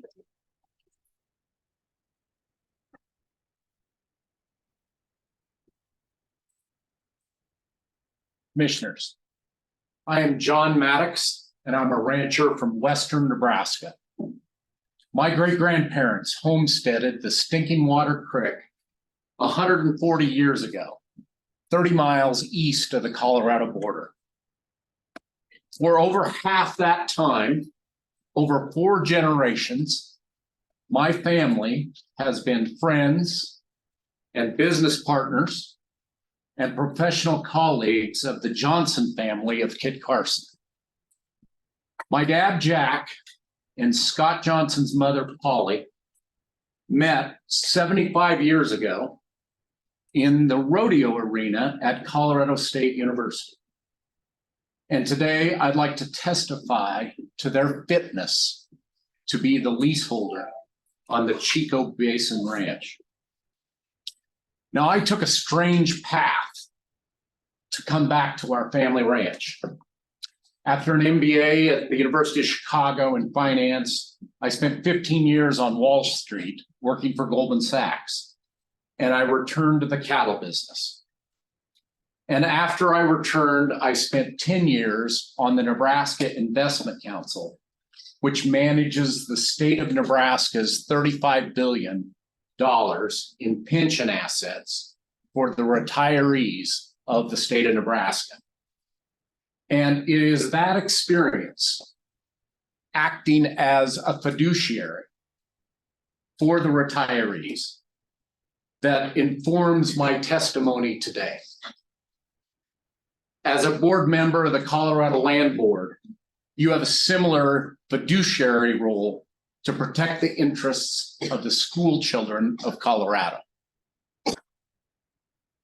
Madam Chairman, in an effort to be brief, I'm going to forego my arguments about the stewardship qualifications and for the community involvement of the Johnson family.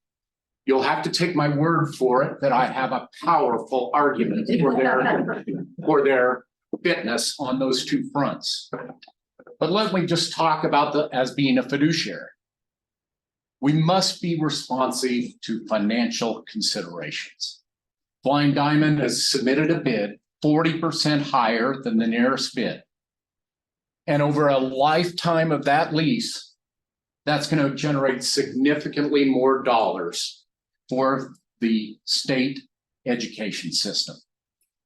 And while the Phillips family has undoubtedly been a stable and valued lessee over the last 25 years, once that stewardship and community component have been satisfied, and let me repeat, once the stewardship and the community requirements are satisfied, we have to look at that increased revenue, and it has to be a determining factor.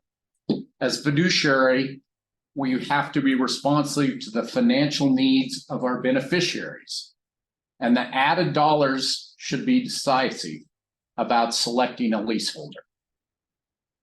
In my view, a failure to act in this way does not take into account the interests of our charge, which violates a public trust as a fiduciary. So in closing, I'd like to point out that one aspect of your fiduciary responsibility that may not be obvious is that you need to protect your own reputation and standing with the public. You have a very impressive, transparent system to select leaseholders for the state of Colorado properties. I think it's important that you're always viewed in the public and at large by the press, and most importantly, by future bidders for leasehold on the state properties, that you're a fair and impartial actor. You need to always be committed to the integrity of your decisions, which are based on objective and definable criteria as was set out in the proposal. So if you ever lose that you're viewed as making a decision based on political pressure or favoritism or emotional appeal and not loyal to a process, you have the possibility of losing that credibility as a paragon of good government and a fair landlord.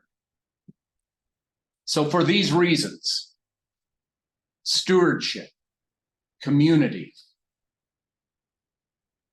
financial benefit to maintain that public faith in the integrity of good governance, and on behalf of the school children of Colorado, I'd ask that you reaffirm your decision to award the Chico Basin lease to Flying Diamond Ranch. Thank you. We have anyone else in the corner?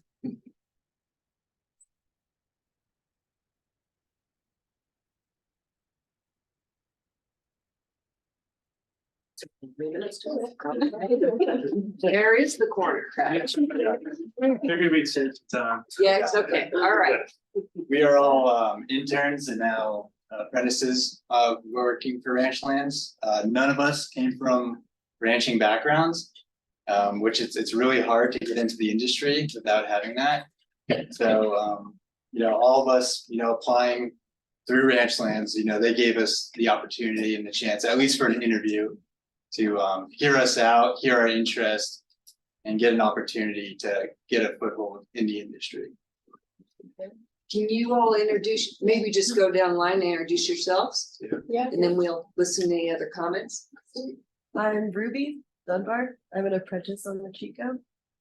I'm Dylan Taylor, and I'm also an apprentice on the Chico Basin Ranch. Brandon Sickle. I live and work on the Chico. My name is Mike. I'm the ranch manager of the Frying Pan down in Texas. My name's Anya Stokes. I've worked on the Chico Base Ranch for 4 years now. Further comments from your folks? Yeah, I think we're kind of just coming up to show that, the Phillips family as a family have been a huge part of what's been done at the Chico, but that I think what makes them unique is that they make us feel like part of their family too. We're from all over the place, all over the country with different backgrounds, and have now been exposed to managing large scale ranches and the different kind of operational things that requires, and learning how to prioritize. There's a million different things that need to be done on the ranch all the time. And so that's a really valuable skill that we've learned.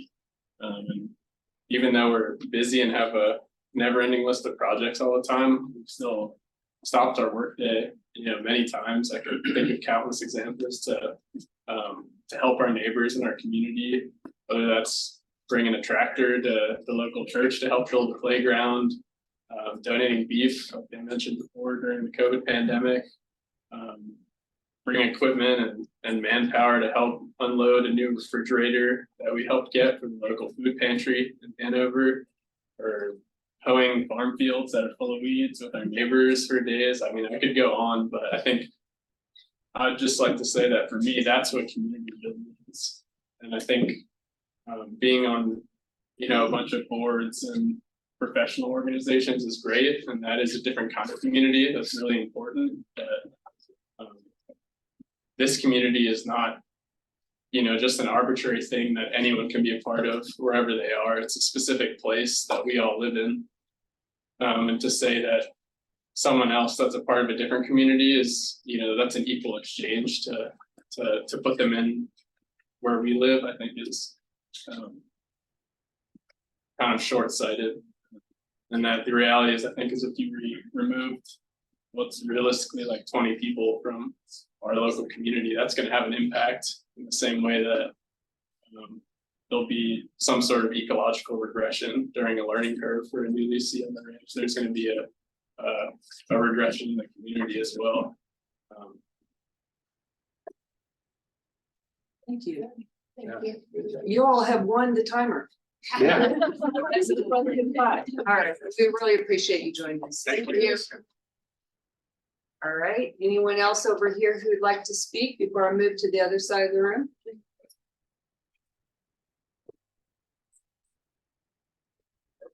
All right, over to this corner, however you'd like to organize yourself. Oh, your corner-ish. Come on, in. is that right? You're close enough. Jake Frost. I manage that Frost Livestock Company. I'm a neighbor to the Chico. I've been good friends with the Phillips family for 25 years. What I want to say is, part of the fabric of a community is under the radar of what really goes on.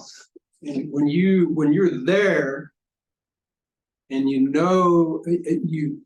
see every day what's going on in the community and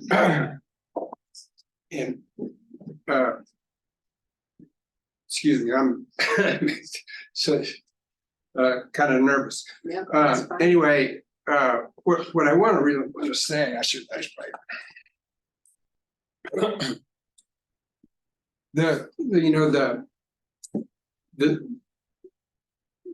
the phrase neighbor is more than just that word. The neighbor in our estimation is that when you neighbor with people, you help each other, and you have to, because we don't have enough help normally. If you work in cattle, you know, you may have to neighbor because you can't get things done before, and then unless you have neighbors. So I really want to say that, the Phillips have been really good neighbors for me. They helped me. I had a stroke in 2004, and I remember Duke. I was in the hospital in Colorado Springs for 2 weeks, and he would show up at 5 a.m. every day, and we'd walk in Colorado Springs. I couldn't speak at the time. This is aphasia, but we were very, very good, close, got very close because of that. So the fact that we are still neighbors, and I would prefer we would stay that way. It's not. I know the Johnson family also, and I don't know a lot about them. I would prefer if I were just to stay with what I know. Thank you. Appreciate you. All right, we're gonna stay with the coroner area, general. Anyone else who'd like to speak? My paper is this long. I feel good about you already. So my goal is to be under the time, but I'm also nervous, so hopefully.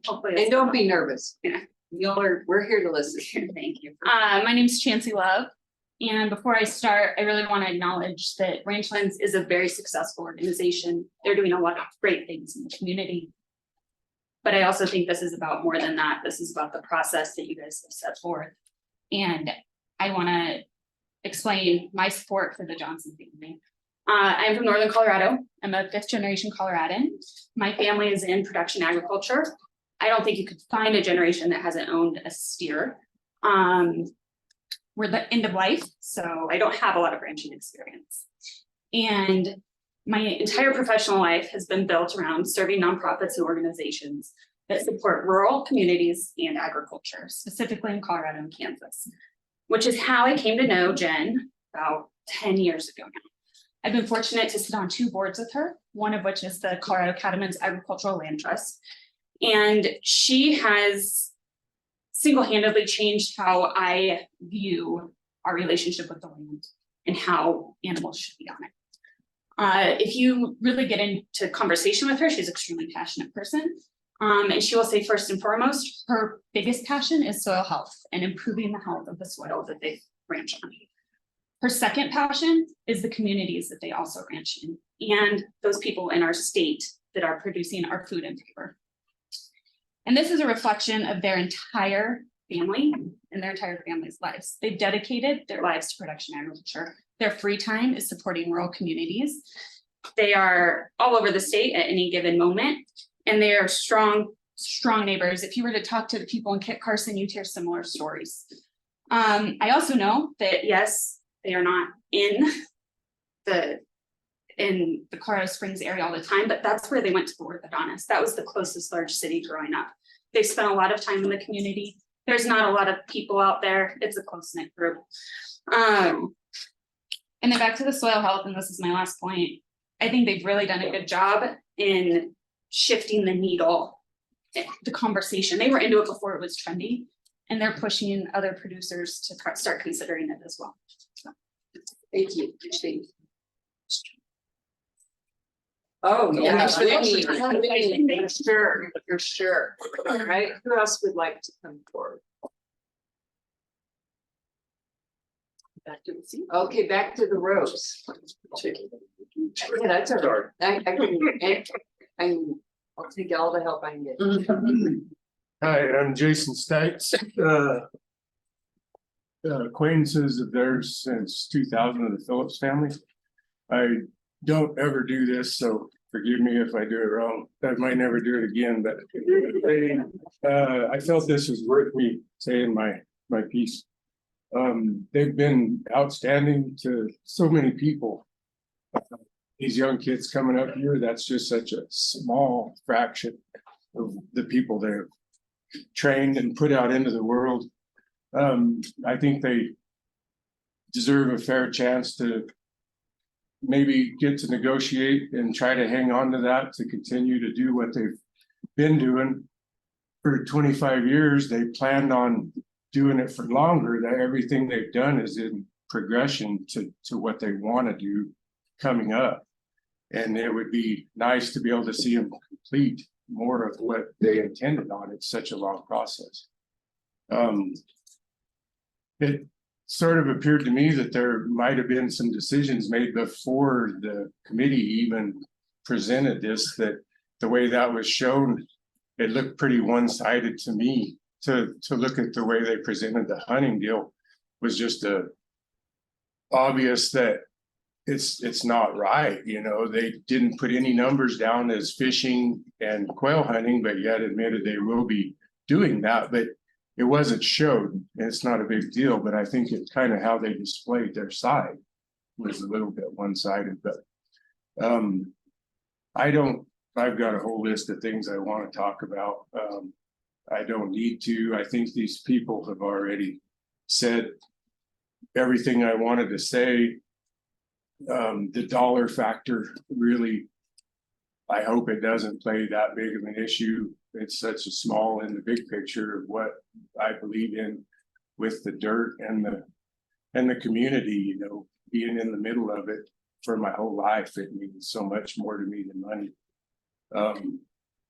I just hope you all consider the impacts of what it has for everybody around the country, you know. They're very stellar community friends, and will continue to do as good of a job as possible. They're so diverse. I've learned from them that no matter what, there's an answer to get through hard times, and I think they've taught everybody that. Thanks for your time. Congratulations on being under the limit. Yeah, I know. Come on up.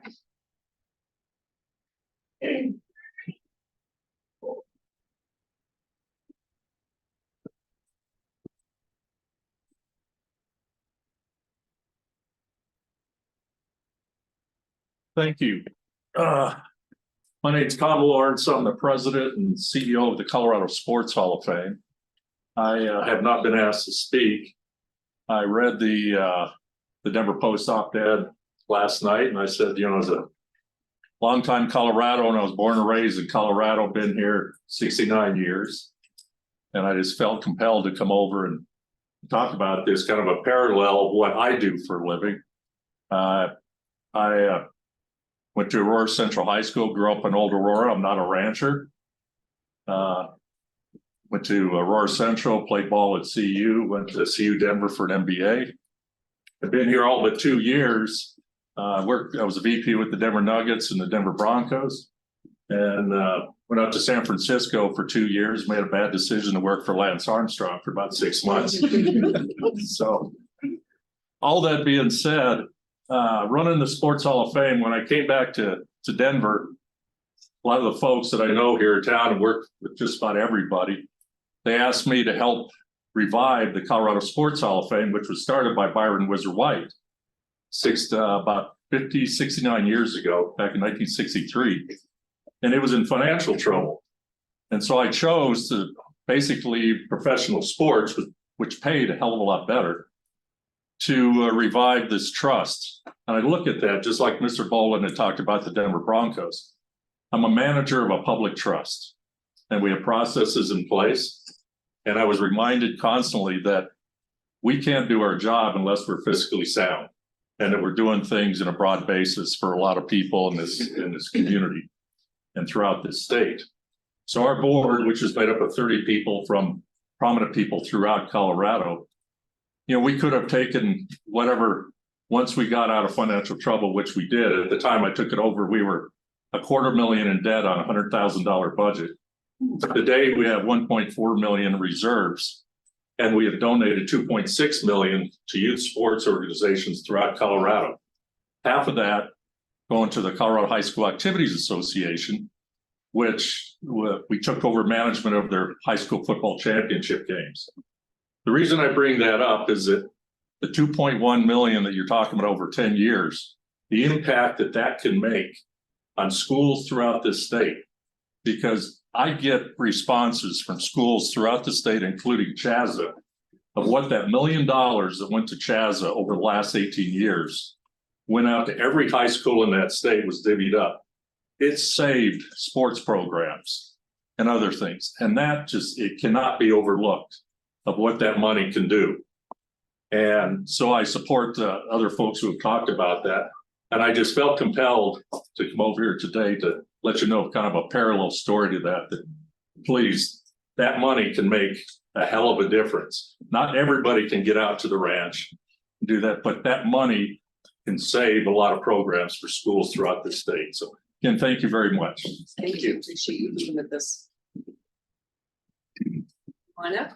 Thank you. Good, almost afternoon, commissioners. Thank you for your time. I am a new friend of the Phillips. I'm very honored to say that. I am helping them with this process and decision. In my career, I have represented the board for almost 20 years. I'm nervous too, because this is a personal and family issue for so many folks here. And will you say your name? It's Ann Sybry, yes. Thanks. I know, having represented a board, that most decisions have been before you before, and tough issues have been before you before. And I want to remind you of a decision in April of 2021 when the board wanted to address the issue that we have today of what happens when you have a lessee who has, for whatever reason, waived 118 rights and has been a fabulous steward to the land. And at that time, the board signed an order that said they wanted to increase the stewardship criteria. And this was in line with Amendment 16, which changed the financial criterion from a shift of maximum bid to reasonable and consistent income.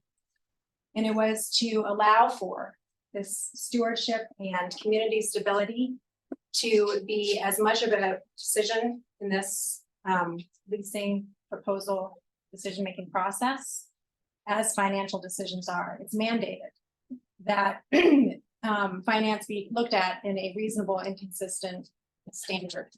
And in that board 2021 packet, the materials that went with that decision showed the evaluation criteria. It included stewardship. It included evaluation criteria for community stability, and it included financial criteria. For whatever reason, in this RFP, that community criteria was absent. And I also want to talk about the appearance of the evaluation forms in the financial decision of favoring folks who have gone above and beyond when it comes to that criterion by giving them a higher score when maximum bid is not the criteria, and not giving a higher score when folks have gone above and beyond for the stewardship and community stability. And I'm under the time. You are. Thank you. Thank you. Welcome. I am talking fast. I try not to, but I will. My name is Molly Baldridge, and my family owns the MP Ranch in New Mexico. Ranchlands has been leasing it and managing it for us since 2016. I live in Colorado, but I spend about a third of the year on the ranch, and I manage it for my family. So I've had 7 years of working closely with the Phillips family and their ranchlands employees. Congress named a National Quality Award after my father, Malcolm Baldridge. I learned at his knee what is gold and what is not, as far as character and honesty and way of doing business. The Phillips are gold. They are straight shooters. There's no duplicity, there's no insincerity. They take great care to be thorough and do the job right. They mean what they say and they do what they say they're going to do. That is more and more rare these days. I can't imagine intentionally giving up a relationship like that. Money can't buy that. Ranchlands has always paid on time with clear and detailed accounting. They go the extra mile. An example, Ranchlands is in charge of hunting at the ranch as a part of their management duties, even though they get no income from it. Duke the Fourth, the son, came to New Mexico recently to attend the trial of a hunter who cut our fences to hunt illegally on deeded land. He didn't have to come to New Mexico. He lost a day of work. It cost him time and money, but it was important to him to be there as his part of his responsibility to our ranch. Ranchlands has managed big changes on the MP Ranch. We completed a conservation easement on 23,000 deeded acres. We completed the construction of 2 retreat buildings used for educational and contemplative learning. And Ranchlands spearheaded a big project to ensure water delivery and backup systems all over the 70,000 acres of state and deeded land. They get things done.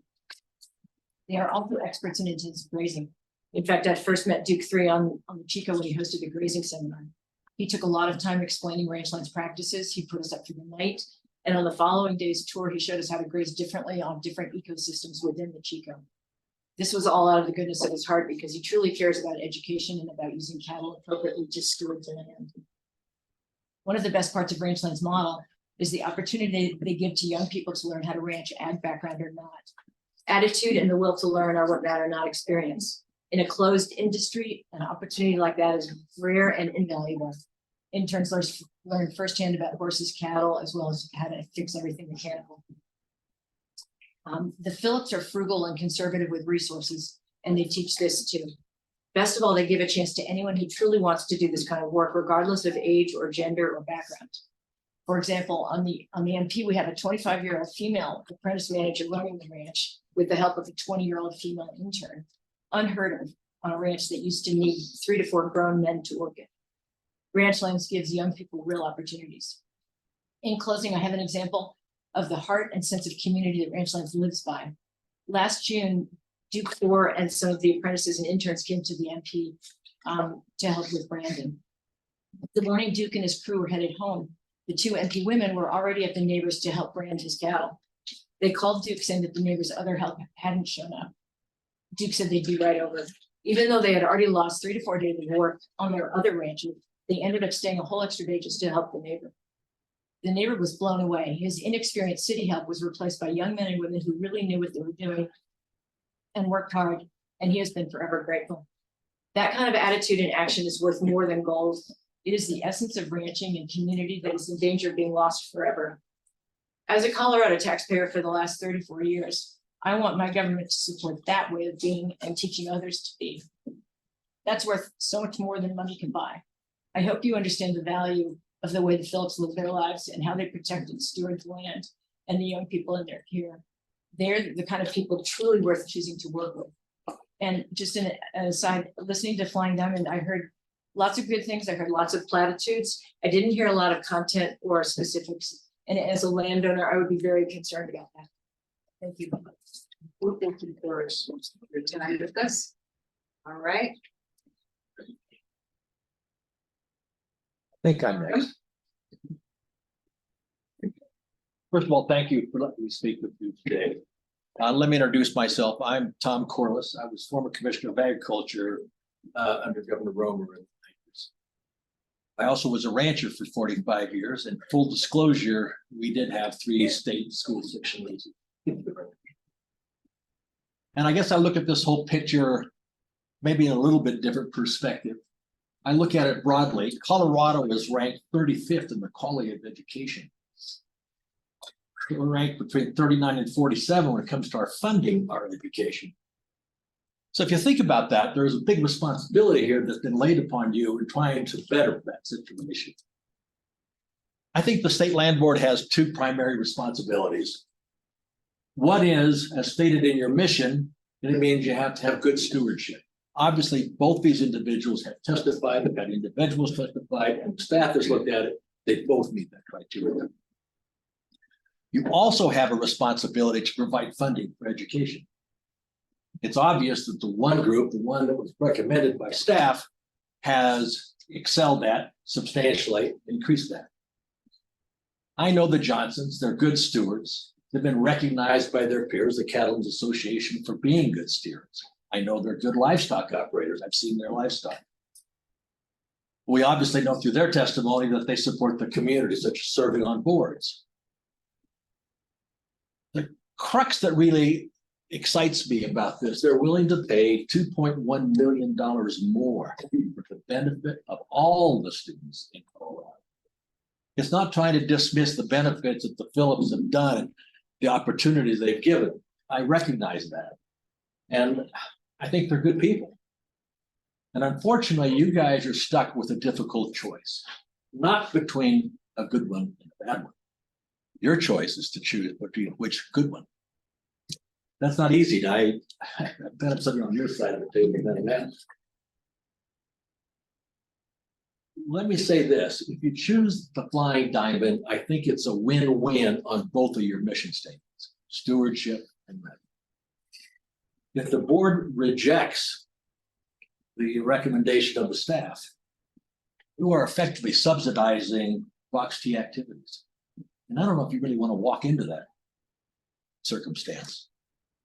In closing, let me simply state, the Johnson proposal provides more benefit to the state of Colorado. Thank you for your time. Yes. Come on down, welcome. Thank you, Madam Chair, members of the board. My name is Dallas May. I ranch in southeast Colorado. I'm 60 miles south of the Johnson Home Ranch and I'm 70 miles east of the Phillips. That makes me neighbors to both of them. I'm also friends with both of them. I have the highest respect for both of them. So I'm not testifying today to tell you about the differences in those two families. But what I would like to say to you is I think you have a flawed system. I think anytime that you first talk about maximum financial gain, that raises red flags with me. And in the ranching world, as soon as you talk about maximum financial return, you have to correlate that to extraction of resources. So the extraction of resources equivocates to loss in biodiversity. There's an important chain that we're about to lose in Colorado, and that is intrinsic value for our schools. There is a difference in supporting schools financially and also providing the things that they need that can't be bought with dollars. And I'll give you an example. A week ago on our ranch, we released black-footed ferrets, America's most endangered mammal. As we do that, we have schools come out and we start the program that every 8th grade student in the Lamar School District participates in that and comes and is part of that. And then from then on, we have field trips, we have education that we're able to show children the benefit and the importance of what a healthy ecosystem does. And I think part of the responsibility with state trust lands is to make sure that we take care of that. There's been much said today about fiduciary responsibility and about finances, but we have to look past that picture. We have to look over the horizon. And I think some of the dollars that you will be looking at whenever you make the decision to do need to be coupled with the fact that how will those dollars be spent?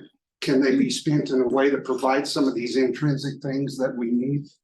And so I ask you to weigh all of that as you make your decisions.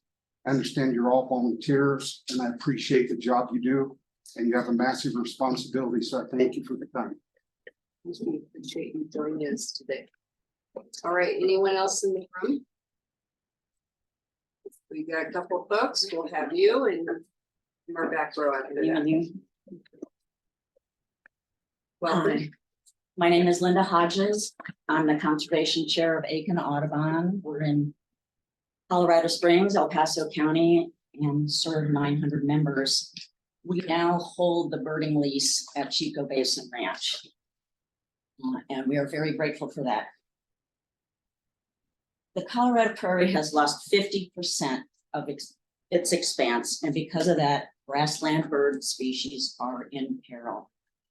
One of the highest quality grassland patches in Colorado is Chico Basin Ranch. According to the Nature Conservancy, who believes the guiding principle for the management of the Chico should continue to be protecting the natural values of the range. We feel the same way and want to ensure that the land continues to thrive and supports birds and wildlife. Numerous agencies, organizations, and neighboring ranchers that interact with the Phillipses on a regular basis believe that ranch lands is uniquely suited to manage Chico's landscape at the highest level. I'd like to read a few of these. From the Colorado Commissioner of Agriculture. I work with farm and ranch families all across our state. What the Phillips family has nurtured on the Chico is truly unique. National Audubon. The Phillips family has shown a rare commitment to stewardship and sustainability through its work with many different conservation organizations, including Audubon's Conservation Ranching Program. Ranchlands has been ahead of the curve and continues to demonstrate that their management techniques can actually build soil, sequester carbon, reduce water runoff, and create ecosystems that are more resilient to drought. The Phillips family goes above and beyond. Former director of the Colorado Cattlemen's Association said, I ascribe to the philosophy that the Colorado Cattlemen's Association has had over the years. That being, if the lessee has generally been a good partner to the state land board and achieved goals that are set out within the lease, then that property/lease should continue with the existing leaseholders when renewals are contemplated. Colorado Parks and Wildlife stated, we believe the state land board's faith in the Phillips family in granting the original lease has been rewarded many times over, and the family deserves even more time preserving, developing, and expanding its successes at Chico Basin Range. Now I'm going to quote Jay Frost, who I think is here somewhere. And I couldn't hear what you were saying, so I might be repeating, but this is worth saying. As you know, he runs the neighboring Frost Livestock Company. It can take years for newcomers to even understand the area and get the lay of the land. The Phillips family members know every ridge, wash, tank, spring, and pasture like the back of their hands.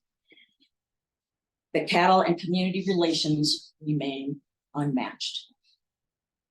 So Aiken Audubon has known the Phillips family for many years. We've been birding on the ranch since, well, I have at least 2006. We've gotten to know them. They've been extremely welcoming, congenial. They've had us out for breakfast. We've helped them. We've come out when they had tumbleweeds coming out their ears, which probably every rancher can understand. They've been very, very generous with us. And we feel that because of all these expert statements, their continued presence at Chico would offer the best likelihood of keeping the natural resources of Chico intact. And we believe the family deserves the opportunity to continue its operation. We ask you to allow ranch lands to remain on the ranch by awarding them its ag resilience. Thank you. Thank you for your Appreciate your time. today. Okay, we had someone from the back row. Come on up. Morning or afternoon now. Doesn't matter. My name is Colin Woolley, and I'm a biologist with Bird Conservancy of the Rockies, and I'm here on behalf of our staffing board. We are a nonprofit organization working to conserve birds and their habitats through an integrated approach of science, education, and land stewardship. We've worked with the Phillips family for over 20 years at Chico Basin Ranch and have seen firsthand positive results they've had on the land, the wildlife, and the people they've brought together on the ranch. We appreciate the value the State Land Board has placed on the ornithological research and would like to emphasize the Phillips role in creating and building that value. Many folks that have visited the Chico Banding Station may not know the full role that Phillips had in its development and continued success. The Phillips invested significant time, effort, and funding to establishing and supporting the banding station. They've built relationships with local teachers to bring out K through 12 school groups year after year, reaching thousands of students. They've expanded the educational experience to include taking students on a tour of the ranch, excuse me, to learn about rangeland ecology and management as well. Feeling the weight of a small songbird in your hand while learning how the landscape supports the species is a formative experience for many. Multiple visiting students and volunteers have cited visiting the Chico Banding Station and touring the ranch as a catalyst for pursuing a career in natural resources. In my role at Bird Conservancy of the Rockies, I oversee a number of bird banding stations located throughout the state. Every year, Chico is at the top of the list in terms of overall abundance and diversity of migratory birds. In 2023, we saw declines in migratory bird numbers across all of our banding stations, except for one, Chico. This speaks to the effectiveness of the Phillips stewardship practices in maintaining quality habitat for migratory birds. I could go on about the 30,000 plus birds that we've banded out at the Chico, or its importance as both breeding grounds and migratory stopover site for bird populations. But instead, I'd like to close just by emphasizing the connections that are nurtured there. The connections between people, land, and wildlife. It's these connections that are crucial for ensuring the natural resources of the Chico persist and are enjoyed by future generations. And it's these connections that the Phillips have been deeply invested in during their time at the Chico. And thank you for your time. Thank you. Thank you for your time. Come on up. You all are very orderly with how you're managing this. I appreciate the help. Hi there, and I'm gonna continue the avian theme here. Thank you, commissioners, for this opportunity to testify. My name is Linda Lee, and I am speaking on behalf of Colorado Field Ornithologists. I'm a board member.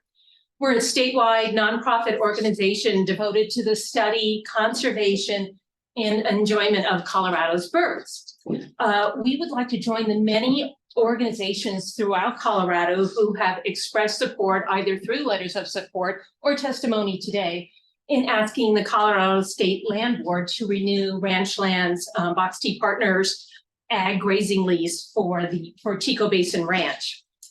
This continuity we feel is crucial. We are grateful for the decades of thoughtful stewardship of Chico Basin Ranch by these current lessees. This ranch, with uninterrupted shortgrass and sand sage prairie, has become a critical migratory and breeding hotspot for birds. Grassland birds are facing one of the steepest declines in population, a staggering 34% since 1970. It is imperative that we maintain the healthy grassland fragments found in our state for these grassland birds to breed and survive. Ranchlands and the Phillips family have shown that their practices of restorative vegetative and wildlife ecologies create healthy habitats for hundreds of bird species who come to Chico Basin Ranch each year. We commend the State Land Board for seeking out the best possible lessee for this critically important property. And we have confidence that ranchlands are the proven stewards that this ranch needs for now and for the future. Thank you so much for this consideration of our request. Thank you. Thank you for your time with us. Anyone else in the room? Yep, come on up. Welcome. Commissioners, my name is Zach Love, and my background is in renewable energy.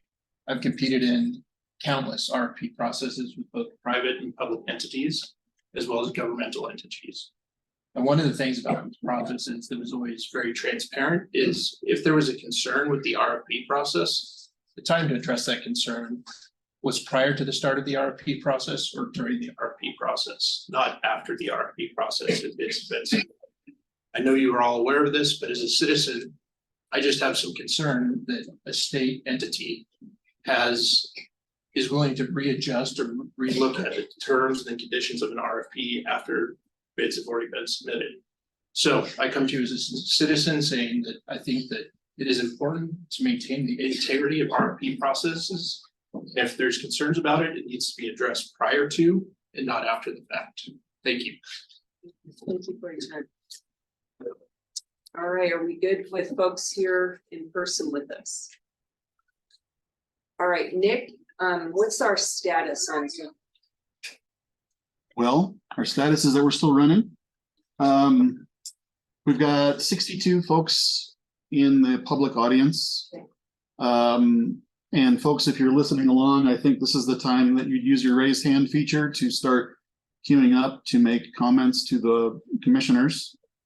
I've employed another staff member, David Rodenberg, to promote folks from attendee to panelists so that we can see them, hopefully, if I can get the things lined up right, and hear from them. And that might be about it.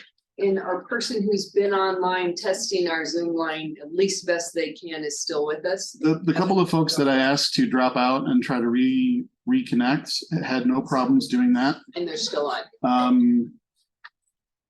Yep, Okay, still here. all right. If you'll give me a second, I'd like to tweak the display a little bit so that It'd be helpful if we could see people too, if they'd like to be on camera.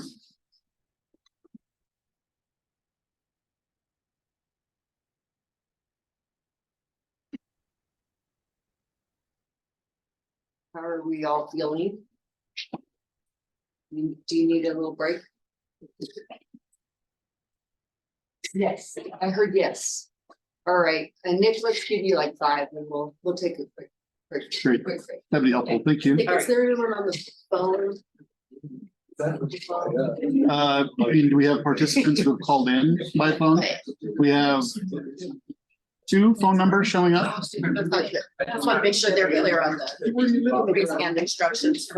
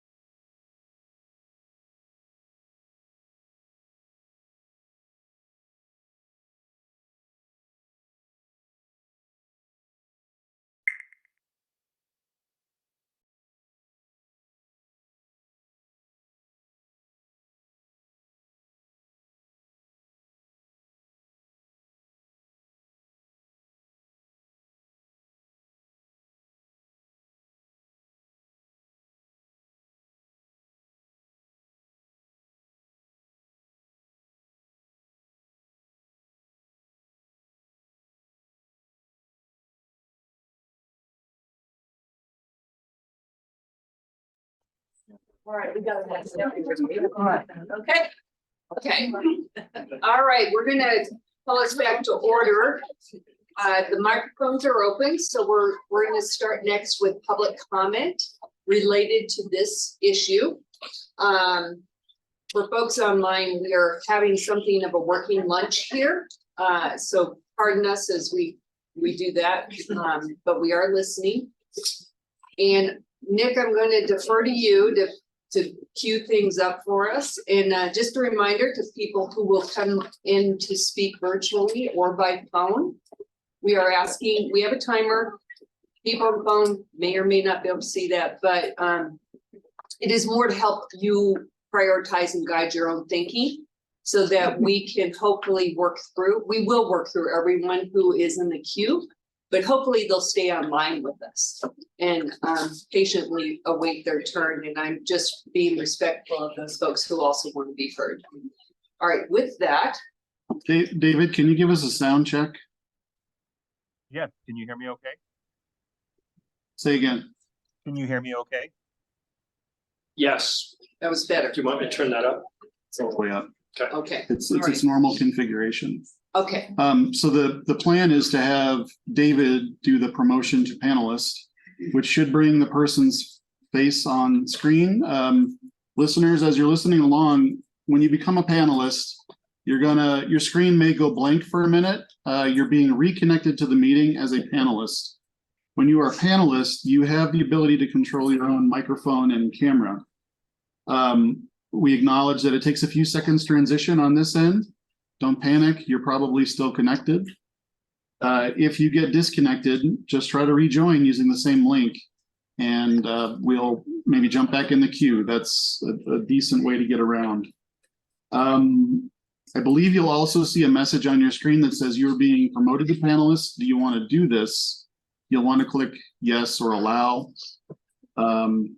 So let's give it a go. Okay. David, David's going to introduce the people that he's promoting to panelists by name. David, why don't you give it a shot? Yes, I just promoted Marissa Taylor to panelist.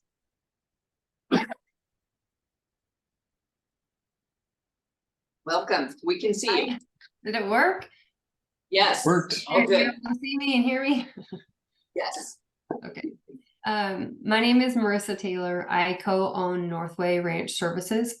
My company conducted ecological monitoring on Flying Diamond as part of a regenerative grazing program with 120 participating ranches. The same monitoring protocol is conducted across all participating ranches and is designed to give producers feedback on land health, set management objectives and management actions for each location and the ecotypes that location represents.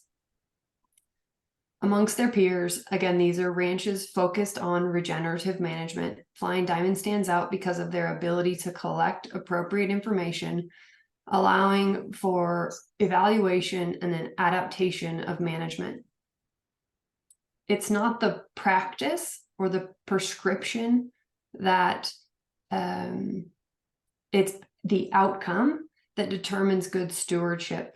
And so as an expert in this field, the outcome of the grazing is what should be evaluated.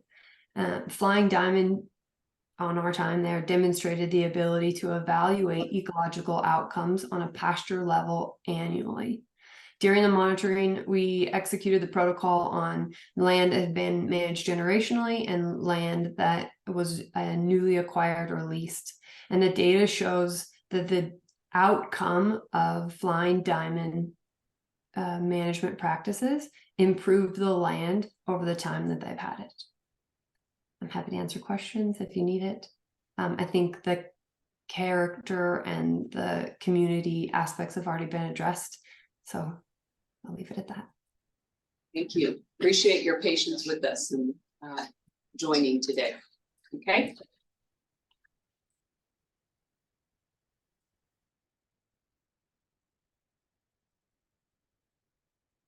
David's ready.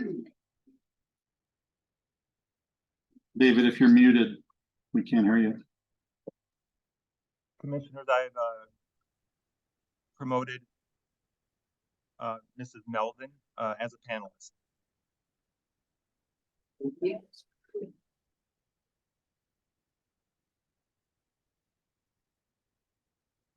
We'll just give it a moment. So I've got the settings as such that if, until folks turn on their camera, they won't appear on the screen. Okay, okay, we can see you. Can you hear and me? you. Yes, we can do both, so thank you. Thank you.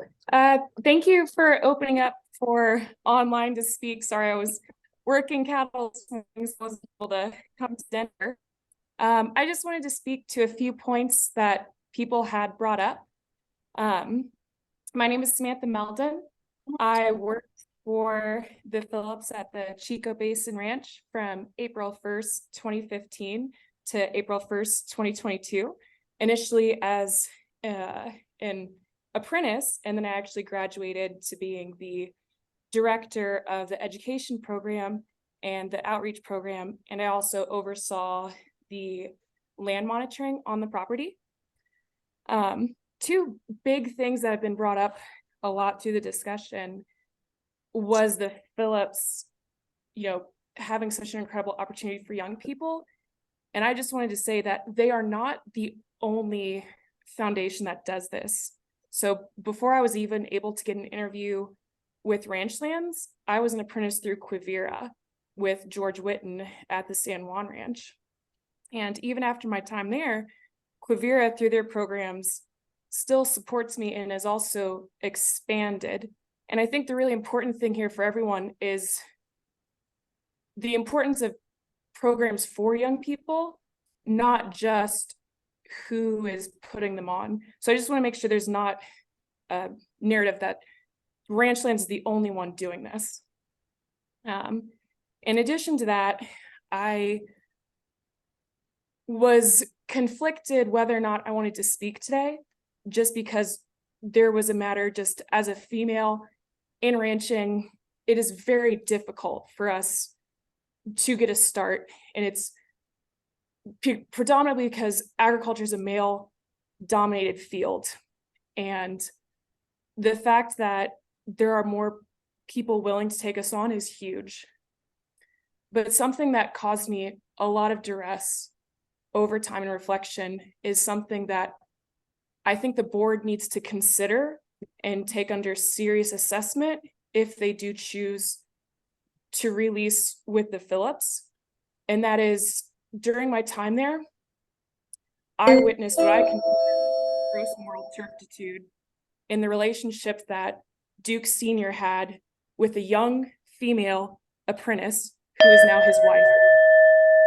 And I feel like that grows into question any woman who is apprenticed through their program and whether or not they succeeded on the merits of their own achievements or what they were able to do as a woman to gain favor with the Phillips.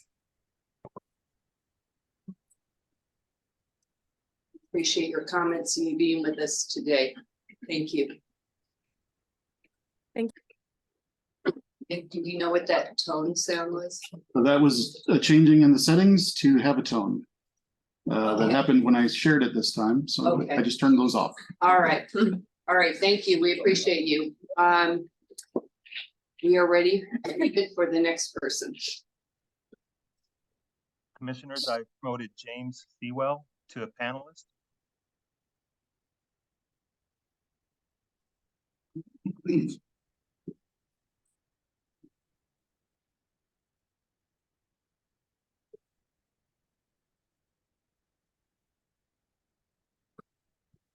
Welcome. We can Hello. see you.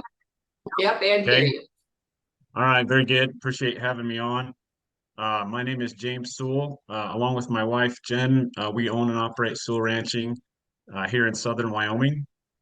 We have some familiarity in this area just because we do lease several large land holdings, a couple of them bigger than Chico Basin Ranch. So we're used to the bid process and dealing with landowners. And one of the things I really liked the RFP you guys put forward, I read it. I thought your staff did a good job. And so to kind of bring it back in, like you're not really dealing with apples and oranges here between the Phillips family and Flying Diamond. It's more like Honeycrisp apples and Gala apples. Both are good. Right. And so you know, the community, you can hear testimony either way. Both are part of the fabric of East Central Colorado. You could call a number of people and they'll both say good things about them. The stewardship area, I read through the gradings, very similar, slight edge to Flying Diamond. The gentleman that commented about their grazing strategy earlier, I don't think he quite understood it. He didn't read the prospectus. There's plenty of rest time, but both good. Like they're both good at it. And so I think what's come out when I hear people talk, you know, the bird stuff, the neighbors, it's a lot of fear of unknown. These are both good families that have been part of Colorado. I've known the Johnsons for about 10 years. I have a lot of faith that they can do what they say they're going to do. Partly because look, they had that group of people there in person, several of which, if you'll note, were female, and they have often said that's a key to their business model. But ultimately, they were similar on these other two things and 40% better on the financial returns. So I guess my fear in this, as somebody that puts in for leases and does things, if you don't follow the RFP process that you've set forth and you don't trust your staff, one, what happens in the future when you have these large land leases? Will your staff be hesitant to be honest, or will they just roll over and say, yeah, let's renew it? Secondly, you know, as a potential applicant, I know being from Wyoming, I'm probably not going to qualify based on community, but the people that aren't in Colorado, like, are they going to be hesitant to put forward their best foot if they're just going to do that and then be rejected? So there are implications in what you decide here beyond who you choose. And so just be real conscientious of what precedent you set today, and both for potential future applicants and your staff. Thank you. Thank you. We appreciate you. Thanks for your comments. Commissioners, I have promoted Senator Rod Pelton to a panelist. Thank you.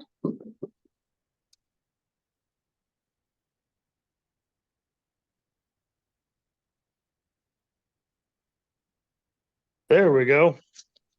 All right, we can both see and hear you, and thank you, Senator. I also want to note we did receive your letter as part of our public comment that we got online.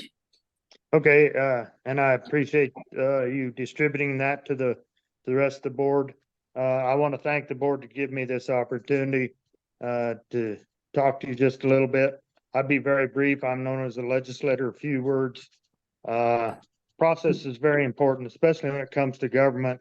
You know, we hire people, we trust people to do the right thing in their evaluations and give us recommendations on their expertise. And, you know, as the gentleman right before me stated, you know, process is everything. We need to be very diligent in keeping it consistent.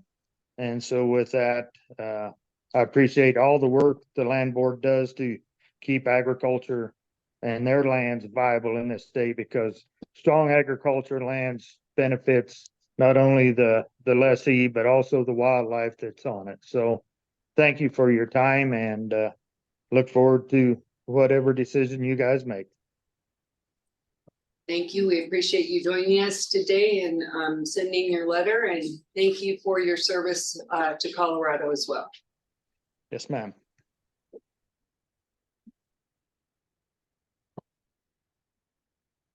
Commissioners, I promoted Sarah Hayes to panelist. Thanks, David.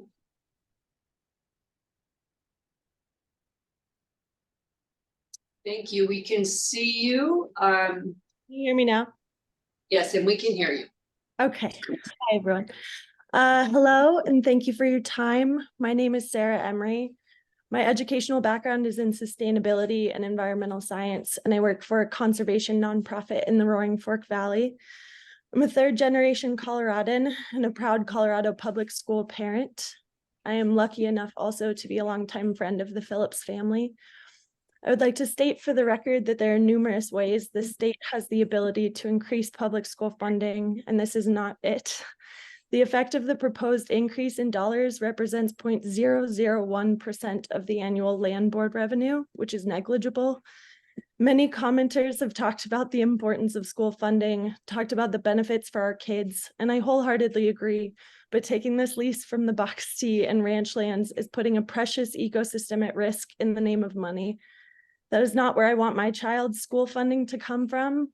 And more than ever, I think we should be protecting precious and biodiverse ecosystems like the Chico for our children. That's the legacy that I want for my daughters and for all the kids in this state. Ranch Lands has for decades now proven that they steward this land with immense knowledge, integrity, and heart, with future generations at the core of everything they do. Putting potential profit over all of the compelling testimony you've heard today on their behalf would be doing a great disservice to school-age kids across this state for years to come. Thank you. Do you appreciate your comments this afternoon?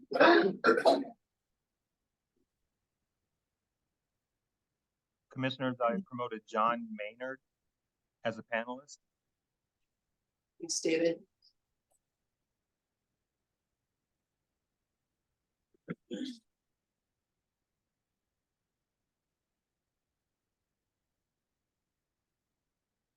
Can you see and hear me? Yes.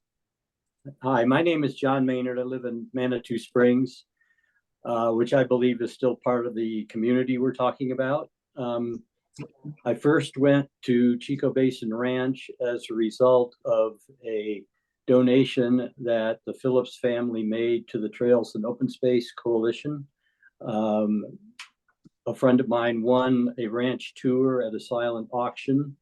The proceeds from that benefited the Trails Coalition. The tour that we received at the ranch introduced me to dryland farming. It also enlightened me about the history of Chico Ranch, the ranch, how it's used for research, for recreation, and most importantly, for education. Ranching is a significant part of the history and culture of Colorado, and the Phillips family has used the ranch to educate children, most of whom come from an urban or suburban environment. Kids can learn about ranching and its history from this type of program. My definition of community is broader than that described by Flying Diamond. Current recreation options, which allow community involvement at Chico, include Western concerts, birding, art shows, fishing and hunting, research, photography, insect viewing, and discovery. The Flying Diamond proposal will limit recreational and community use to hunting only, most likely to non-local residents. Note, this does not include the Flying Diamond proposal does not include fishing. I've been told by someone at the ranch that the Chico Basin ponds are the best warm water fishing in the state, and that opportunity will be excluded by awarding this lease to the Flying Diamond. By the way, I'm also told that the best month for fishing at Chico is April, certainly not when the recreational proposal had indicated that they would be present. Public access to Chico and other state land properties, in my opinion, should be encouraged, not restricted. Based on ranch and these should be based, access should be based on ranch management and safety procedures. This has been accomplished by the Phillips family over the past 25 years. Visitor use of any type has some educational benefits, so we should encourage people, not discourage use of public ground. The difference in approach between ranch lands and Flying Diamond is one of local community access at a modest trespass fee versus limited access for the privileged. My last comment relates to revenue. $2 million is a lot of money for those of us looking at a personal budget, but not in the grand scheme of educational finance. $2 million in this case equals $200,000 per year. Or if you add up the total residents of El Paso and Pueblo counties, the two counties where Chico Basin Ranch resides, it amounts to about 2 cents per resident for education. So that to me is insignificant and should be one of the least used criterias. Thank you. Thank you. Appreciate you taking time with us today.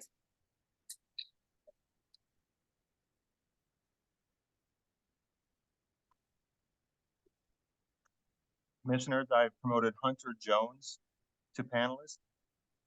Thank you. How are you? We are good. Yeah, I'll be quick. My name is Hunter Jones. I am the sales manager for a company called Grassroots Carbon and the chief grazing officer for a company called JB3 Beef here in Northeast Texas. Over the past year, we've worked with the Flying Diamond Ranch on setting up a carbon sequestration program with meter deep measurements, tied in with the Audubon Society. At our company, we look for the highest quality regenerative ranchers in the state. The Flying Diamond Ranch has came up multiple times over the years as a high quality producer, focusing on soil health, grassland improvements, birds, the whole 9 yards. We are honored to have them on our contract and with our company. They are a flagship ranch for us, and we can't say enough nice things about them. So, like I said, I'll be quick, but we focus on regenerative ranching, and we 100% know that the things that they're doing are correct, good for the earth, good for carbon sequestration, and good for the plains. So that's what we're looking for. So thanks. It'll be quick. Appreciate it. Thank you.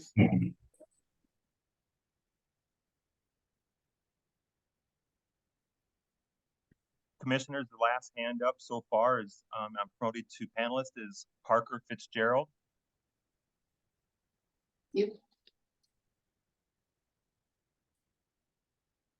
Hi, everyone. Can you hear me? Yes, welcome. We can hear and see you. Thank you. First, I want to say thank you for the civics lesson today. This is the first one of these events that I've ever been to. It's been really educational to sit through the whole process this morning. So thank you very much for that. My name is Parker Fitzgerald. I grew up in Colorado Springs, typical California transplant as a kid. Had absolutely zero interest in anything east of I-25. That might as well have been Kansas. And until I grew up, I started a creative studio here in Portland, Oregon with my brother, and ended up working on a project, a global project. It was an impact project with a client about human purpose. And that's how I ended up getting connected with the Ranchlands people. Originally, they were one of our flagship stories about pursuing purpose in an age of TikTok stars and YouTube influencers, etc. And I'm just here to testify to the personal impact that the deep personal impact that has come about from that relationship. I've been working with them and their story for about 3 or 4 years now, and it's just been so stunning to see how they've been able to build a community of disparate people. It's been said many times today that a lot of people with no ranching, no ag background come into their programs. Most of their apprentices are city slickers or reformed city slickers. And so it's been so deeply impactful to see the passion that the Phillips bring to their all of their ranches, but especially the Chico. I made an offhanded remark to him, to Duke, when I met him the first day about how flat the land was. And he spent about 20 minutes detailing all the things that he loves about the Chico, all the different little corners. And it really changed the way I look at land actually, personally. And so I can testify to the efficacy of just the passion that Duke brings to everything he does, and the vision he has for stewardship, through conservation, through ranching as conservation. And I know you have a lot to consider here, and it's been brought up a lot. The financial element has been brought up a lot, and I noticed a lot of suits. I don't want to throw any shade on the Flying Diamond folks. It seems like they're really awesome. I don't know them, but I know that there's a big financial component to this, but also there's an unquantifiable value to, I believe, what Duke and his family are trying to do with ranch lands. And I just wanted to personally testify to how much it's affected me, how much I personally, and I've seen the lives of others positively affected by the way that they choose to do business. And I urge the board to grant the Phillips the lease to the Chico and let them continue the important work that they're doing there. And thank you very much for your time. Thank you for your comments. Appreciate you joining us today. Thank you. So commissioners, we have no additional raised hands at this point. I just want to extend one courtesy. We do have somebody on joining us by phone. And I just wanted to make sure that that phone caller knows that if you were hoping to address the commissioners, that to raise a hand by phone is *9 on your phone. So I'll give you a few seconds if that's what you were hoping to do. Oh, and we have another hand that popped up from Helen Richardson, but caller, if just giving you a few seconds to let you know that you can do that. So we did have another hand pop up. Okay. Commissioners, I promoted Helen Richardson to panelist. Thank you.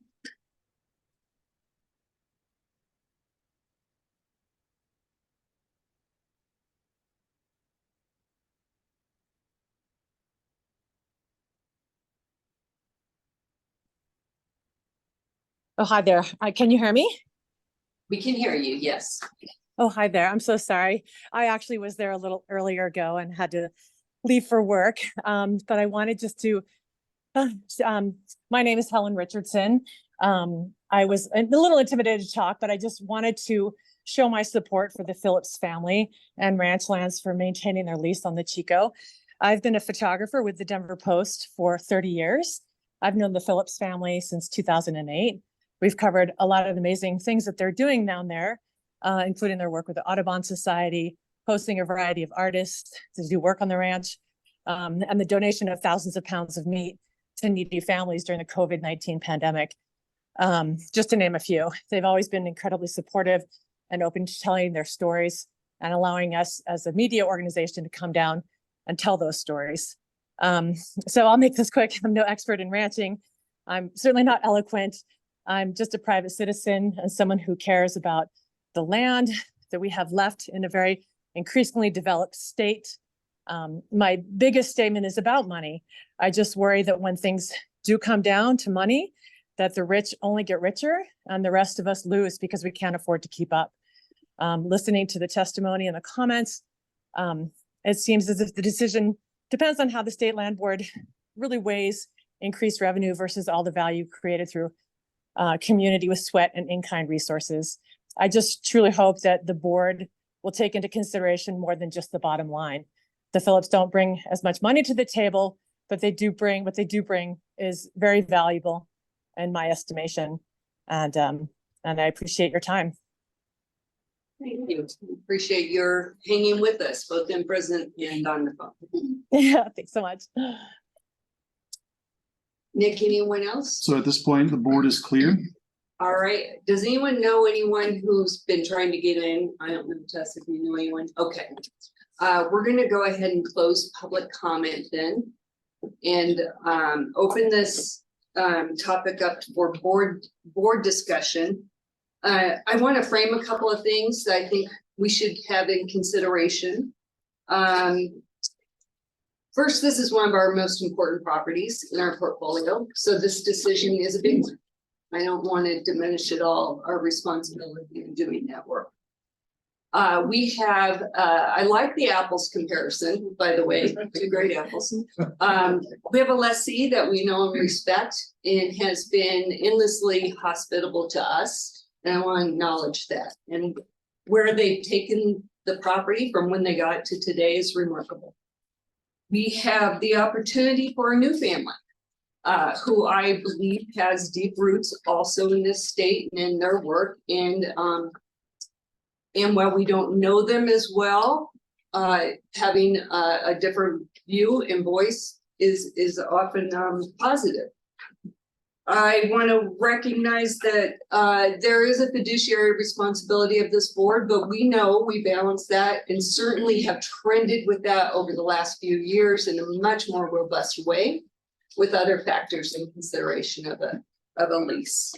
I need to, having worked in education, I hold the education seat on this board for 25 years. Money is an issue, and it's not a per pupil issue that we fund. It is mostly through Best Schools. So we help rural communities build schools they could not otherwise do.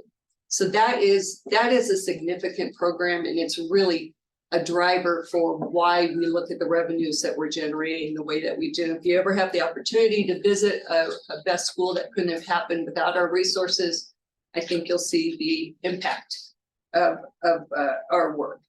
I think we have a consideration of different views on both practice in agriculture, a different look at stewardship that are being presented and offered to us, and candidly, different ways of defining community and how that is sustainable and how that is to be valued in this with this particular property. Recognizing one family will be new, and I also understand they bring a different set of credentials, if you will, to their work and their view of what that means. And we have a family that candidly has deep roots, as you've heard today, in community.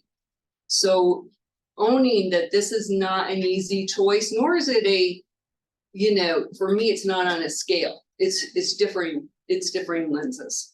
So with that, I will own it would have been easier if the staff had picked our current lessee. That is not where we're at, however. And part of this is an evaluation of our own process that we've worked hard on the last few years in balancing and weighing all of these factors and giving us the opportunity to have a real consideration as a collective group of commissioners on how we want to award these, not only this lease, but any lease that comes before us. So with that, as a framing of what I've heard, and certainly can add to my perspective, I'd like to open it up for further discussion.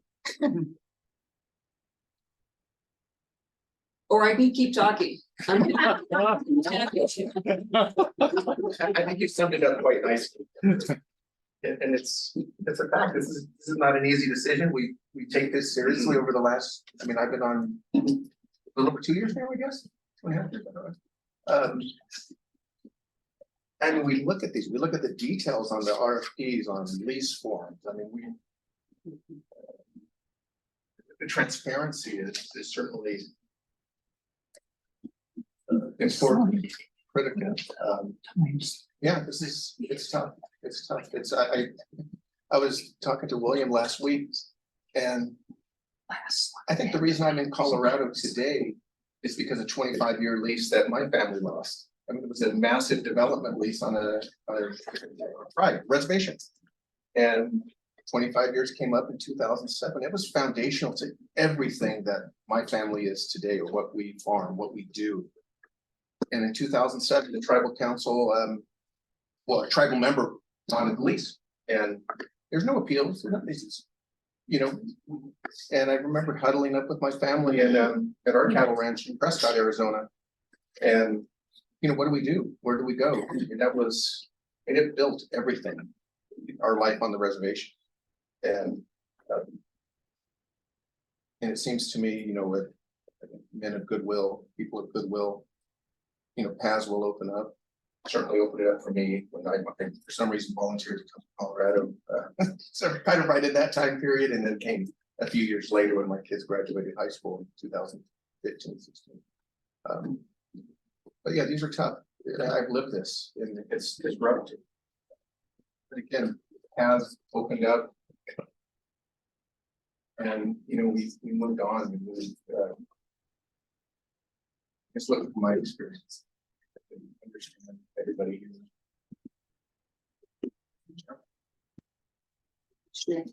I guess what I would like to say first is how impressive the presentations have been.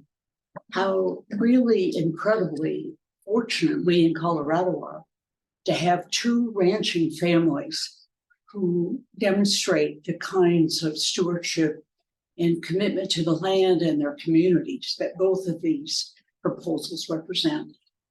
And it's interesting to me as I think about community viability, in that there are two kinds of community and they're both equally important as we think about contributions.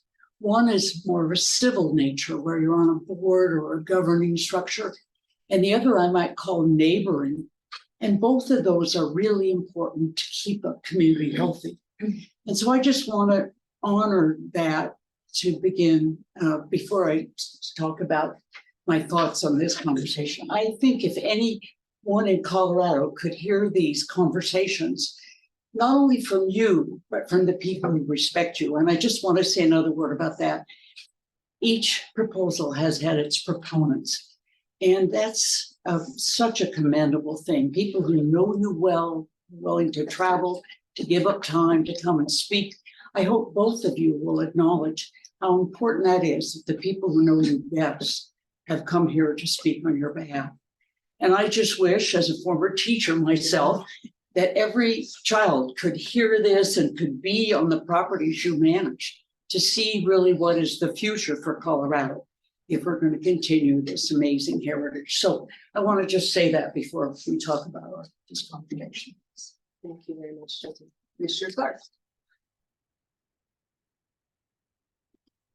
I want to be very eloquent, but I have so many notes and there's just so many different things going on. So I'm just opening my mouth and we'll see what comes out. I appreciate you saying what you did in the way that you did just now, Commissioner Heath. I echo all of that. And I've also just felt, I mean, we're here for hours. But even as you noted, the kind of social contract that everyone in this room worked on together in terms of being orderly about coming up for public comment. There's a level of respect for process and hearing each other out that we don't always see when we turn on our TVs, and I'm very proud to be in this room experiencing that and witnessing that. So just want to kind of share how my mind is processing these things, and having reviewed the materials and hearing what we have today, I'm just trying to put things into different boxes and do some additional framing.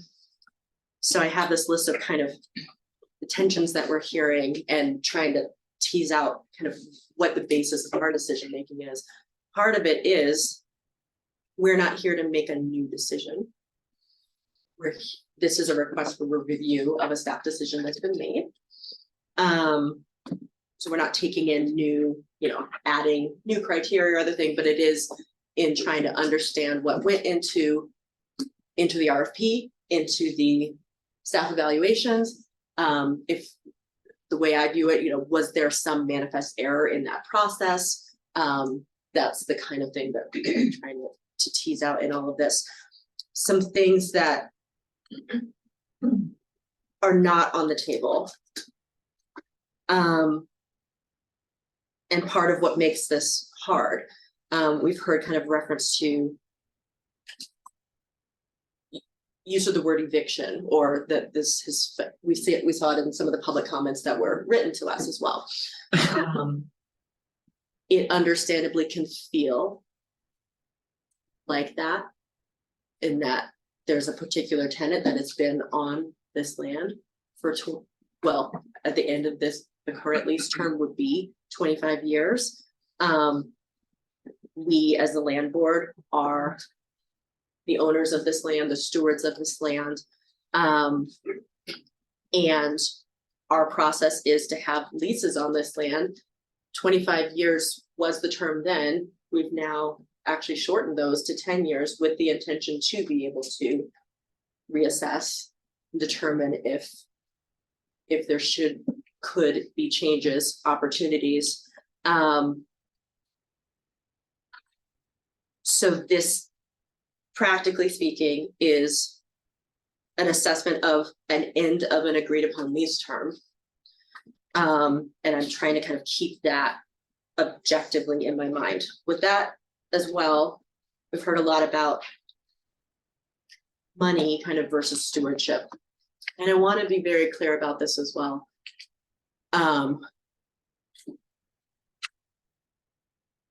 As fiduciaries, I think we try to hold, I know, let me speak for myself in terms of, we do carry multiple bottom lines, right? That it is financial, but it is never that over other things, solely the objective. If this were a matter of there's an additional $2 million over 10 years, but who cares what happens to the land anymore? Who cares what happens to the community anymore? Then this is not the question. It's not going to be, oh yay, we took this money for schools, and to hell with what's happening with this land or in this community. That is nowhere in my thinking. I can't imagine it's in any of yours. So it can feel simple to kind of base it as money grab versus other priorities, and that one is taken entirely over the other. That is not my approach to evaluating this. But what's embedded in that as well, and we heard someone else say in public comment, is the known versus the unknown. So back in '99, the Phillips family was not on this land already either. I'm sure that was a change at that time. And is something that is hard to, I mean, the outpouring of just connection with that family and what you have done, your family has done on this land, is absolutely honored and a part of this process. But our process is also to have an end of a lease term, to go out to bid, to have opportunities. And there were a lot of bids here. And at the end of the day, the current tenant was still one of those finalists that is being evaluated. But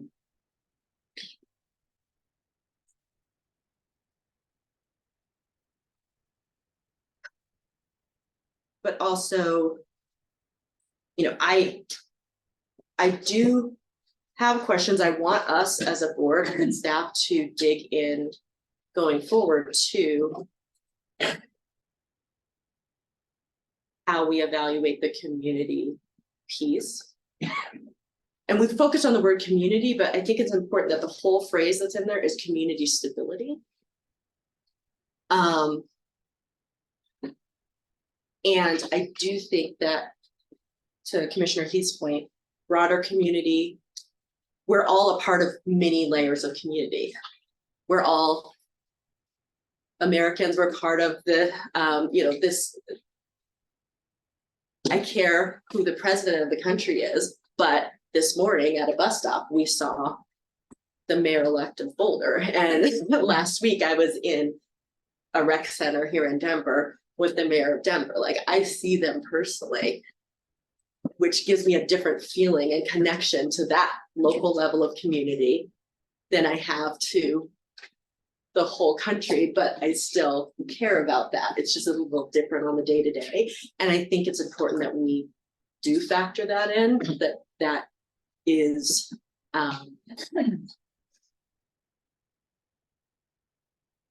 but with that being said, and I'll be able to still ask some questions. of We staff? can't answer. Okay. Our time. Whatever. Because I think there's just maybe even some confusion and want to make sure that it's in terms of it's not that all the criteria that we have around community stability are a part of the process. As you pointed out, Assistant Director Okashima, if I'm hearing this correctly, we're calling it correctly from your presentation, way, back in the morning, that it's just not the quantitative part. It's not the numerical part that was kind of helping to whittle down to finalists from the start. That's correct. That, so I guess actually, if you could answer just kind of where in the process does that do those 7 criteria that we currently have around community stability? Where do those come in? It looked like they were kind of in the narratives of each of the evaluation score sheets. There were kind of elements of that. So just maybe if we can help provide a little more visibility into where that sits with the staff evaluations. Sure. Greg Okish, Assistant Director. I think my response, 2-part response. I want to remind you of something I said this morning, which is our reading of the statute and the way the statute describes how the stability of the local community should be used in making an evaluation is focused on the end use. It talks about whether or not changing a use from agriculture to something else would have a negative impact on the stability of the local community. So starting there, we started from a point of view that was nobody is taking this property out of agricultural use. So I think that's important. And then I said, secondly, we felt 3 years ago, and the board felt 3 years ago, that we could add a layer of granularity to that. And so we created then the criteria you were speaking.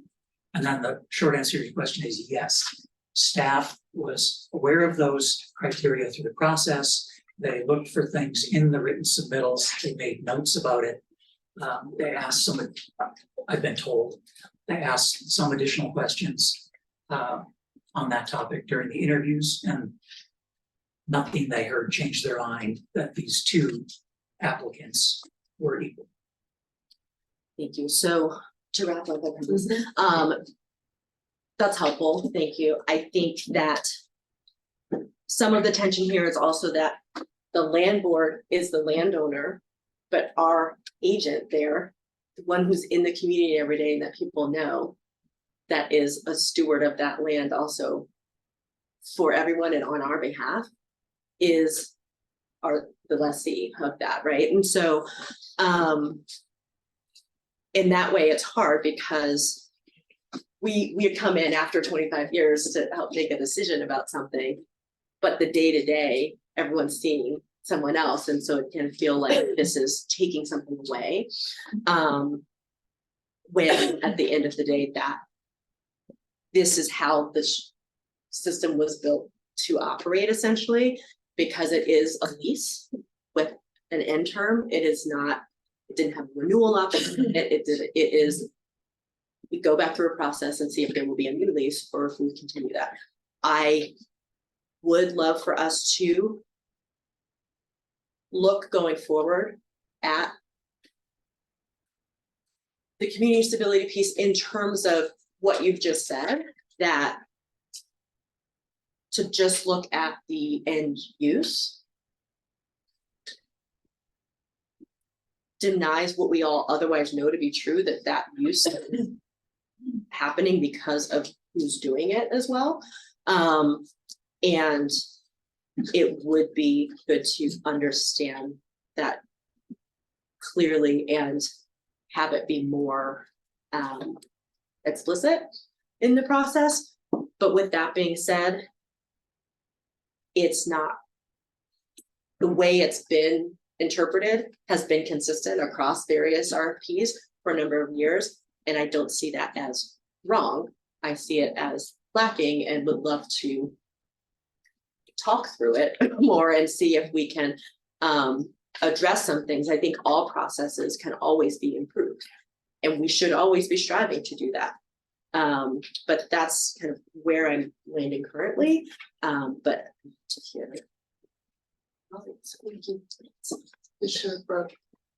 Thanks, and thanks to my two commissioners for saying, that's why I wanted to go later, because you would frame a lot of things that are fair, so I don't say them. I would say, there's been a lot of discussion about community here, and there are multiple levels. But for me, community was demonstrated here in absolute spades with the number of people who have spent hours, days, thinking about coming to support the folks in this room, coming to support the folks in this room, thinking hard about their comments and sharing them with us. To me, that is the definition of the act of community. So I want to thank everybody who participated in that and shared their thoughts with us. I found a lot of them very illuminating. I would also say that I've been in this seat about a year, a little more than a year, and I knew we would have hard decisions. This is that. This is a decision you actually really hoped you didn't have to make. But we have to make it.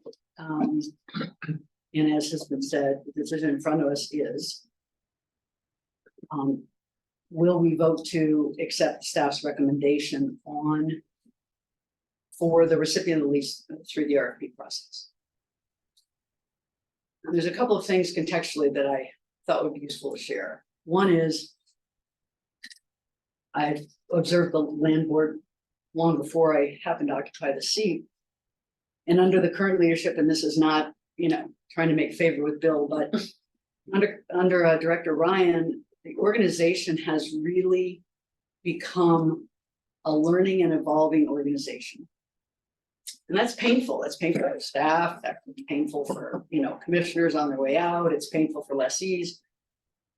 And how that turns into this is the staff, together with the board, through strategic planning processes, continues to shape and change the objectives they have.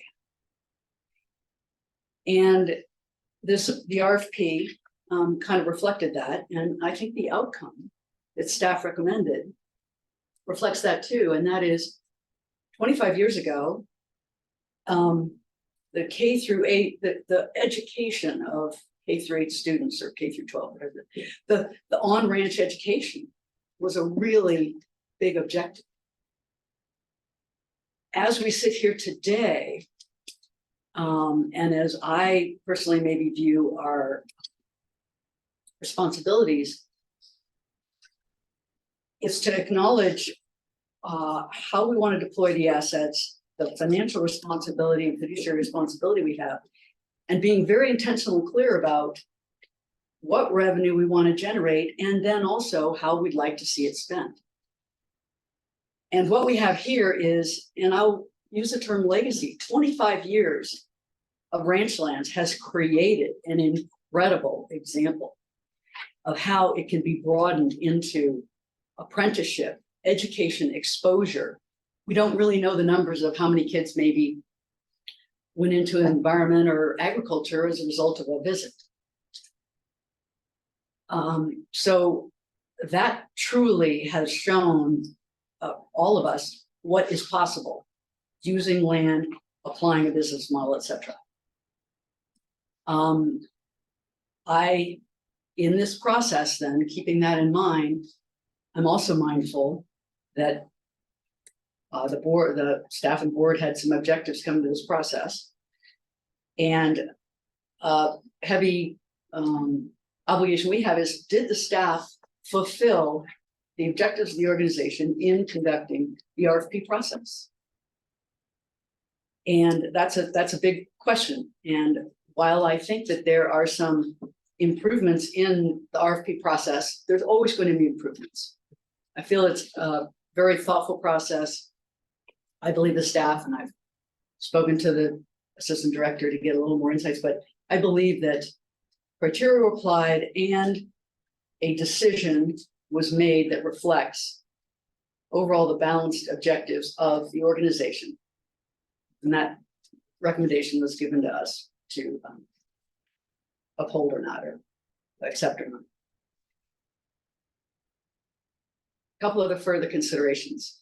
One is, it isn't money versus stewardship. I occupy the conservation seat, natural resources.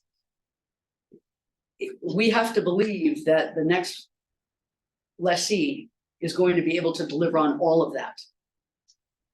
I believe the staff believes that. In making my vote today, I believe that. It isn't either or. It's very clear that's not the case. There is risk. There is risk in accepting a new lessee, and that's a part that in materials to the board, I'm not sure that the risks were identified perhaps and discussed enough, but there's definitely a risk of changing a lessee on an operation like this, for sure. What are those risks, and are they mitigated? Are they mitigated through the framework of the lease, through the operation of the state land board, its policies? I believe that those risks can be managed, but they are significant. And there's one last implication I'd like to share, which is there's pressure, and any of you lessees and even audience members who have been involved in land board for a while, there's constant pressure to evaluate the financial returns associated with the preponderance of agricultural assets in the portfolio. It's a lot of asset value delivering less than 1%. And as a business person and a fiduciary, that weighs heavily on me. And so when I look at this decision and staff recommendation, I see that what if it's truly possible with different approaches, systems, organization, accountability, etc.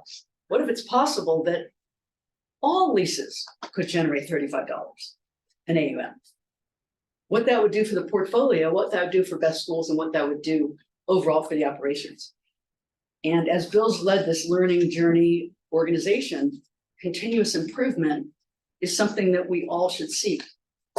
I don't know the answer to whether $35 an AUM at the Chico Basin in the next 10 years is going to work. I believe it will, and I believe that there's ways to mitigate that risk. And I do think it has implications for how the board and future boards look at the value and the earning potential of the portfolio. And I've talked more than I thought, so I'll leave it at that. Any other comments or questions from commissioners? Well, I guess I would make a statement. Sure. I think this is a business decision. And there's no question that we are bound to accept a bid that meets or exceeds our level of expectation for revenue. And I'm going to take a small detour here and just say it's abysmal how Colorado funds education. And in a state as prosperous as this one, the fact that we are almost last in what we pay teachers, that we are refused to pass public funding for education is really deplorable. And I can't help but say that. But I also have to say that I'm not going to make this decision purely on financial basis. I think the public has to do that and step up and say they're willing to fund education. That's my small soapbox, but I'm going to get back to this. I'm making this as a business decision, and I intend not to support the draft accepting the staff's decision, and it's for these reasons. I think a business decision requires that you not only have a minimum standard of revenue return, but it also means you're willing to invest in the future, to grow leadership for decades to come on the very thing that we care about with stewardship and with agriculture. I also believe that it means that you're willing to be innovative and take risks, but be responsible financially to say, I understand what that risk involves, but I'm willing to follow through and do what I can to make it work. I also want to say that we have a terrific staff, and I honor them, and I think that they probably carried through on what we gave them as an RFP. And in reflection, I'm not sure we could ever have given them credentials that were very specific about what really is viability of the community. I think that's very subjective, and frankly, that's probably why, as we commissioners, are the ones who ultimately make this decision. So in this particular case, I am persuaded that the ranch land proposal is the more appropriate choice for us. And it's for those reasons that I see it. So I don't know where we are. I don't know a process is whether we reject this or whether we put forth an alternative motion. If there's a motion to support that, then it'll become obvious if there is enough votes to carry it. Greg Oakes, Assistant Director, that you're referring to is the draft board order. Yeah. Nick, for the benefit of the audience, will you advance it? So when we prepare a staff recommendation, we always prepare a draft board order from which the board can work. And in this case, I think it's also published in the package, Nick, is that right? In this case, after it was published, the Attorney General's office asked me to slightly tweak the language. So this is the language in the staff draft board order that is in front of the So commissioners it's right more direct votes that are actual lease being. now. Yeah, rather than affirm. It's a staff recommendation, and I misspoke when I called it a staff decision. Yeah. I just want to echo a couple of comments that I was remiss in doing so. I want to thank each individual person who spoke with us today and spent their time with us. That hour you had allocated maybe wasn't exactly right for public comment, but really important. I appreciate every one of you who did so and taking time out of your day to do that. It's really been important for us to hear you. And respectful, everybody. Yes, without diminishing, either party. I think that's really important, actually. I also want to thank the Phillips family and the Johnson family who allowed us to hear personally from you and telling your story about both how you work, how your family works, and how important this is to each of these two families. I want to acknowledge it can't be quantified, but the impact on each of these families personally is huge in very different ways. But that is something I want you all to know I recognize, because it is not, it's a business decision, but they're people. And people are real, and that is part of my thinking as well. So any final comment? All right, then I am going to ask if there is a motion to support the board order in front of us. If you want to give comment towards the vote, I'm open to that too. It doesn't have to be a yes or no, but is there a motion to support the board order that we see? I would support that. I'm not sure that qualifies as a real motion. Oh, you want me to? I think if it's a real motion, I think actually you have to do the formality Sure. of it. Yeah, this is Commissioner Chavez, and I move we approve the request for review of staff decision on the Chico Basin Ranch leases as described. Well, this is the one that was handed out today. So Yes, yes. Yeah. Which is reflected on the screen. Oh, yeah, that's on the screen. Thank you. And is Commissioner Chavez, is there a second? I'll second. We have a second from Commissioner Probe. I will call a vote. Again, if you'd like to give comment, please feel free to do so. Commissioner Chavez? Yes. Commissioner Probe? One further comment,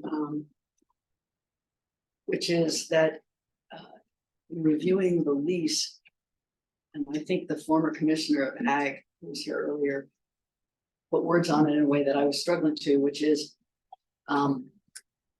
all the great work and programs that exist at Chico now due to the Phillips family. Those all have a price.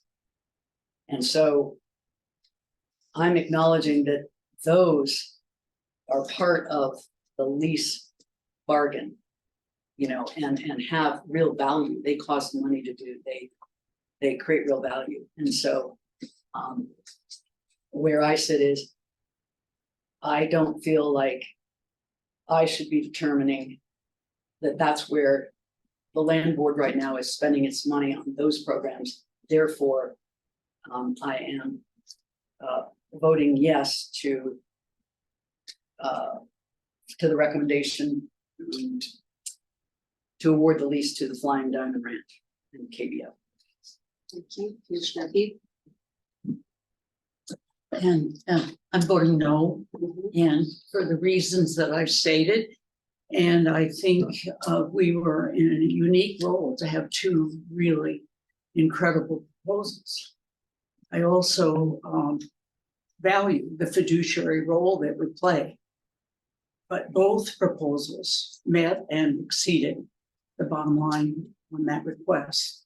And it's my sense that the community connections, the innovation, the not only training of future leaders, but the investment of helping people throughout the state understand the unique role that soil health and economic agricultural business has is being really chronicled by this group. I'm favoring a commitment to the ranchlands, and so I'll be voting no. Commissioner Clark. I am by nature a very quick and decisive and confident and decisive person. That is not where I am in this moment.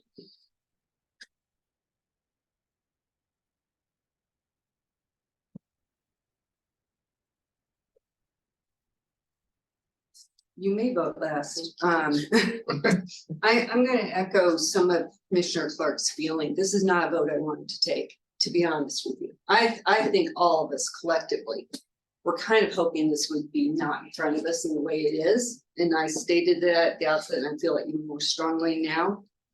My heart's with the Phillips family, but in fairness to the 30-something people who followed our application process, I have to defer to the criteria and the staff that did this. And it's painful for me to do so. So I will be voting yes. Chair Scanlon. Similarly,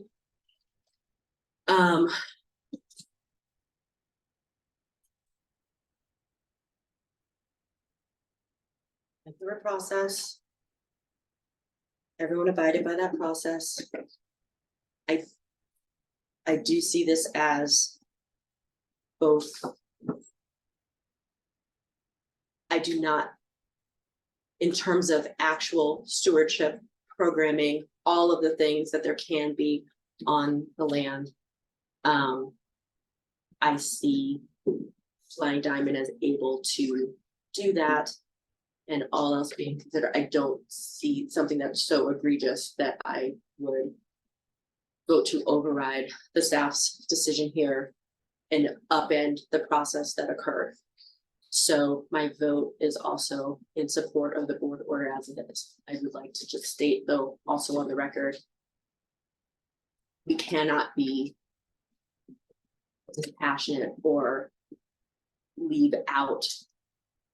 I think we lease land, and especially when it is for ranching and people are required to live on that land as well.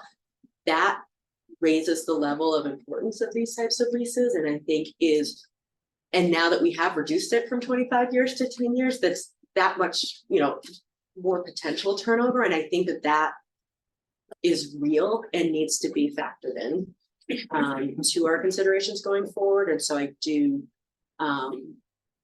want us to really have those discussions. I would also like to, in looking at the Johnson family, note that you've heard all these definitions of community today. I don't want to just look you in the eye and see like what the reality of what community is at this ranch and in that part of the state overall, and that that is the expectation, is that that level of engagement and support is happening on behalf of the landfill, with respect to who is physically every day the stewards of that property. So I would ask the staff I would like the staff to closely follow the progress of this lease. Not our usual, we get to a range every, 3 years on average. I think it's really important that we are understanding how this is going every step of the way, and I will request that. I'm obviously not a dispassionate person, and I think that's okay.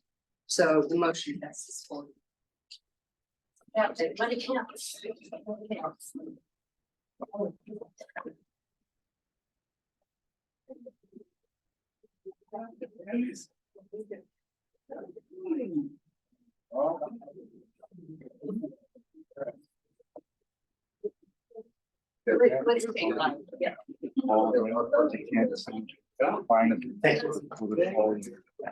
Lost power in his house. For the registry. Discuss citizen testify. Thank you, and I was such a big super impressed. Wow, thank you.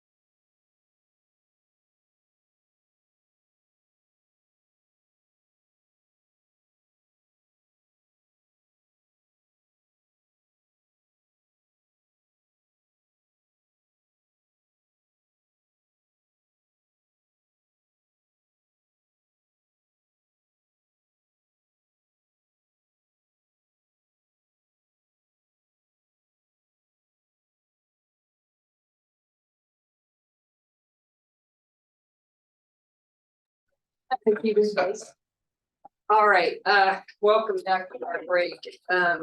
We are going to revisit some of our earlier agenda items that we did not address when we first started this meeting. So this is open public comment for any non-agenda items, not related to today's agenda. And welcome, if you wouldn't mind stating your name. Certainly, President Scanlon, members of the commission.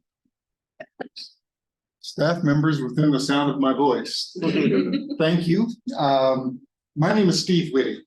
I am a member of Backcountry Hunters and Anglers, which is one of the organizations that is involved or a member of a larger organization called the Colorado Wildlife Conservation Project. I'm here today to speak about a letter which I believe was delivered to you last week by CWCP concerning state indemnity lands. I want to begin with a word of gratitude. I know that you've heard it a lot today, but I've reviewed the Colorado State Recreational Lands brochure, and I'm aware of the fact that you folks have made 971,000 acres available in concert with the Colorado Parks and Wildlife, available for public access, and that's really commendable. I want to thank you for that. I know that in state service, thank yous come too infrequently. I worked for the state of Colorado for 40 years. Worked for the Colorado Division of Water Resources. At the end of my career, I retired as the division engineer for the Arkansas River Basin.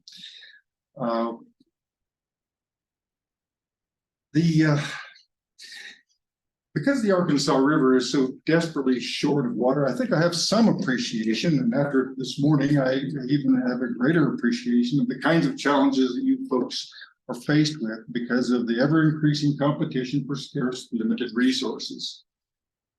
In water law, there's a principle that says that the measure of a water right is defined by its historic beneficial use. So how water has been used historically really matters. And that can be analyzed, and in the event that someone is proposing to change a water right, that it can be evaluated and a determination can be made whether that kind of change will result in injury to other water users. And if no injury will result, then of course the change can be allowed. I think that a similar principle is applicable to state indemnity lands. The water user, or the public, I believe, has over the first 146 years of statehood established an interest, a valid interest in these stewardship lands, these indemnity lands. If that were not so, the BLM in their environmental assessment would not have gone to such great lengths to look into this issue of protecting, preserving public access to these lands.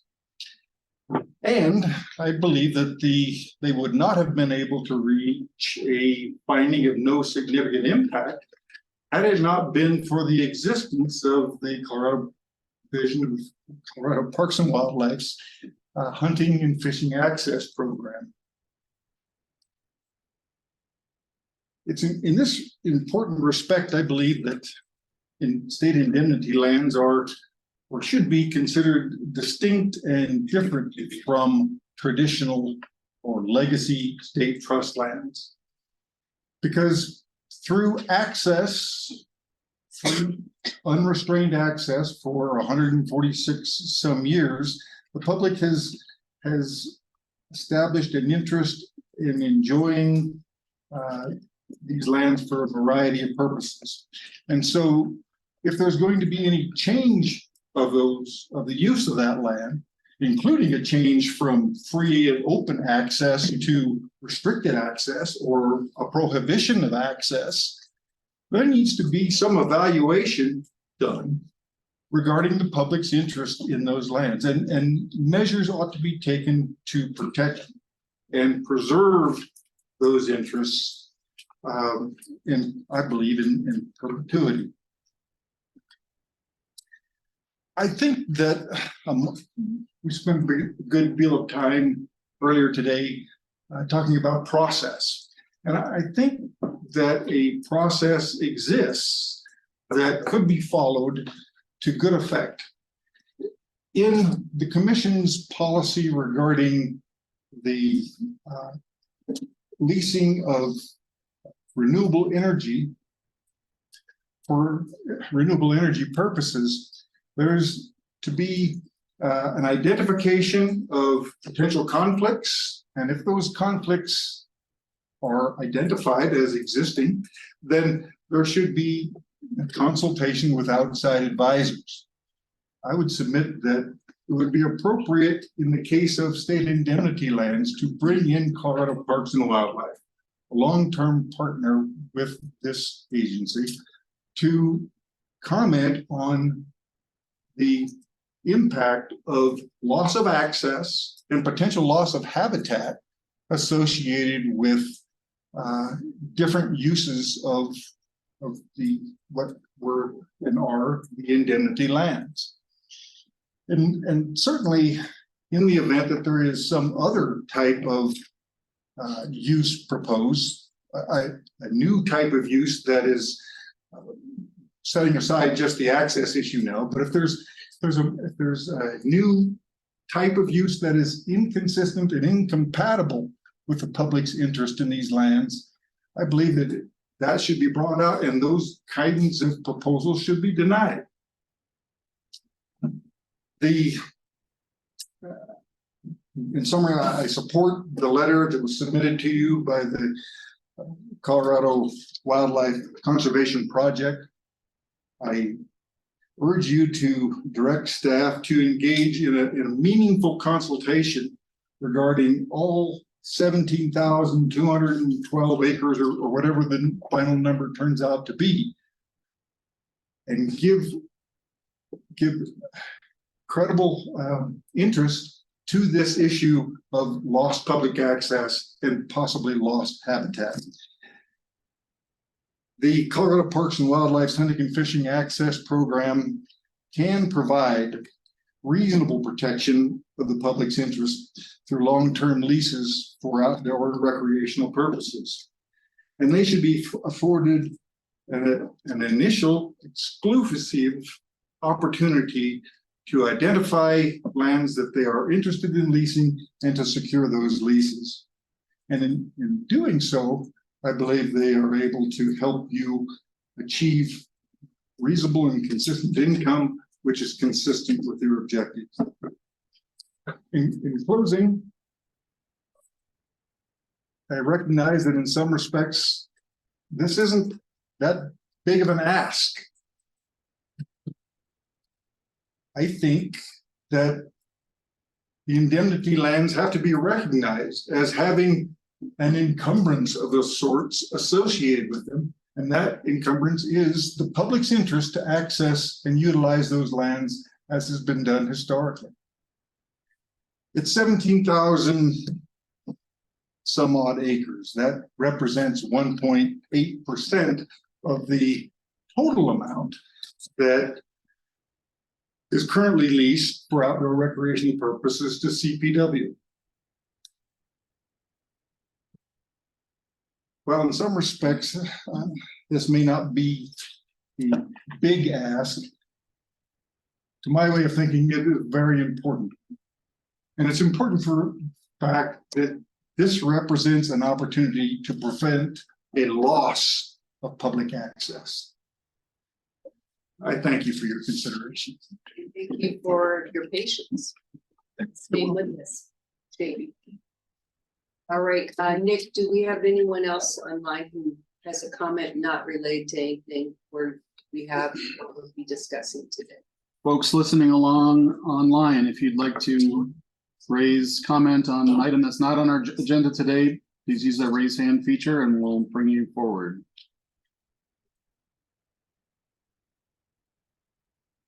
I'm not seeing any raised hands. Thank you. So, Madam Chair, would it be appropriate to ask if we could have staff report back to us on this request? Commissioner, we can include a letter in your package next month. We've been corresponding with the group you referenced, and we've laid out the process we're going to use to consider what to do with these lands. Okay, thank you. It might even be in it. It's in the package. It's not. No. No. Okay, we'll put it in the package next month. Okay, thank you. Okay, so is the plan now to go back to Justin? That's okay. That's fine with me. Be willing to wait. Yeah. He's being paid, bringing him up, putting some. Yeah. All right, Justin, groundwater lease option and lease repo, yeah. Give me a second, Justin. This is good timing. Thank you, former division engineer Woody, framing your comments in the context of water law. We'll talk about water here, not so much water law, just the water assets. So we're ready to go. Okay, very good. Good afternoon, commissioners. For the record, Justin Beery, Water Program Manager for the State Land Board. I'm here to discuss an item I presented last month at last month's board meeting. It's an option agreement and groundwater lease in Arapahoe County. This is take 2 of a final action item. This item was tabled last month so that the 2 commissioners who weren't able to attend last month's meeting could be briefed, and the commissioners have been briefed. And so the final action item is back in front of you today. The cover sheet included in the board packet for this month included a description of this project, more details, and a brief update.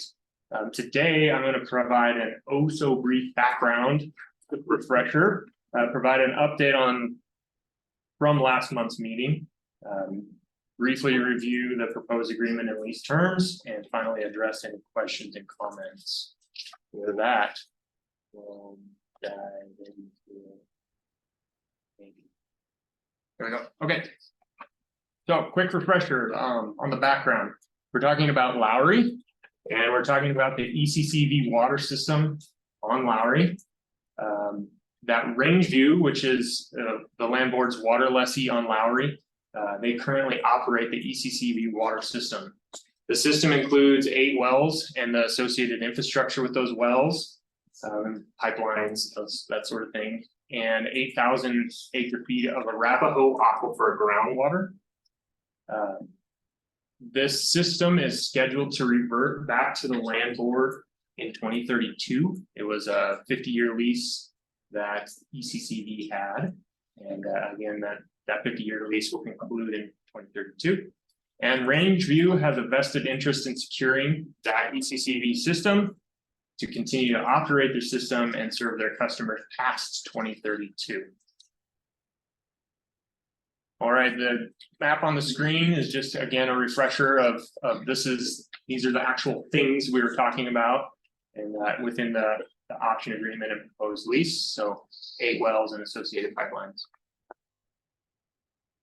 All right, I wanted to put what we're describing today, which is at least I wanted to put the 4,000 acre feet into some context, into some land board water context. And quickly describe some of the volumes that the land board water volumes that the land board holds or encounters, so to speak. Land board irrigated land throughout the state. I'm generalizing, estimating here. We have about 13,000 irrigated acres, and if you apply 2.5 acre feet per acre, you come out to about 27,000 acre feet annually. That's irrigated with. So again, just context.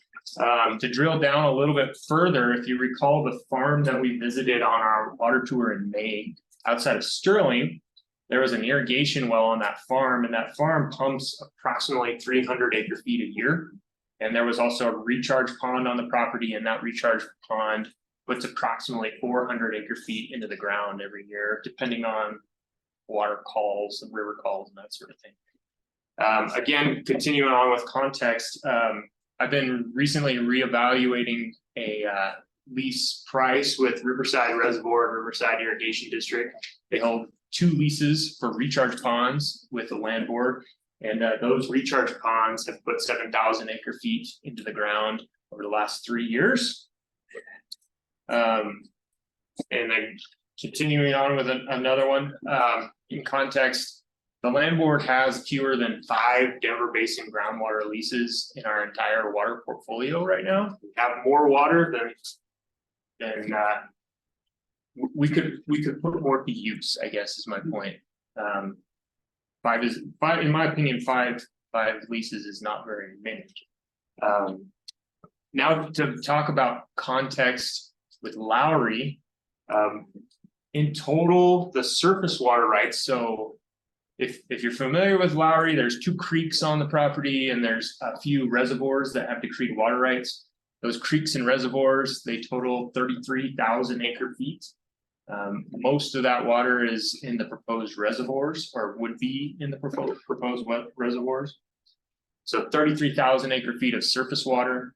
Again, on Lowry, the groundwater, specifically the Denver Basin groundwater, there's approximately 34,000 acre feet available or decreed in water court. And drilling down a little further, because the subject of this proposal is the Arapahoe Aquifer.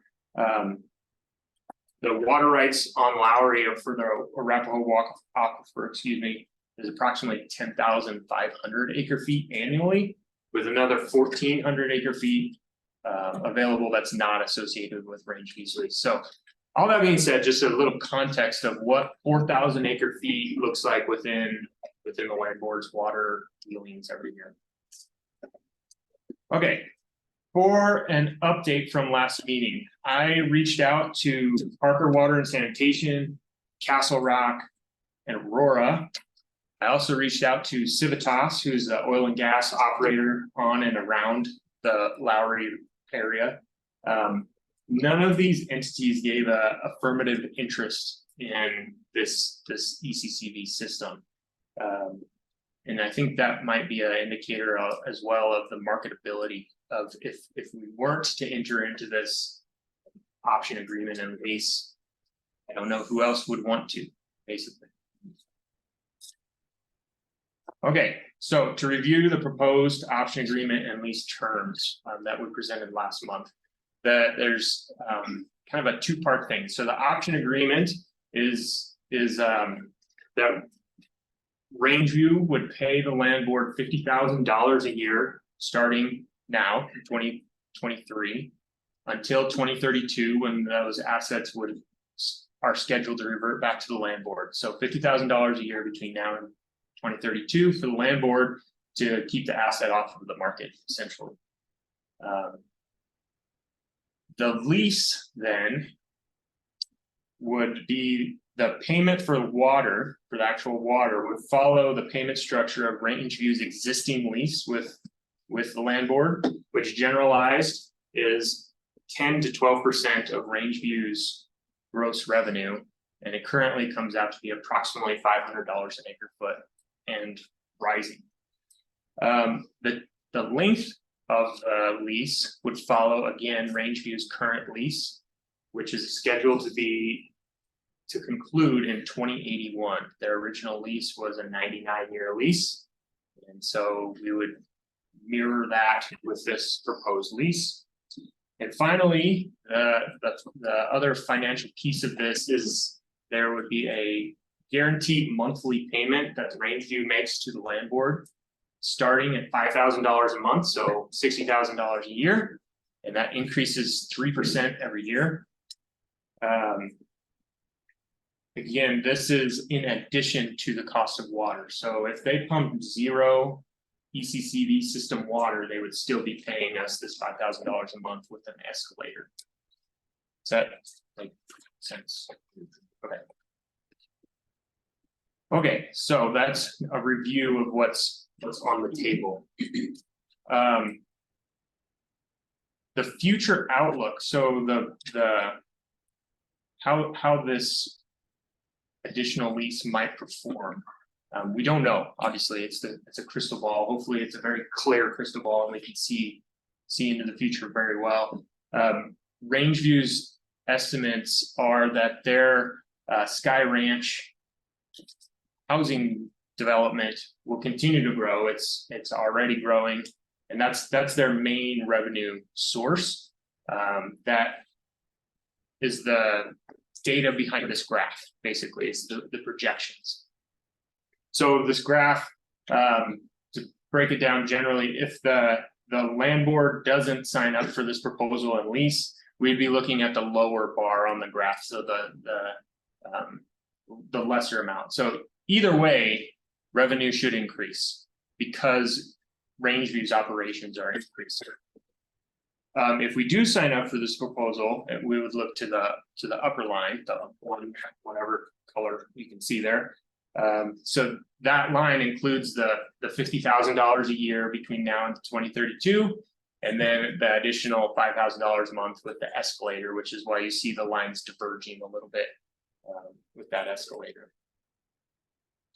So one of the main topics of conversation last month wisely was looking into the future and what leasing this system out for another approximately 60 years might mean. And I think it's a great question that's very difficult to answer. I can only think back to the fact that we're already in an agreement or a lease with Rangeview until 2081.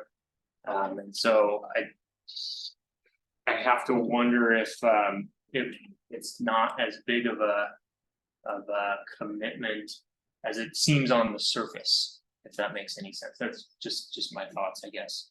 And I think entering into this option agreement and lease is the best way to gain additional benefit out of what already exists.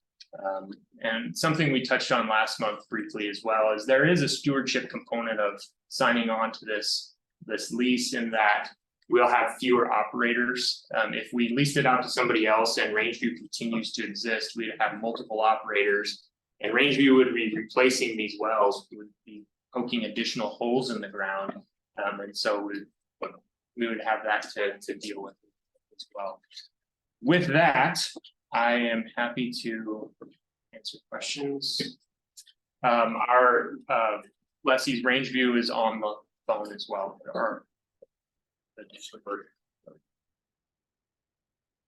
Thank you. Go ahead. I have to just say, I asked some of those questions and I appreciate your response. It's helpful to me to make this decision. On the graphic versus up there, that was only basically the Sky Ranch, their projection for Sky Ranch. And if we ever did development on Lowry, that would steepen, right? Steepen it quite a bit. Yes, correct. Right. Yeah. This is mostly based off of Sky Ranch. I think to the left of the hashed lines there has been what's been done in the past, and that's very little of Sky Ranch. And so they'll continue to have their oil and gas operations that they sell to, and they have a few other contracts with, I think, Arapahoe County Fairgrounds. Pretty small contracts, but yeah, Sky Ranch is the main driver there. Yep. Other questions or comments?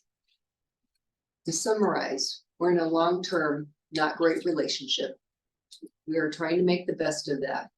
And I would ask that we really review this in 2081 with a different lens. Okay, so noted. Noted. Yes. Justin will still be here. Can I weigh in on something you said? Sure. Mrs. Rego, sister, I think we would say the relationship with Rangeview is quite good. It is. The long-term lease. 100%. Yeah. I appreciate that clarification. I support Contract, that. not the people. Not Yeah. the people. The people have been fabulous. Yes, indeed. I'm glad you clarified that. All right, with that, do we have any public comment related to this topic? Folks listening online, if you'd like to make a comment, please use the raise hand feature.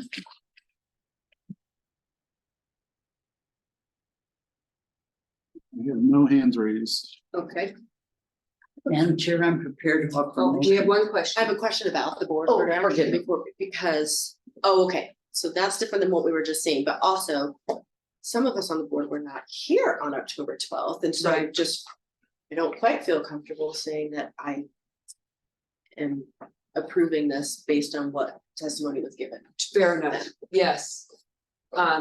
We could say at its presented in testimony at October 12th and subsequent briefings with board members unable to attend, because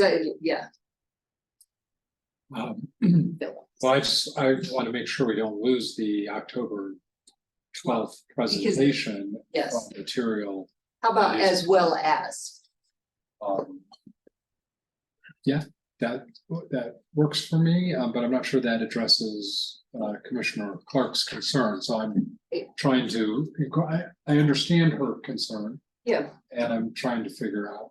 well, we want it to be noted that this isn't only based on the October 12th meeting for commissioners who weren't present, right? But they were also subsequently get briefed on that. It's just you didn't have the opportunity to ask questions or do anything more at that meeting, so I want to recognize. I mean, I that. guess it's fine if we're saying that we were also considering the materials that were presented then because we subsequently Yeah. saw them.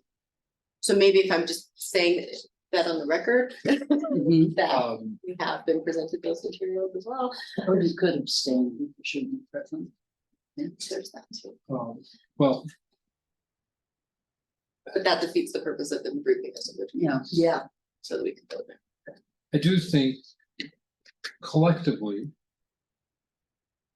I'm open to discussion on this. This is not a definitive statement of the way the world is, but I do think collectively, the board is making its decision based on the materials and testimony that were given at the October 12th meeting and at the November 8th meeting. If what the order needs to do is recognize Private. well, that commissioners received. I mean, you basically received the same information. Exactly. from Just the- not at that meeting. So, though. We the have materials considered the haven't changed. materials that were presented, I'm watching the video. Yeah, so that's fine. which is, again, I'm very open to discussing this, but it seems to me you still are considering the materials presented at. That's what I'm saying. I agree. Okay. It covers it. Sorry. We take yes for an answer. We are good. I just would like to add S after, at its regular meetings of October 12th. and That's all. Okay. Are we clear? Are we comfortable? Sorry. Excellent. Commissioner Heath, good. Are we ready? I think we're ready for your Okay. motion. So, Commissioner Heath, I move the approval of the groundwater option and lease as presented in the new material. I believe this is different from what we had in our board packet, right? Is that right? The board order Mhm. with an S, I think, is it. That's the only difference, change. is the meetings. Okay. All right, that's right. So move the approval of that board order regarding groundwater option and lease. Second. We have a motion, Commissioner Heath, second Commissioner Clark. We will call a vote. Commissioner Chavez, Yes. Commissioner Pro, Yes. Commissioner Heath, Yes. Commissioner Clark, Yes. and Chair votes yes, that passes 5-0. Thanks, Thank you. Justin. We'll see you in 2081. All right, All right, welcome. thank you. Oh, look at that. And for the record, this is Ben Teschner, Solid Minerals Manager. Also on the call somewhere as representatives from Opt Industries, Sam Spencer and Peter Friedman. So what I'm bringing to you today is a request to extend an exploration lease, exploration permit that we issued 2 years ago. And this is a very interesting project and one that, if you approve this extension, we are hopeful we're going to be bringing you a full-blown mining lease on this property within the next 6 months to a year, something in that neighborhood. All right. Click with the mouse. There we go. This is a really cool project, and from my perspective, one of the most exciting projects in my business line at the moment. And this exploration lease represents the board's first potential for a rare earths mine on our properties. And you may be saying to yourself, well, Ben, I thought we were talking about an exploration lease here. Why are you showing me a front end loader on this property? And the answer to that is that Opt Industries holds 2 leases with us. And the reason they hold two is that they hold a very small mining lease that they've been working for a number of years on a gold project. And that's what you see here. And that little mining lease is within the, is sort of entirely contained within this exploration lease. And what they, as they've been working to economically get the gold out of this property, they sent some material off to a lab, and the lab said, hey, do you know you have a lot of rare earths in this as well? And they said, no, but that's really interesting. And then came to staff and said, hey, we'd like to look at this wider area as well. So it's a fun story because that's the origins of this project, and really something that I wanted to show you because so many mining projects kind of happen this way, where somebody goes looking for one thing and ends up finding something else. So just a fun little, not to give you a little chemistry, high school chemistry PTSD here, but your rare earths are these elements shown in circled in red here. And they're the ones way down the bottom that even in high school chemistry, we kind of said, no, we're not going to touch those. But it turns out these aren't particularly rare in the sense that they, occur in most of the Earth's crust. But they rarely occur in concentrated quantities. And so that's why they're referred to this way. This I pulled from Natural Resources Canada, which is an organization, arm of the Canadian government that does a lot of work on mining and things like that. And this is what these rare earths are used for in our modern world. Magnets and permanent magnets specifically are the big one. And these are really necessary for things like wind turbines, modern computers, things like that. Some catalysts for doing some similar type of, making some similar type of chemical reactions occur, and then sort of a litany of other things. Importantly, from the US government's perspective, these are classified as critical minerals for our economy and our national security.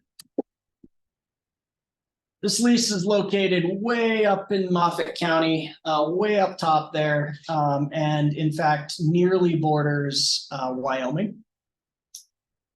If we zoom in, you can see right about here is where you saw that, where you saw the picture of the prime loader.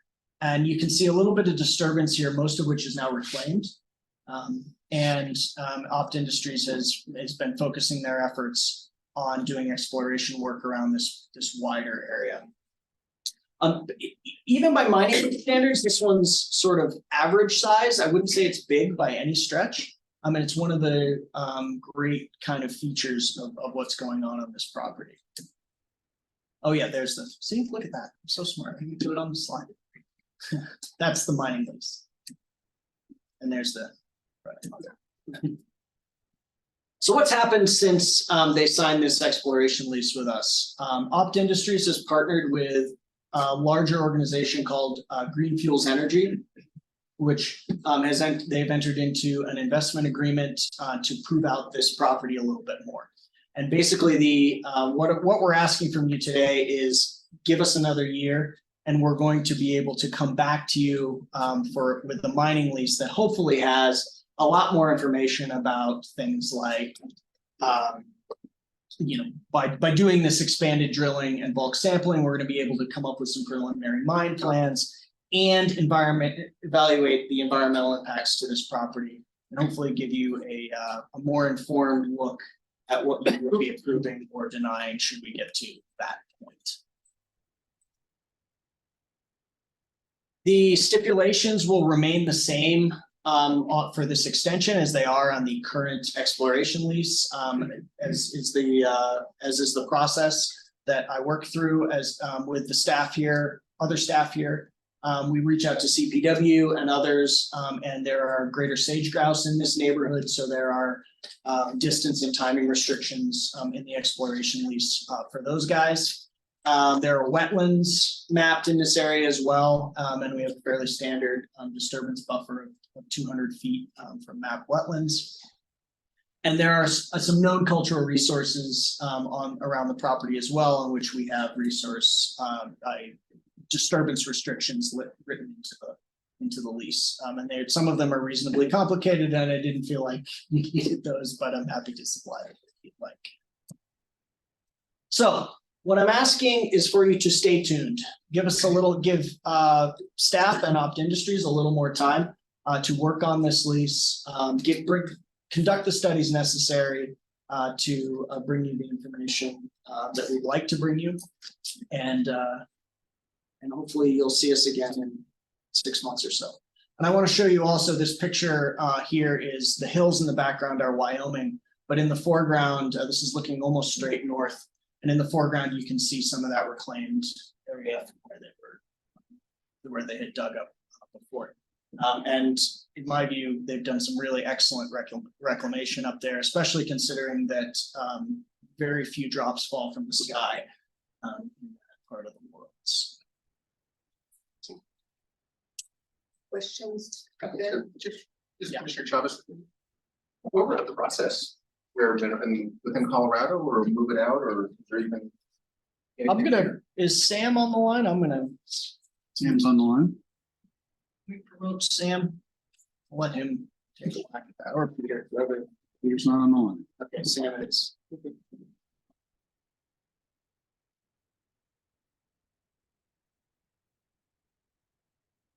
Sam, are you there?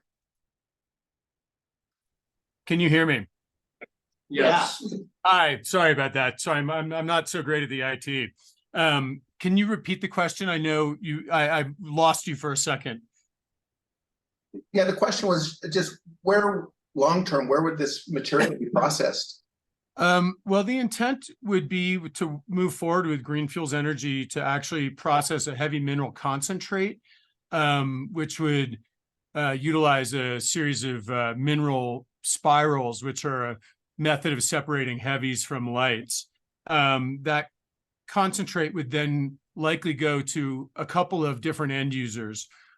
We have a relationship with Saskatchewan Resource Council in Canada, who are producing, just beginning to produce rare earth oxides, which is the next step of this process in order to create these things, take these minerals to the metallic state.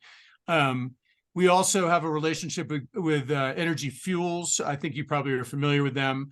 They have a Blanding, Utah plant that they've dedicated about 20% of that plant's capacity to rare earth oxides. They're currently bringing material from Florida and Georgia to supply that. And then Green Fuels Energy has relationships abroad as well. They work with Malaysian separators and concentrators as well, or rectifiers, excuse me, as well as in India and Australia. And Sam, could we have your last name for the record? Yeah, my last name is Spencer, so it's Samuel Spencer. Thank you. Thank you. Of course. We would certainly hear a lot more about those details if we. 6 months. 6 months or so. All right, any other questions or comments?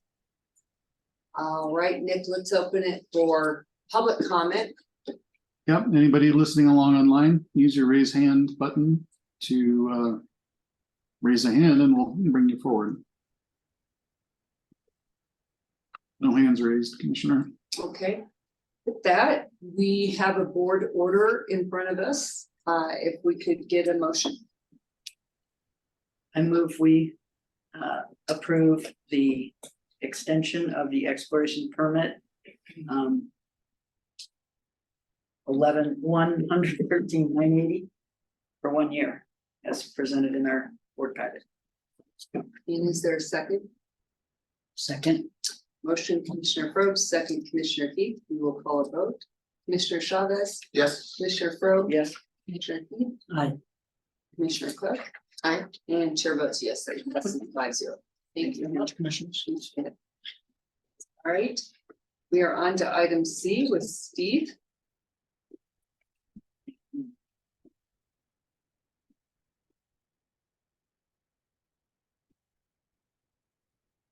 This is regarding lease termination and had extensive documentation on our packet.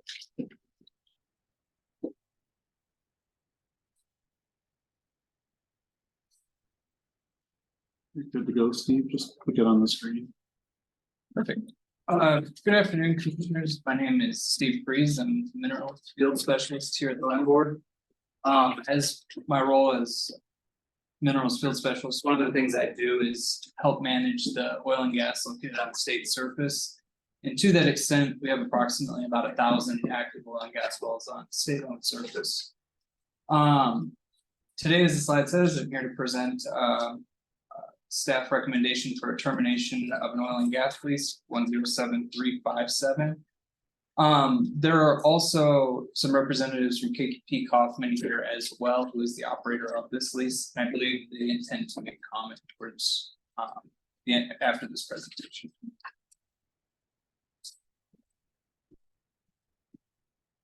So as I mentioned, staff's recommendation is to terminate oil and gas lease 107357, currently held by KPK due to non-monetary defaults.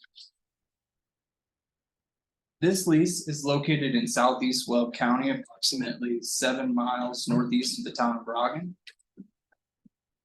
And zooming in a bit further, the lease is comprised of one section, section 12, 3 north, 62 west, is outlined here in yellow. And on this lease, there are 2 active sites. One is the well site where the wellhead is located, circled here in red. The other is the tank battery site, here circled in blue. So historically, this well flowed from the well site through a flow line that was located along the access road into a tank battery that was on this location. KP Kaufman has been in the process of decommissioning this tank battery and is currently producing this well to a tank that is on this well pad location. So although this square in blue is the historic tank battery, there is currently a tank on the well site as well. And I will show you some photos of that here. Some highlights: this lease currently generates $640 in annual rent, is held by production. The item is being presented today because of a non-monetary default. And the relevant lease provisions are paragraphs 7C, 10, 14, 16 in the oil and gas lease with regards to this default. Getting into the individual paragraphs, paragraph 7C, and I've paraphrased these paragraphs quite a bit, but I believe the full text is in the oil and gas lease, which is attached as an exhibit. Paragraph 7C requires the lease to be performed in accordance with all laws. Paragraph 10 holds lessee liable for all damages to the surface. And paragraph 14 is actually a fairly long paragraph, so I broke it up into parts. But in general, paragraph 14 concentrates on the default provision of is the default provision of the lease. And one of the first key things is that upon failure of default, lessor is authorized to cancel the lease subject to certain conditions. Second, the default paragraph requires that a certified mailing is sent to the lessee of record to the mailing address we have on record at the board. Next, the lessee has 30 days to begin in good faith to cure the default from the date of mailing. And then lastly, if work has not begun in good faith within 30 days, the lease will terminate without further action or notice. This last sentence is important. Staff interprets this sentence to read that if the lessee has not begun in good faith to cure within 30 days, the lease automatically terminates. However, the legal action delegation policy states that the board retains authority to approve termination for all non-monetary defaults. So because this is a non-monetary default, even though the lease language is what it is, this is being presented to fit in with that policy.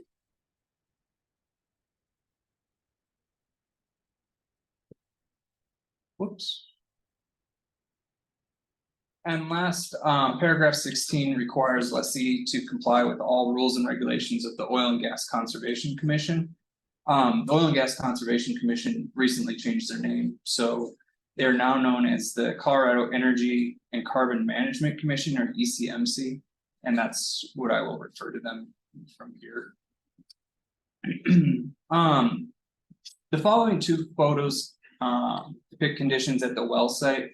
So as you remember, the well site is where the actual well is that now has a tank on it as well.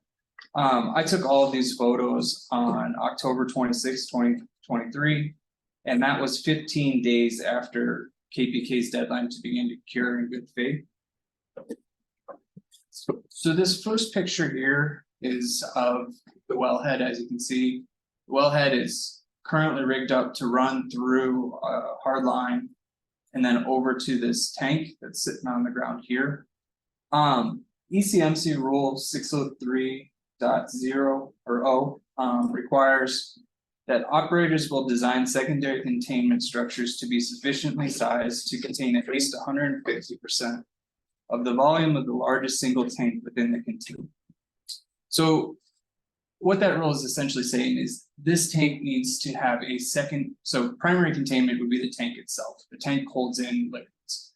Secondary containment is designed to prevent any liquids that spill from the tank for whatever reason from just spreading out to the surrounding surface. Typically, secondary containment is done with either earthen berms, so just essentially piled dirt, or steel panels.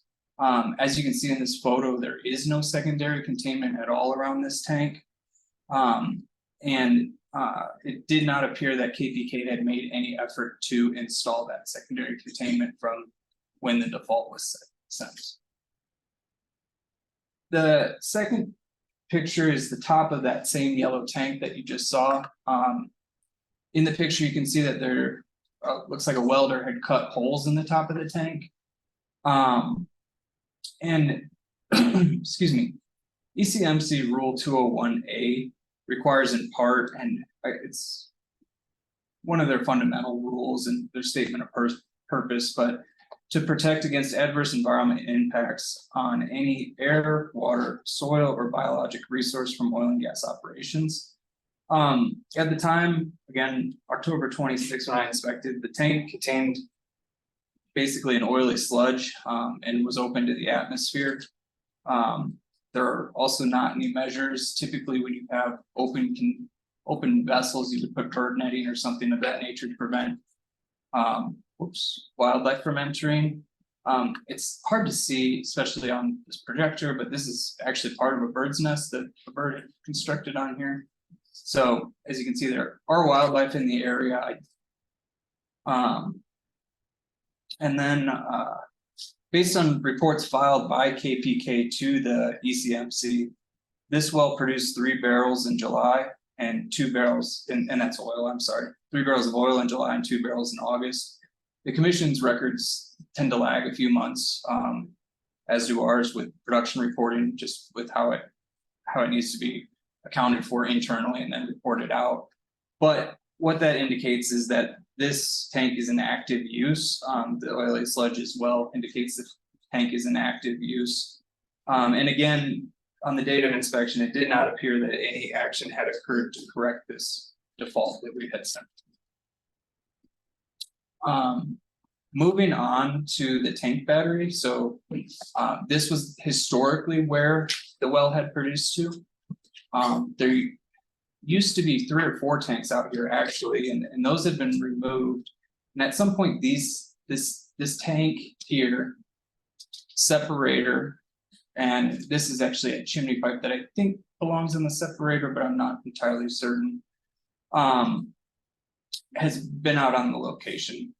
ECMC Rule 606 states in part that the storage, placement, or maintenance of equipment, vehicles, trailers, commercial products, chemicals, drums, totes, containers, materials, or other supplies not necessary for use on an oil and gas location is prohibited.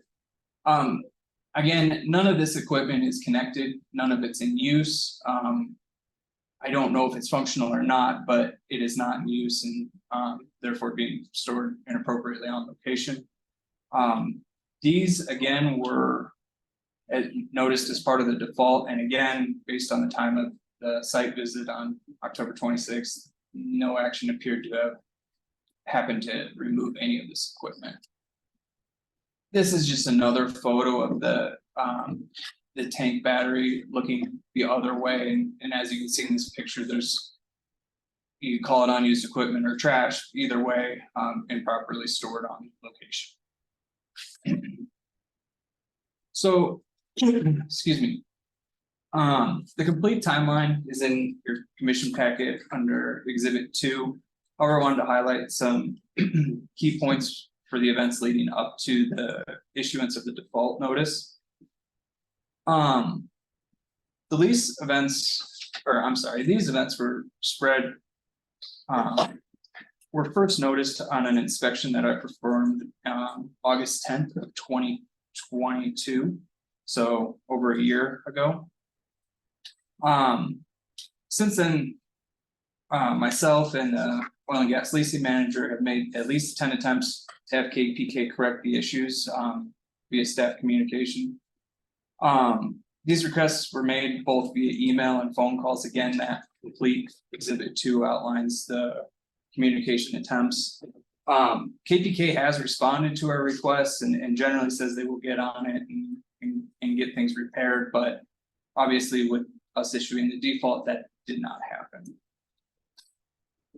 Staff, that means me, has made 5 separate visits over to the site over the past year and haven't found the least non-compliant with ECMC rules each time.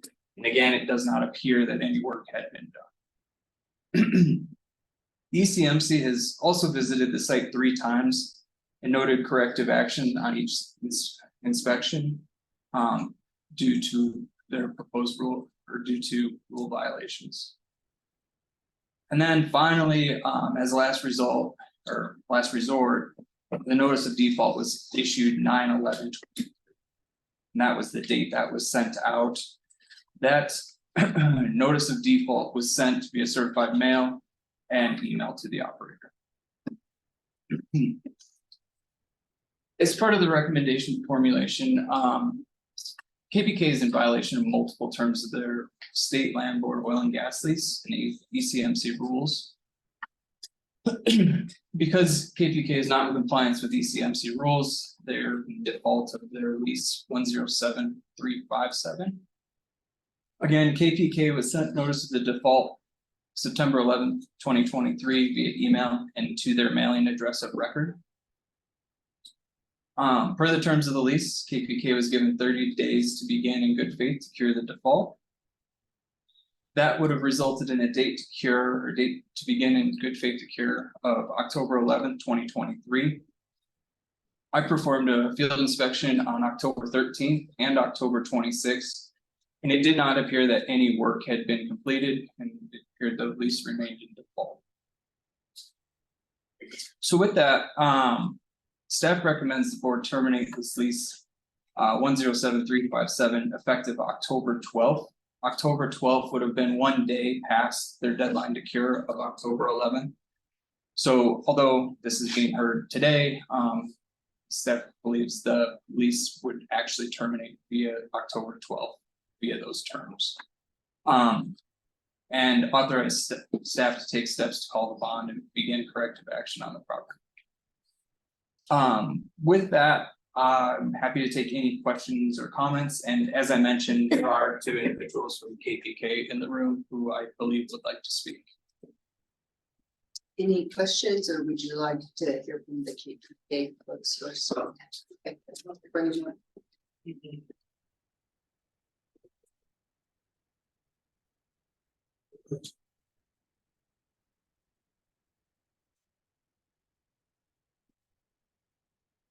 Good afternoon, Commissioners. Thank you for allowing us to present here today. I'm Russ Watsman, I'm General Counsel of KP Kaufman Company, with my colleague Avi Mailer. I just want to first point out that the opening statement of the final action memorandum states that the SLB, that the land board is authorized to terminate a lease for non-payment. You just heard from staff that it recommends terminating the lease due to non-monetary reasons. Legality aside, the presentation doesn't give the entirety of the story. So I want to provide a little bit of context. Let me also state that I became aware of this hearing yesterday. Now before you, only hours after receipt to represent my client, and request additional time after this hearing if there's any comments or questions or concerns of the commissioners that need to be addressed. I want to turn it over to my colleague to address KPK's asset base, cooperation with the State Land Board, and kind of how we got here. Good afternoon, commissioners, and thank you again for allowing us to come and address you this afternoon. Just as a point of introduction, currently I'm the Vice President of Land with KP Kaufman. I've been with KP Kaufman for over 17 years. During that time, I oversee the leases with all of our private leases, but included in those are our leases with the Colorado State Land Board. Currently, we have approximately 18 active oil and gas leases with the Colorado State Land Board, comprising over 4,000 acres of land throughout the state of Colorado. I've had the privilege of working with the staff for those 17 years, overseeing the lease payments, the annual rentals. I've corresponded and had an open dialogue and a great working relationship with the staff members of the Colorado State Land Board, which includes, meetings, phone calls, email interactions, and on-site visits with various state land board employees. So given that introduction, KP Kaufman values its relationship with the State Land Board and realizes the importance of taking care of the oil and gas assets which are producing on State Land Board lands. As Ross mentioned, we have a large asset base with the State Land Board. And just one other point I want to say is that, as an example of a good working relationship, recently, earlier this year, we worked through an audit with the State Land Board, where we went and reviewed a lot of our lease payments and maybe some outstanding payments that needed to be, and we are all caught up. We are current.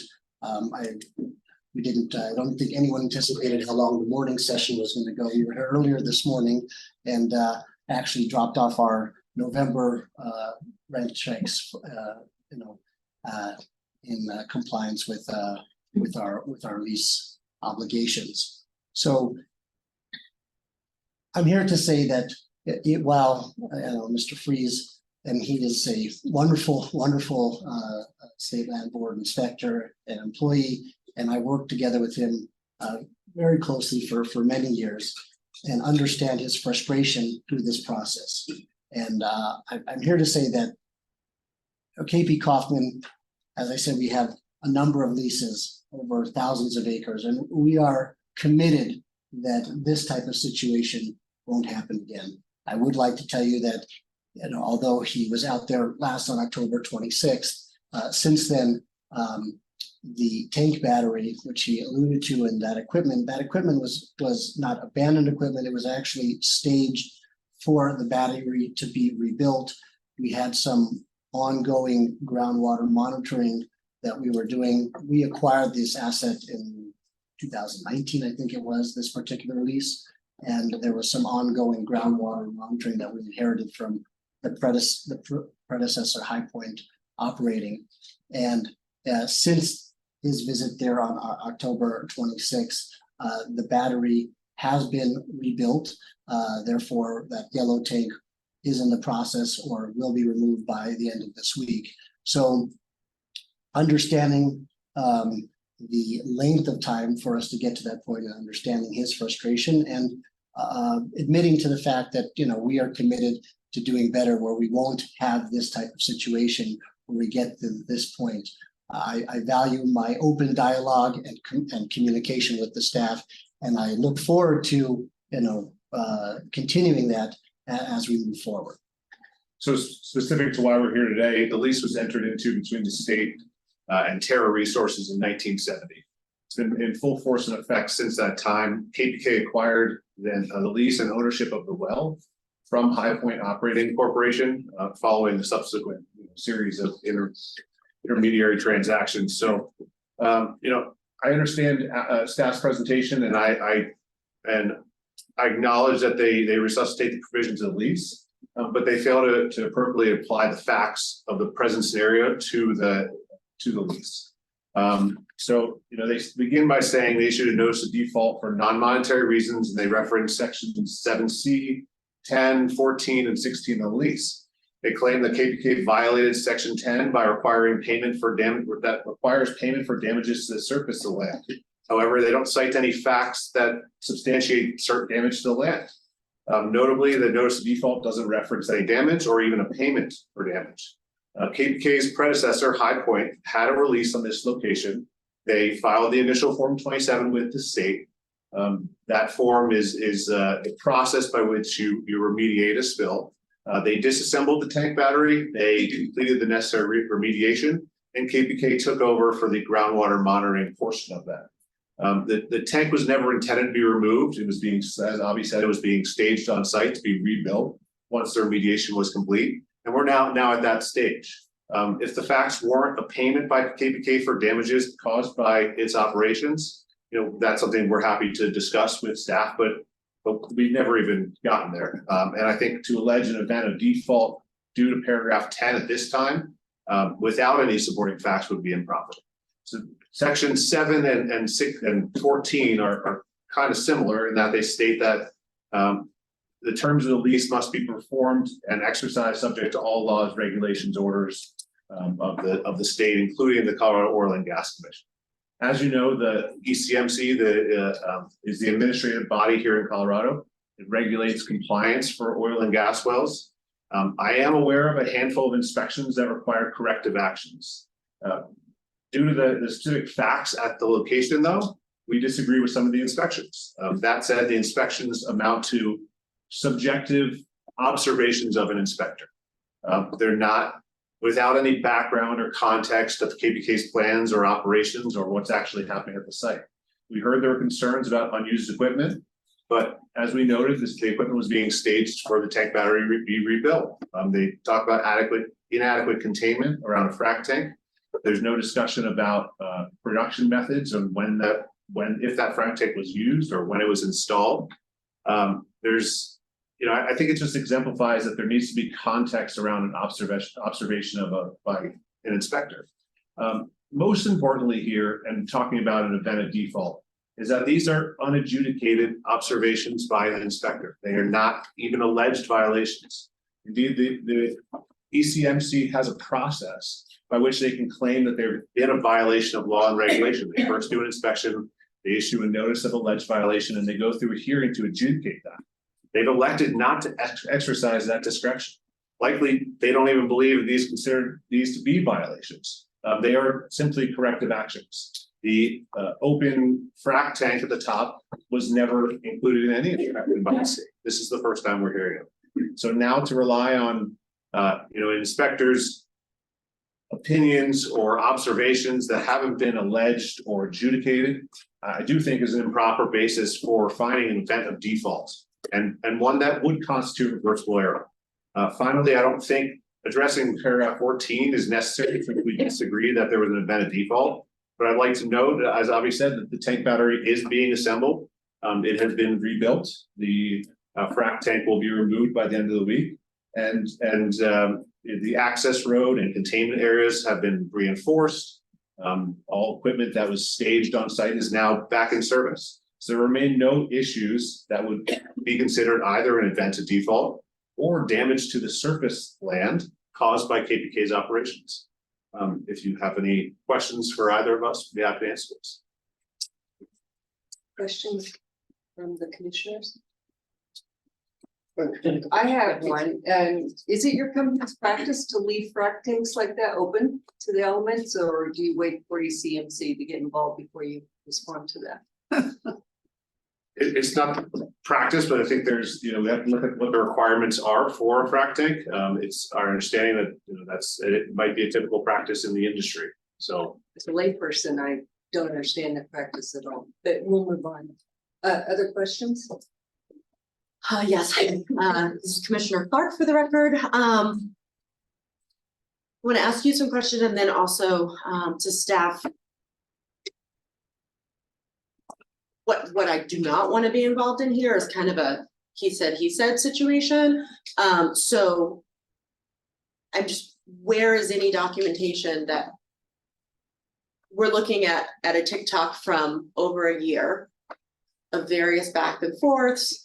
You're saying you just found out about this meeting now yesterday, but I can't imagine that between the land board's correspondence and inspection reports coming from COGCC, now ECMC,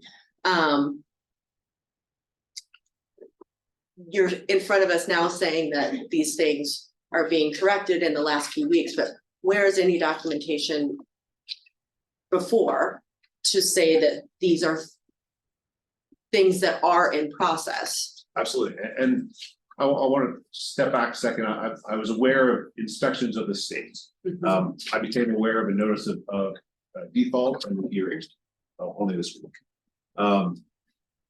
As the company operates, there's an allocation of resources that are kind of directed by the ECMC to resolve ongoing issues. We've allocated all of our resources to projects that they say are high priority.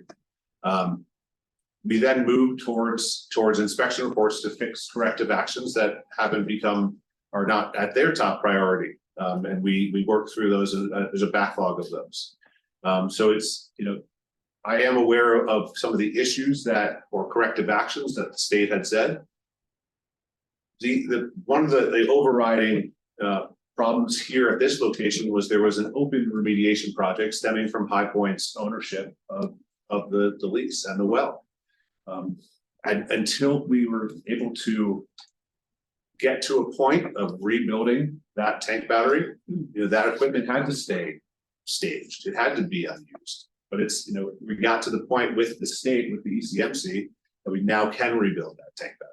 So how was that documented, what that plan was going to be, that the state has accepted that as a plan forward, and how is that then communicated to the landlord? So there's communication with the ECMC, there's FIRRs, their field inspection and resolution reports. There's correspondence in Form 27s, which is remediation plans. And were those referenced to landlord staff across the past year? I know there's been a litany of correspondence between Avi and Mr. Freese. That includes anything related to specific plans? And looking to staff now, is that part? I don't want to speak for. I'm not asking you to, I'm asking the staff to do. Yes, no, not once have I been told that they were working to reconstitute their tank in the past year. Thanks. How long has it been staged?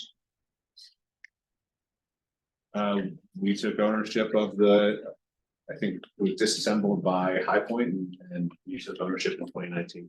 So it's looked like that since 2019? It's been staged to be rebuilt. It's the Question? Thank you. Appreciate you being with us today. Of course.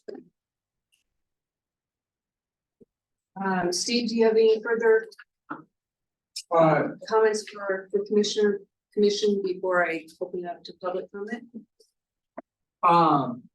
And just any questions or comments that you might have for me, I'm happy to answer at this point. I'm sorry. Come on up. Yeah, all the communications referenced in your exhibit 2, I believe it was. All of those have been to Avi Mailer, who's here with us today, the VP of Land. Why Mr. Wattsman was not aware of the hearing until yesterday, I'm unclear. But I think the timeline's in your packet. Any questions you have regarding the tank? I know he referred to it as a frac tank, and that may be accurate. However, it's being used to store oil. So at that point, it's a production tank. Indeed, in the picture, you can see the line runs straight from the wellhead into the tank. Again, when I was out there was oily sludge in the tank. I assume based on their production reports and how the well's rigged up, that oil came from the wellhead because they are claiming it's producing Thank you for that context. Any other questions for Steve before we open it to public comment? Commissioner Fogarty, I do have a question.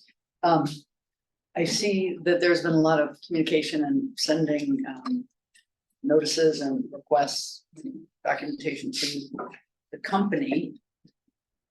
I'm not clear on what the company has sent to you at all about this. Yeah, and in the timeline of big events, I tried to be brief and get a whole year's worth of attempting to get this action corrected into here. But essentially, KPK has been responsive, and again, these requests have gone to Avi directly, that they will get on it. They will get it fixed. They will do it. I have not heard anything till today about them rebuilding that tank battery. That may be their intent. I did not know that till today. So they have been responsive that they will get these things done, but hence the 5 inspections is, they tell me they're gonna get it done. I go back out, it's not done. I reach back out and say, are you gonna get it done? And then repeats until we got to where we are today, where we issued a notice of default. It seems to me, so, you know, to KPK, this is not your biggest thing to solve, right? This is not something you're needing to pay attention to for a whole lot of reasons. And it's wasting a lot of your staff time. I mean, do you normally have to go out 5 or 6 times to inspect all this stuff? Is that? No, and I've been with Landlord about 10 years, and this is the first time we've ever had to default for not correcting a field action. Normally, I work with the operator directly, ask them to fix something, give them a reasonable timeline depending on what the issue may be. They get out, take care of it, tell me they fix it, I go back out and inspect it, and it's fixed. So that's kind of the normal process. This is 100% happening. And may I ask another question to KPK? So let me get this straight. So after 3 years of this all percolating or not being solved or whatever, now I want to make sure I heard right. So now this tank battery problem is now solved or is in the process of being solved? So. Should I come back up? Come back. Sorry.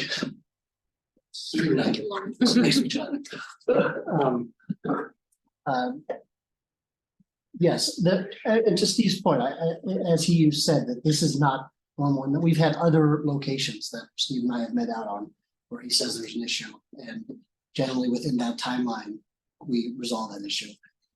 For some reason, this location, for lack of a better term, slipped through the cracks in that regard and didn't get resolved in a timely manner. In terms of your question, why now? Obviously, I had been communicating with our ops teams. We'd like to get this done. We want to get this done. It was on our to-do list, lack of better terms, and they had started going out there and trying to allocate resources where they can get onto this asset and actually complete the project. As Ross alluded to earlier, it comes to sort of a prioritization of resources. There have been other projects that we have been working on and continue to work on. And in terms of why now, you know, we were still trying to work within the framework of, we know we got the default letter back in early September, but it was still our hope to be able to cure this and to get the location back where it should be, producing in the most efficient and optimal way. Thank you. Comments from questions from? I was just looking at some of these things, again, completely unfamiliar with any of this, but again, there's some of these from ECNC that things aren't supposed to be done until December 29th of this year, but these look like little stuff like signs but everything else is a lot. You know, for back in June. Again, there's a process for corrective actions, and the state then, if they believe it's a violation, goes through an NOAB process with a formal hearing to adjudicate those.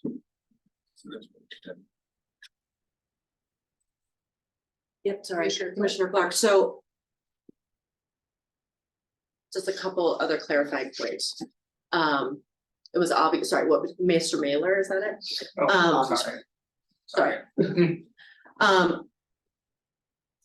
So your general counsel is saying he was just learning about this hearing today, kind of this process that we're in.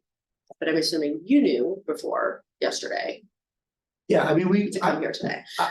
Yeah, I mean, it's like Steve referenced, you know, we have been in communication with it. Frankly, I was hoping that our crews were gonna be out there in a timely manner. There was some internal discussion when it looked like that we were going to be at this meeting agenda when Steve reached out again. I then went and talked to Ross directly about it, just sort of our plans in terms of presenting at this meeting here. And but yes, to your question, I was aware of this. I think that's part of what I'm struggling with is section 16 of this lease that does go back to 1970 is clearly stating even then that the lessee will comply with all statutory requirements and rules and regulations of the Oil and Gas Conservation Commission. So then when we're talking about section 14, it's that upon failure or default of the lessee or any assignee, which would be in this case, to comply with any of the provisions or covenants hereof, the land board is then authorized to cancel the lease. And so absent any promises that have been made over and over, hopes that are happening, but not being followed up on, we're hearing from you today that perhaps some action is finally happening, but we don't have photos, we don't have any other documentary evidence to say this is what's happening. I just mean, like, the point being, like, understand, this is serious at this point. We have to know that that's a partner that is stewarding our land in this lease that you have in a way that is responsible and responsive beyond emails. Understood, and that's sort of what I was trying to allude to beforehand, is that we do have 18 active leases with you, and we pride ourselves on trying to maintain them. And as Steve alluded to, this is not common. It's just so. You know, I guess what we're here to try to impress upon you is that yes, this was not handled appropriately, and the fact that it took this long and Steve had to invest all that time to go out there and multiple site visits, I don't take that for granted, and I respect everything that he does. And so we're turning to you and saying that, you know, now that we seem to be going in the right direction, we would hope that you would consider that, you know, we have been a partner with you. We have had state land board leases for decades with the state land board. We value what the state land board does in terms of all their work and their support of the schools. And we would hope to be able to continue that, including with this lease. You know, if I have been and will continue to respond to Steve's requests, to other staff members' requests, and hope that, you know, you would consider that to show that we've at least shown our willingness and our commitment moving forward to do a better job in that regard. Yes, I just observed that this all puts us in a really awkward place, right? So Steve's gotten to the place where he is now, like, he has no other tools. It's his job. This is what he's doing. You guys weren't paying attention. Now you're paying attention. Here we are. It's a small matter in the scheme of all the things we do. Maybe I'm just getting a little cranky. But today, I guess I'm wondering, just once we go down a path, just things take a life of their own. So I guess what I'm wondering is, maybe could I move that we look at this in a month? I'm gonna counter that question. Okay. So I really appreciate you just owning this slip through the cracks, because I think that's exactly what happened. It's far more compelling to me than any excuses or defense. Because that site looks terrible. And it's been a huge waste of our time, but my bigger concern is that oil and gas is really heavily under a public lens.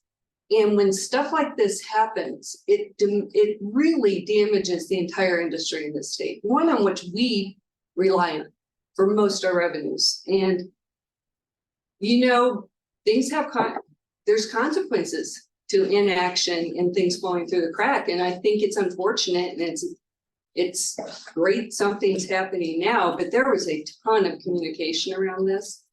And I find this too little too late. I really do. And I'm sorry for that, but I appreciate your just owning it with us. I'm still waiting for the counter. Didn't you say that? Yeah, I guess I don't have that. Well, kind of. I don't think we should table it. I think this is what it is. It's an unfortunate thing to have us here today, but if we don't recognize that we can't tolerate that, that diminishes our work too. So I just need to put that forward to you. Madam Chair, I'm prepared to offer a motion. Well, we have to ask for public comment first, other than my own soapbox. Yeah, we've already done our deliberations. Okay. Let's open it to public comment real quickly. Anybody listening along, if you'd like to add comment to this item, please raise your hand.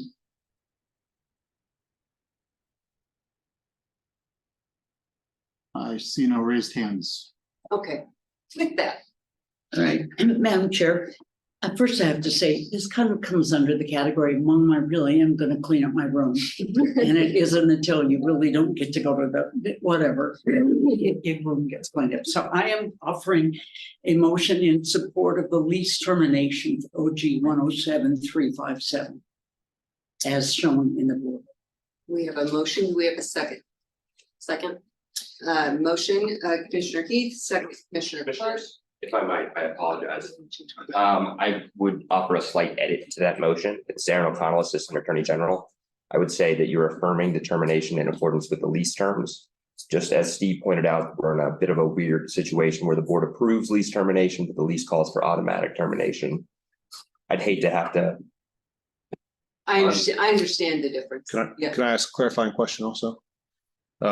I guess as part of a termination and default, there has to be a finding of violation in violation of a law or regulation. So I would ask that there be a finding that there's I guess a adjudicated violation of a specific rule. What is your basis for that?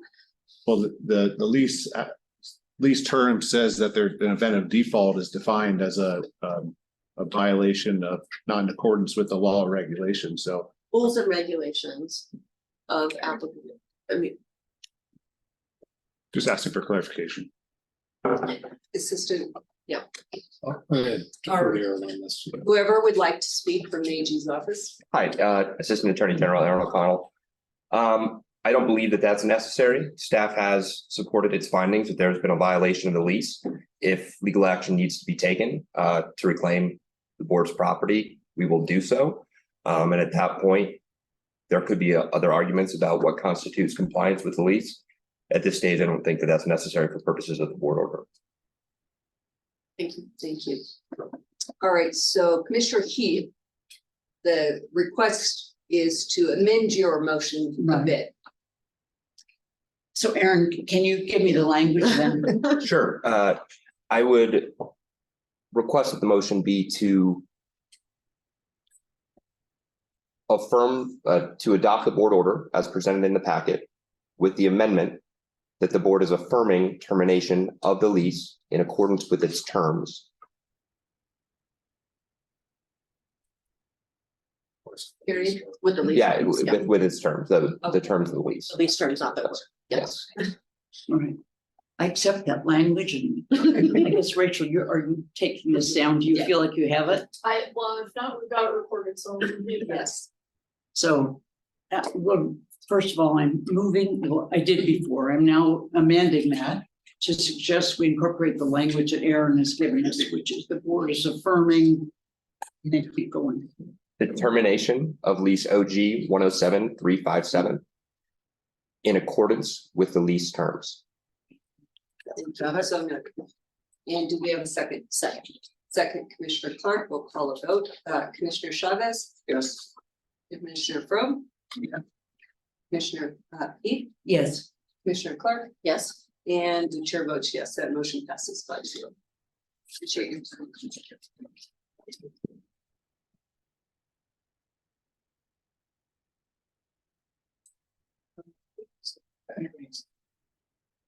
All right. You're in the home stretch, I hope. Hey, no, we still have to get to the minutes. Okay. We have some other items. Sorry, thanks, Lindsay. Go ahead. Sorry, Lindsay, at some point your slide deck got closed.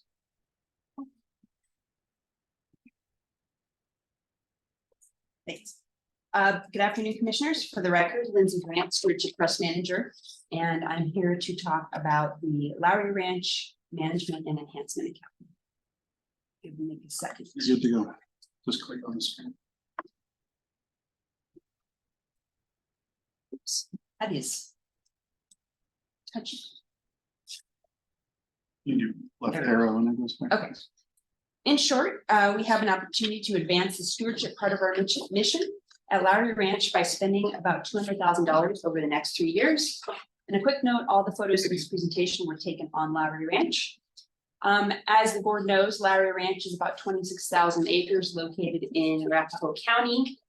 It is shown here in blue, and it is located just east of the Aurora Reservoir and the Arapahoe County Fairgrounds. The majority of the ranch, about 21,000 acres, is in the Stewardship Trust. And as I'm sure you also know, we at the Land Board are quite proud of Lowry for both the holistic grazing lease that happens on the ground there, and also how we think we've effectively balanced both multiple uses with our stewardship priorities. So a little background about the Lowry Management and Enhancement Account. Back in 2012, the board approved the first sort of property-wide oil and gas lease for Lowry. And at that time, the board wanted to ensure that, they stressed the importance of also our stewardship responsibilities at the Lowry. So they kind of wanted to go in with the oil and gas lease, but also focusing on these stewardship responsibilities. And so to do this, they took the bonus payment from the oil and gas lease, and they took $3.5 million and they put it in a special account specifically to fund stewardship projects. And the idea here was that the principal of that account would stay intact, but the interest that it kicked off would be used for these stewardship projects. So over the years, we've earned about $500,000 in interest. Some of that has been spent, but our current account balance is about $3.8 million.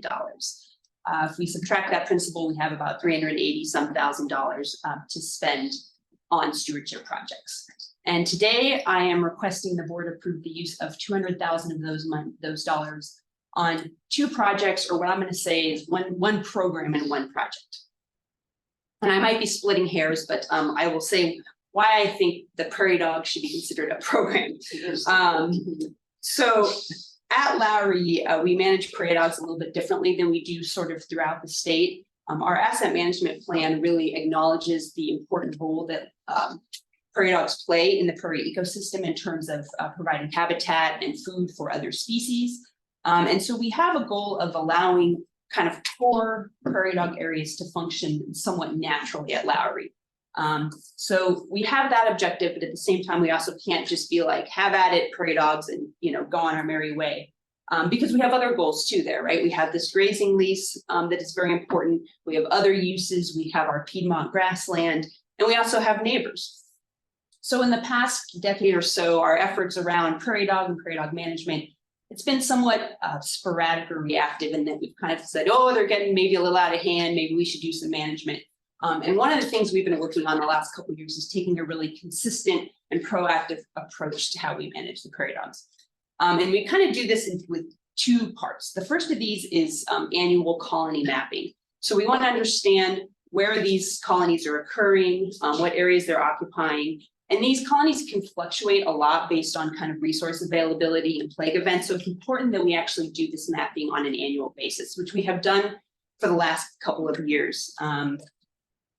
And also, we want to understand how this impacts, the forage, how it impacts the Piedmont grassland, and also how it's affecting our neighbors. And I do want to point out that this is actually the mapping done this year, but we didn't map outside the boundary. So I don't want this map to reflect that there's only prairie dogs on Lowry. There are prairie dogs a lot of places, but we only did mapping within our property boundary.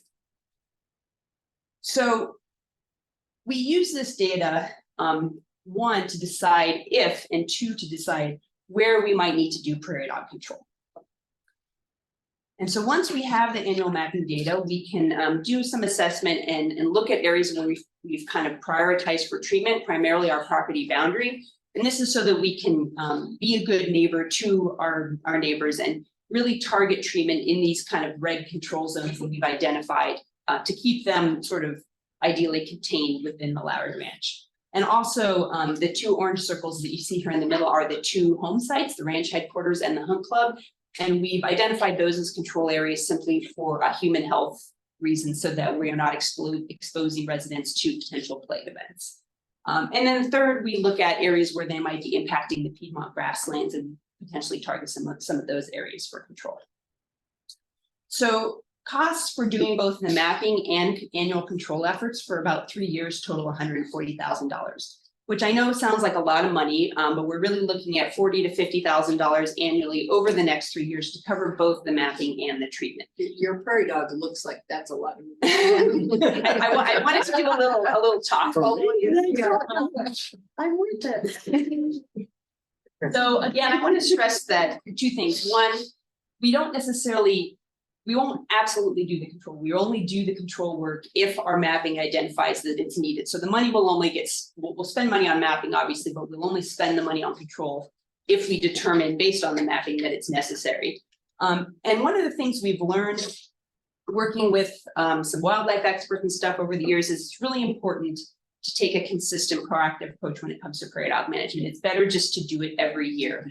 So we really want to lay the groundwork for that, make sure we have the funding in place so that we can just go out and do our annual control efforts and not have to come back to you again and again asking to spend the money. We kind of want to put it into like a maintenance type of mode, like it's a regular oil change, not a major repair.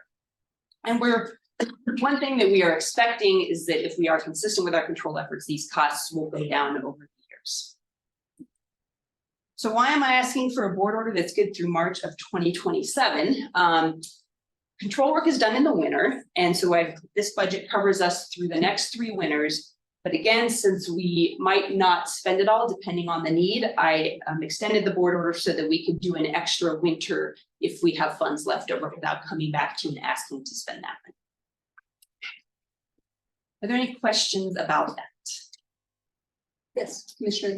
Yes, so Lindsay, I'm keenly aware of how challenging it is to manage this bird. I mean, I presided over here in some rooms far more than the people we saw this morning who care about prairie dogs. Yes.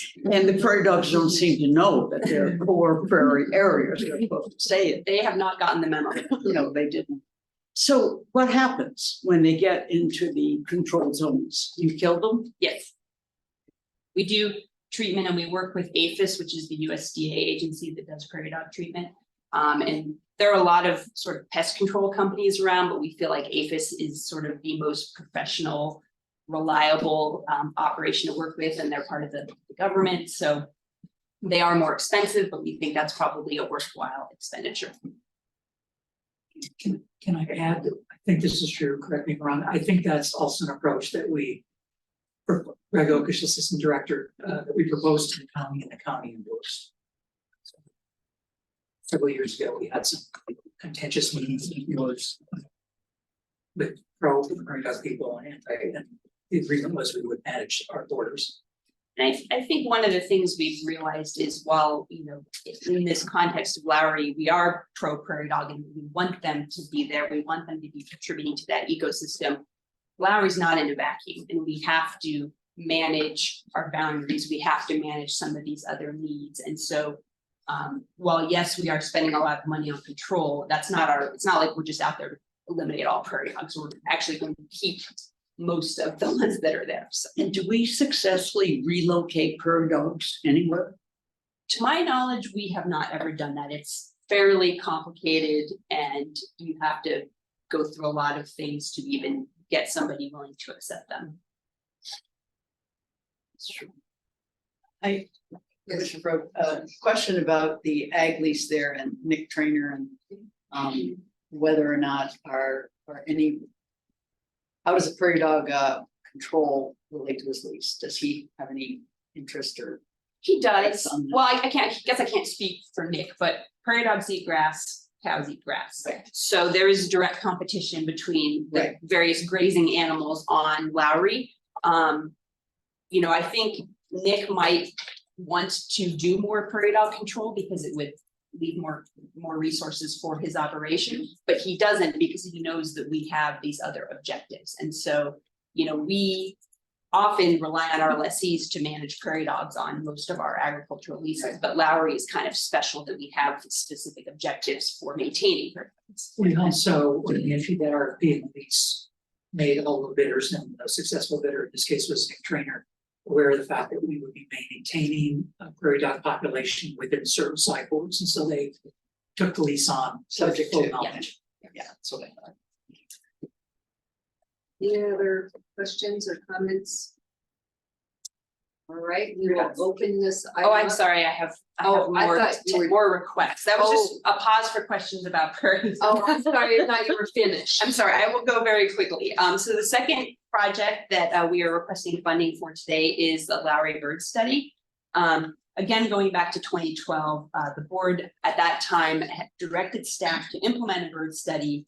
The goal of which was to provide the board with kind of a measure of biodiversity on Lowry and a baseline against which future years could potentially be compared. So the original study was done from 2012 to 2014, and this was on the brink of kind of two major events at Lowry, both that property-wide oil and gas lease and also the initiation of the holistic grazing lease. So this is kind of the time when Trainer Cattle Company took over the ranch. So we are a decade post both of those events. And so it seems like it's kind of a appropriate moment to revisit this study. We've had 10 years of holistic grazing. The kind of first phase of oil and gas development has occurred. Civitas is getting ready for maybe the next phase. So it seems like an appropriate time to go back and repeat this study and be able to draw some, learn some things from what we could learn. So the original study was done by Bird Conservancy of the Rockies. And basically they do these point counts, they lay out this grid and they measure what species occur, how frequently, and the density. And so, and then what they can do is they can actually compare this to the region overall. So not only can we say, how is Lowry doing compared to 10 years ago, we can say, how is Lowry doing compared to the short grass prairie in general? So if something is down throughout the range, you know, we know that it doesn't just apply to Lowry. So the cost for that is $60,000, and that covers both the field monitoring and the data analysis and report. We've had some preliminary conversations with Bird Conservancy of the Rockies about study design and what questions we might want to answer about the property. So in summary, staff recommends that the board approve the use of up to $200,000 from the Lowry Ranch Management and Enhancement Account to fund the program and project described in the cover sheet. And I'm happy to answer any other questions you have or address your comments. With the bird monitoring study, can't they recommend more raptors to eat the prairie dogs? They certainly could. And we actually have a great number of raptors at Lowry because of that. And getting more, for sure. Yes. All right, no further questions or comments? All right, Nick, let's open it up for any public comment. Sure thing. Folks listening along, use your raise hand button if you'd like to comment on this item and this item only. No raised hands. Okay, great. We do have a board order in front of us. If there's someone who would like to make a motion. I move we approve the board order regarding the approval of the enhancement projects as included in our packet. We have a motion in a second. A motion, Commissioner Probe, second, Commissioner Chavez. We'll call a vote. Commissioner Chavez. Yes. Commissioner Probe. Yes. Commissioner Keith. Yes. Commissioner Clark. Yes. And Chair votes yes. That passes 5-0. Thank you, Commissioners. All right, we are going to hear from Director Ryan on the NSE transfer, which we discussed a bit previously. Hi, Commissioners. Bill Ryan, for the record. As Commissioner Scanlon just said, I mentioned this in the staff report last month. At that time, we knew we were going to close on the sale of two big transactions in October. And we were going to make one acquisition. All of those things actually occurred. I also want to bring it back to the strategic plan. We said in our strategic plan that we wanted to find ways to grow the trust, including the permanent fund, and we could do that two ways. One is through how it's invested, and the other is through putting deposits into it. With the closing of the Erie transaction, we received what I would call an extraordinary amount of money. That was a very valuable property. Remind me again, how much that we got on that? In round numbers, 40 million. Rather than have that money just sit in our NSC account for a few years, we have an adequate balance in the NSC money. So what I'm proposing is that you all direct us to transfer the proceeds from the Erie transaction to the permanent fund today, rather than waiting 2 years, and we can get that money to work now, rather than waiting a couple of years. So that's my request. I think it aligns with what we said we were trying to do in our strategic plan. And so my board order, sorry, I don't have it up on the screen, but yes, I do. It's says we'll promptly transfer an amount equal to the proceeds received from the NSC of the Erie property to the permanent fund for investment. And you authorize me to take the action to get that done. All right. Any questions or comments for Director Ryan? All right, Nick, let's see if there's any public comment related to this agenda item. Folks listening along online, please use the raise hand button. Like to comment on this item. Give you a few seconds. Going, gone, no raised hands. Okay, great. With that, we do have a board order in front of us, and I just want to say, so I support doing this. We should get the money working. So appreciate that. This is Commissioner Chavez. I move we approve the NSC balance transfer as described in this board. Perfect. Do we have a second? Second. Sorry, who's second? Second. All right, motion Commissioner Chavez, second Commissioner Heath. We'll call a vote. Commissioner Chavez. Yes. Commissioner Foe. Yes. Commissioner Heath. Yes. Commissioner Clark. Yes. And chair votes yes, that passes 5-0. Thank you, Commissioner. Thank you very much. All right, are we on to Andy? Hi. Hello. Good afternoon, Commissioners. Andy Bissett, Transactions and Record Services Manager. We have the November 2023 board leasing agenda for your review and approval. This month's agenda includes one agriculture competitive bid, as well as 3 right-of-way new leases. Happy to answer any questions that you may have, and staff recommends this over board leasing agenda. Any questions for Andy? I'd like to point out on the first one that we took less money for a better stewardship. Very good, very good, so noted. All right, Nick, let's see if there's any public comment. Folks listening along online, if you'd like to make a comment, use your raise hand button. Stop and see them. No raised hands. Okay, very good, thank you. We had, yes, we just need a motion. Madam Chair, I so move the adoption of the board leasing agenda for November 2023 as contained in our. In a second. Second. Motion Commissioner Heath, second Commissioner Clark on vote. Commissioner Chavez. Yes. Commissioner Poe. Yes. Commissioner Heath. Yes. Commissioner Clark. Yes. And chair votes yes, that passes 5-0. Thank you, Andy. All right, for folks that were at the meeting last month, are there any changes to the minutes? just, this is a very small one, but it's in, talking about Dow Junction, it calls it Down Junction. A little Just typo. change it. Yeah, we will fix that in the I final. think it's version. page 333, Rachel. Got it. Rachel. Have them talk to her. Yeah. Can we Maybe pass we'll these help by later. acclamation with? Okay, we will pass this with by acclamation then. With that, Director Ryan, like.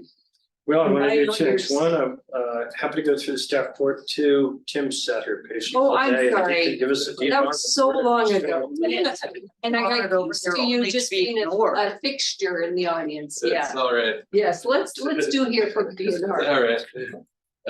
Tim Brass, Assistant Director for Parks, Wildlife and Lands, DNR. Have a couple of really light updates. You're wishing you had brought a book. Right. It's getting some emails. A couple of quick updates from DNR. First, just a couple of staffing updates. DNR's Assistant Director for Climate and Forest Health recently accepted a new role. She'll now be serving as the Colorado Parks and Wildlife's new climate resiliency policy lead. This is Angela Bogue. We appreciate the good work that Angela has done over the past 4 years to help stand up the Colorado State Wildfire Action Plan, lead the development of the Natural and Working Land Strategic Plan, and help advance Colorado DNR's work on climate in a really significant way. Since our last meeting, there have been a few significant budget and legislative updates that I wanted to fill you all in on. Last week, Governor Polis released his budget, which continues historic levels of investment for the Department of Natural Resources. This includes 58 new staff positions across 5 divisions, and just over $500 million in total for DNR operations and capital projects. We're excited to submit another ambitious budget package that exemplifies and advances DNR's mission to develop, preserve, and enhance Colorado's natural resources. In addition to the budget, we're excited to work with the state legislature to advance the following departmental legislative priorities. CPW will be leading a Wolverine reintroduction effort. This bill will help clarify that CPW has the authority to reintroduce wolverines in the state. But the bill specifics depend in large part on a listing decision from the U.S. Fish and Wildlife Service, which we are expecting here in the next couple of weeks. CPW is also working on an invertebrate and rare plant legislative authority bill. This will help clarify that CPW has the legislative authority to regulate and manage invertebrates and rare plants. CPW is also working on a technical cleanup bill that's related to mainly license issues. And then the Energy and Carbon Management Commission is also working on a cleanup bill. This bill will clarify the existing ECMC jurisdiction over carbon sequestration. It'll clarify pore space ownership, in state law for purposes of carbon sequestration. It'll also establish a process for pore space unitization, and it will make a few other statutory clarifications. As for federal planning updates, we're expecting the BLM to publish 2 significant resource management plans this week, which could impact state land board holdings. The Big Game Resource Management Plan Amendment will provide management direction related to oil and gas and other types of development in relation to high priority big game habitat and corridors. Additionally, we're expecting the BLM to release its RMP dictating the management of Gunnison sagegrass tomorrow. As for energy and ECMC updates, the state is continuing the process of updating greenhouse gas emissions reduction roadmap. This summer, we've been receiving public comment on that, and we've set some near-term actions through that. Based on the feedback that we've received, we've updated the proposed near-term actions and we'll be holding another round of in-person and virtual public meetings around the state in November and December. DNR is working with the Energy Office on a wide range of stakeholders to identify opportunities to improve siting and permitting of renewable energy and transmission projects. We expect there to be a great deal of interest in this topic in the upcoming legislative session. As for water updates, Governor Polis recently appointed Becky Mitchell, the state of Colorado's commissioner to the Upper Colorado River Commission, as the new director of the Interbasin Compact Committee. This is a position that's been held by Director Gibbs for the last 2 years. As the IBCC director, Commissioner Mitchell will be directly linking input from the Basin Roundtables and the IBCC to the interstate Colorado River negotiations. Kevin Rain, the state engineer and director of the Division of Water Resources, has announced his retirement effective January 1st of 2024. Kevin joined DWR in 1998 and for the past 6 years has served as the director. Lastly, just one quick update from CPW. They continue to invest significant staff time and effort into facilitating wolf reintroduction before the year end. We remain confident that we will meet the voter mandated deadline with wolves that have now been provided by Oregon. And additionally, just this last week, we received the 10J ruling from the U.S. Fish and Wildlife Service, which was needed to help ensure that CPW can properly manage the species in the state moving forward. That concludes the DNR updates, but I'd be happy to take any questions you may have or pass along any feedback from the commission to others within the department. Yes, thank you. On your proposed legislation to give CPW the authority to manage rare plants, are you coordinating that with the Colorado Natural Areas Council? We are. Okay, good, thank you. Well, that was a great report and well worth waiting for. I appreciate it. All right, Director Ryan. We're back, staff report, tab 10. A couple things I want to call your attention to. First, it didn't come up here, but you all, I'm sure, read the paragraph about KPK and they have problems with the ECMC, and I'm sure that's why you're further down the priority list, but frankly, that's how they got it. So we noted what we've been reading in the press here in the staff report. I'm not saying anything inappropriate, but just want to make that connection for you all. Second, our staff got to do, several of our staff got to do a really cool field trip to watch the seismic survey that goes on to figure out how pore space works and where oil and gas stuff is. Giant balloon tired vehicles that vibrate the earth basically, and it sends back waves, and they can sort of see where the are and where the gas is. And so kind of a cool field trip for our staff. And then the last thing I want to call your attention to is Commissioner Heath, you had asked us last month about the process we go through for responding to public comments. And Kristen mentioned we do that with everyone. And so we outlined a little bit of that in the staff report, and also told you specifically how we had addressed the comments from Mr. Mason last month. So just wanted you to know we hear you. We take good notes. It's good for the public to know It is, that we absolutely. also do this as well. Absolutely, appreciate that. Any questions on staff report items or anything else you want to know more about? So our last item is 2024 calendar. I can't read it so long now, but what I floated to you all was the concept of keeping the meeting dates the same. Wednesdays and Thursdays, the second week of every month. Turned out that had almost no conflicts from a holiday perspective. But we work for you all. And so if that's not a schedule that works for you, we could do this differently, or if we will continue the practice of holding 2 days and then releasing one as soon as we have a feel for the agenda. Typically the 2 day ones when we're traveling in the the summer months, and we try to keep these to a day, albeit a long day.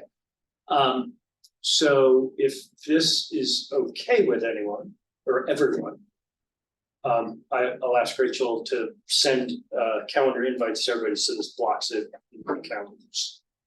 My only ask is that I have the same conflict in October Okay. every year. Okay. So I'm, for 2 years now, I have not been able to participate in the October meeting. Okay. And I know that's gonna be the case, because that's how in Colorado is, and that's Okay. really intense 3-4 days for me, so I've. And I know there were important things this, I just wanna make sure. Yeah. So So if October it's has a lot of possible. weeks, maybe we just put it to the following week. I'm checking that. I have a board meeting every October too. Oh. Let me see. I don't mind moving it, but I want to make sure that date works. I only do 3 a year. You're ready. That would Yeah. look like 16, I'm looking. 17. That's fine. Our meeting's not till the 22nd, 23rd. Just saying the spacing's then good between all the other meetings. Yep. Okay. We'll make it work. Make it the 16th. 16, 17, yeah. And I just want to know, I appreciate that you all, when you could, we've defaulted to Wednesdays. Skier traffic is there and real, so not Okay. having to drive on a Friday. If when I stay down after our meetings, that's awesome. And specifically in January, I can be in person on the 10th and I probably won't be on the 11th. In January. Okay.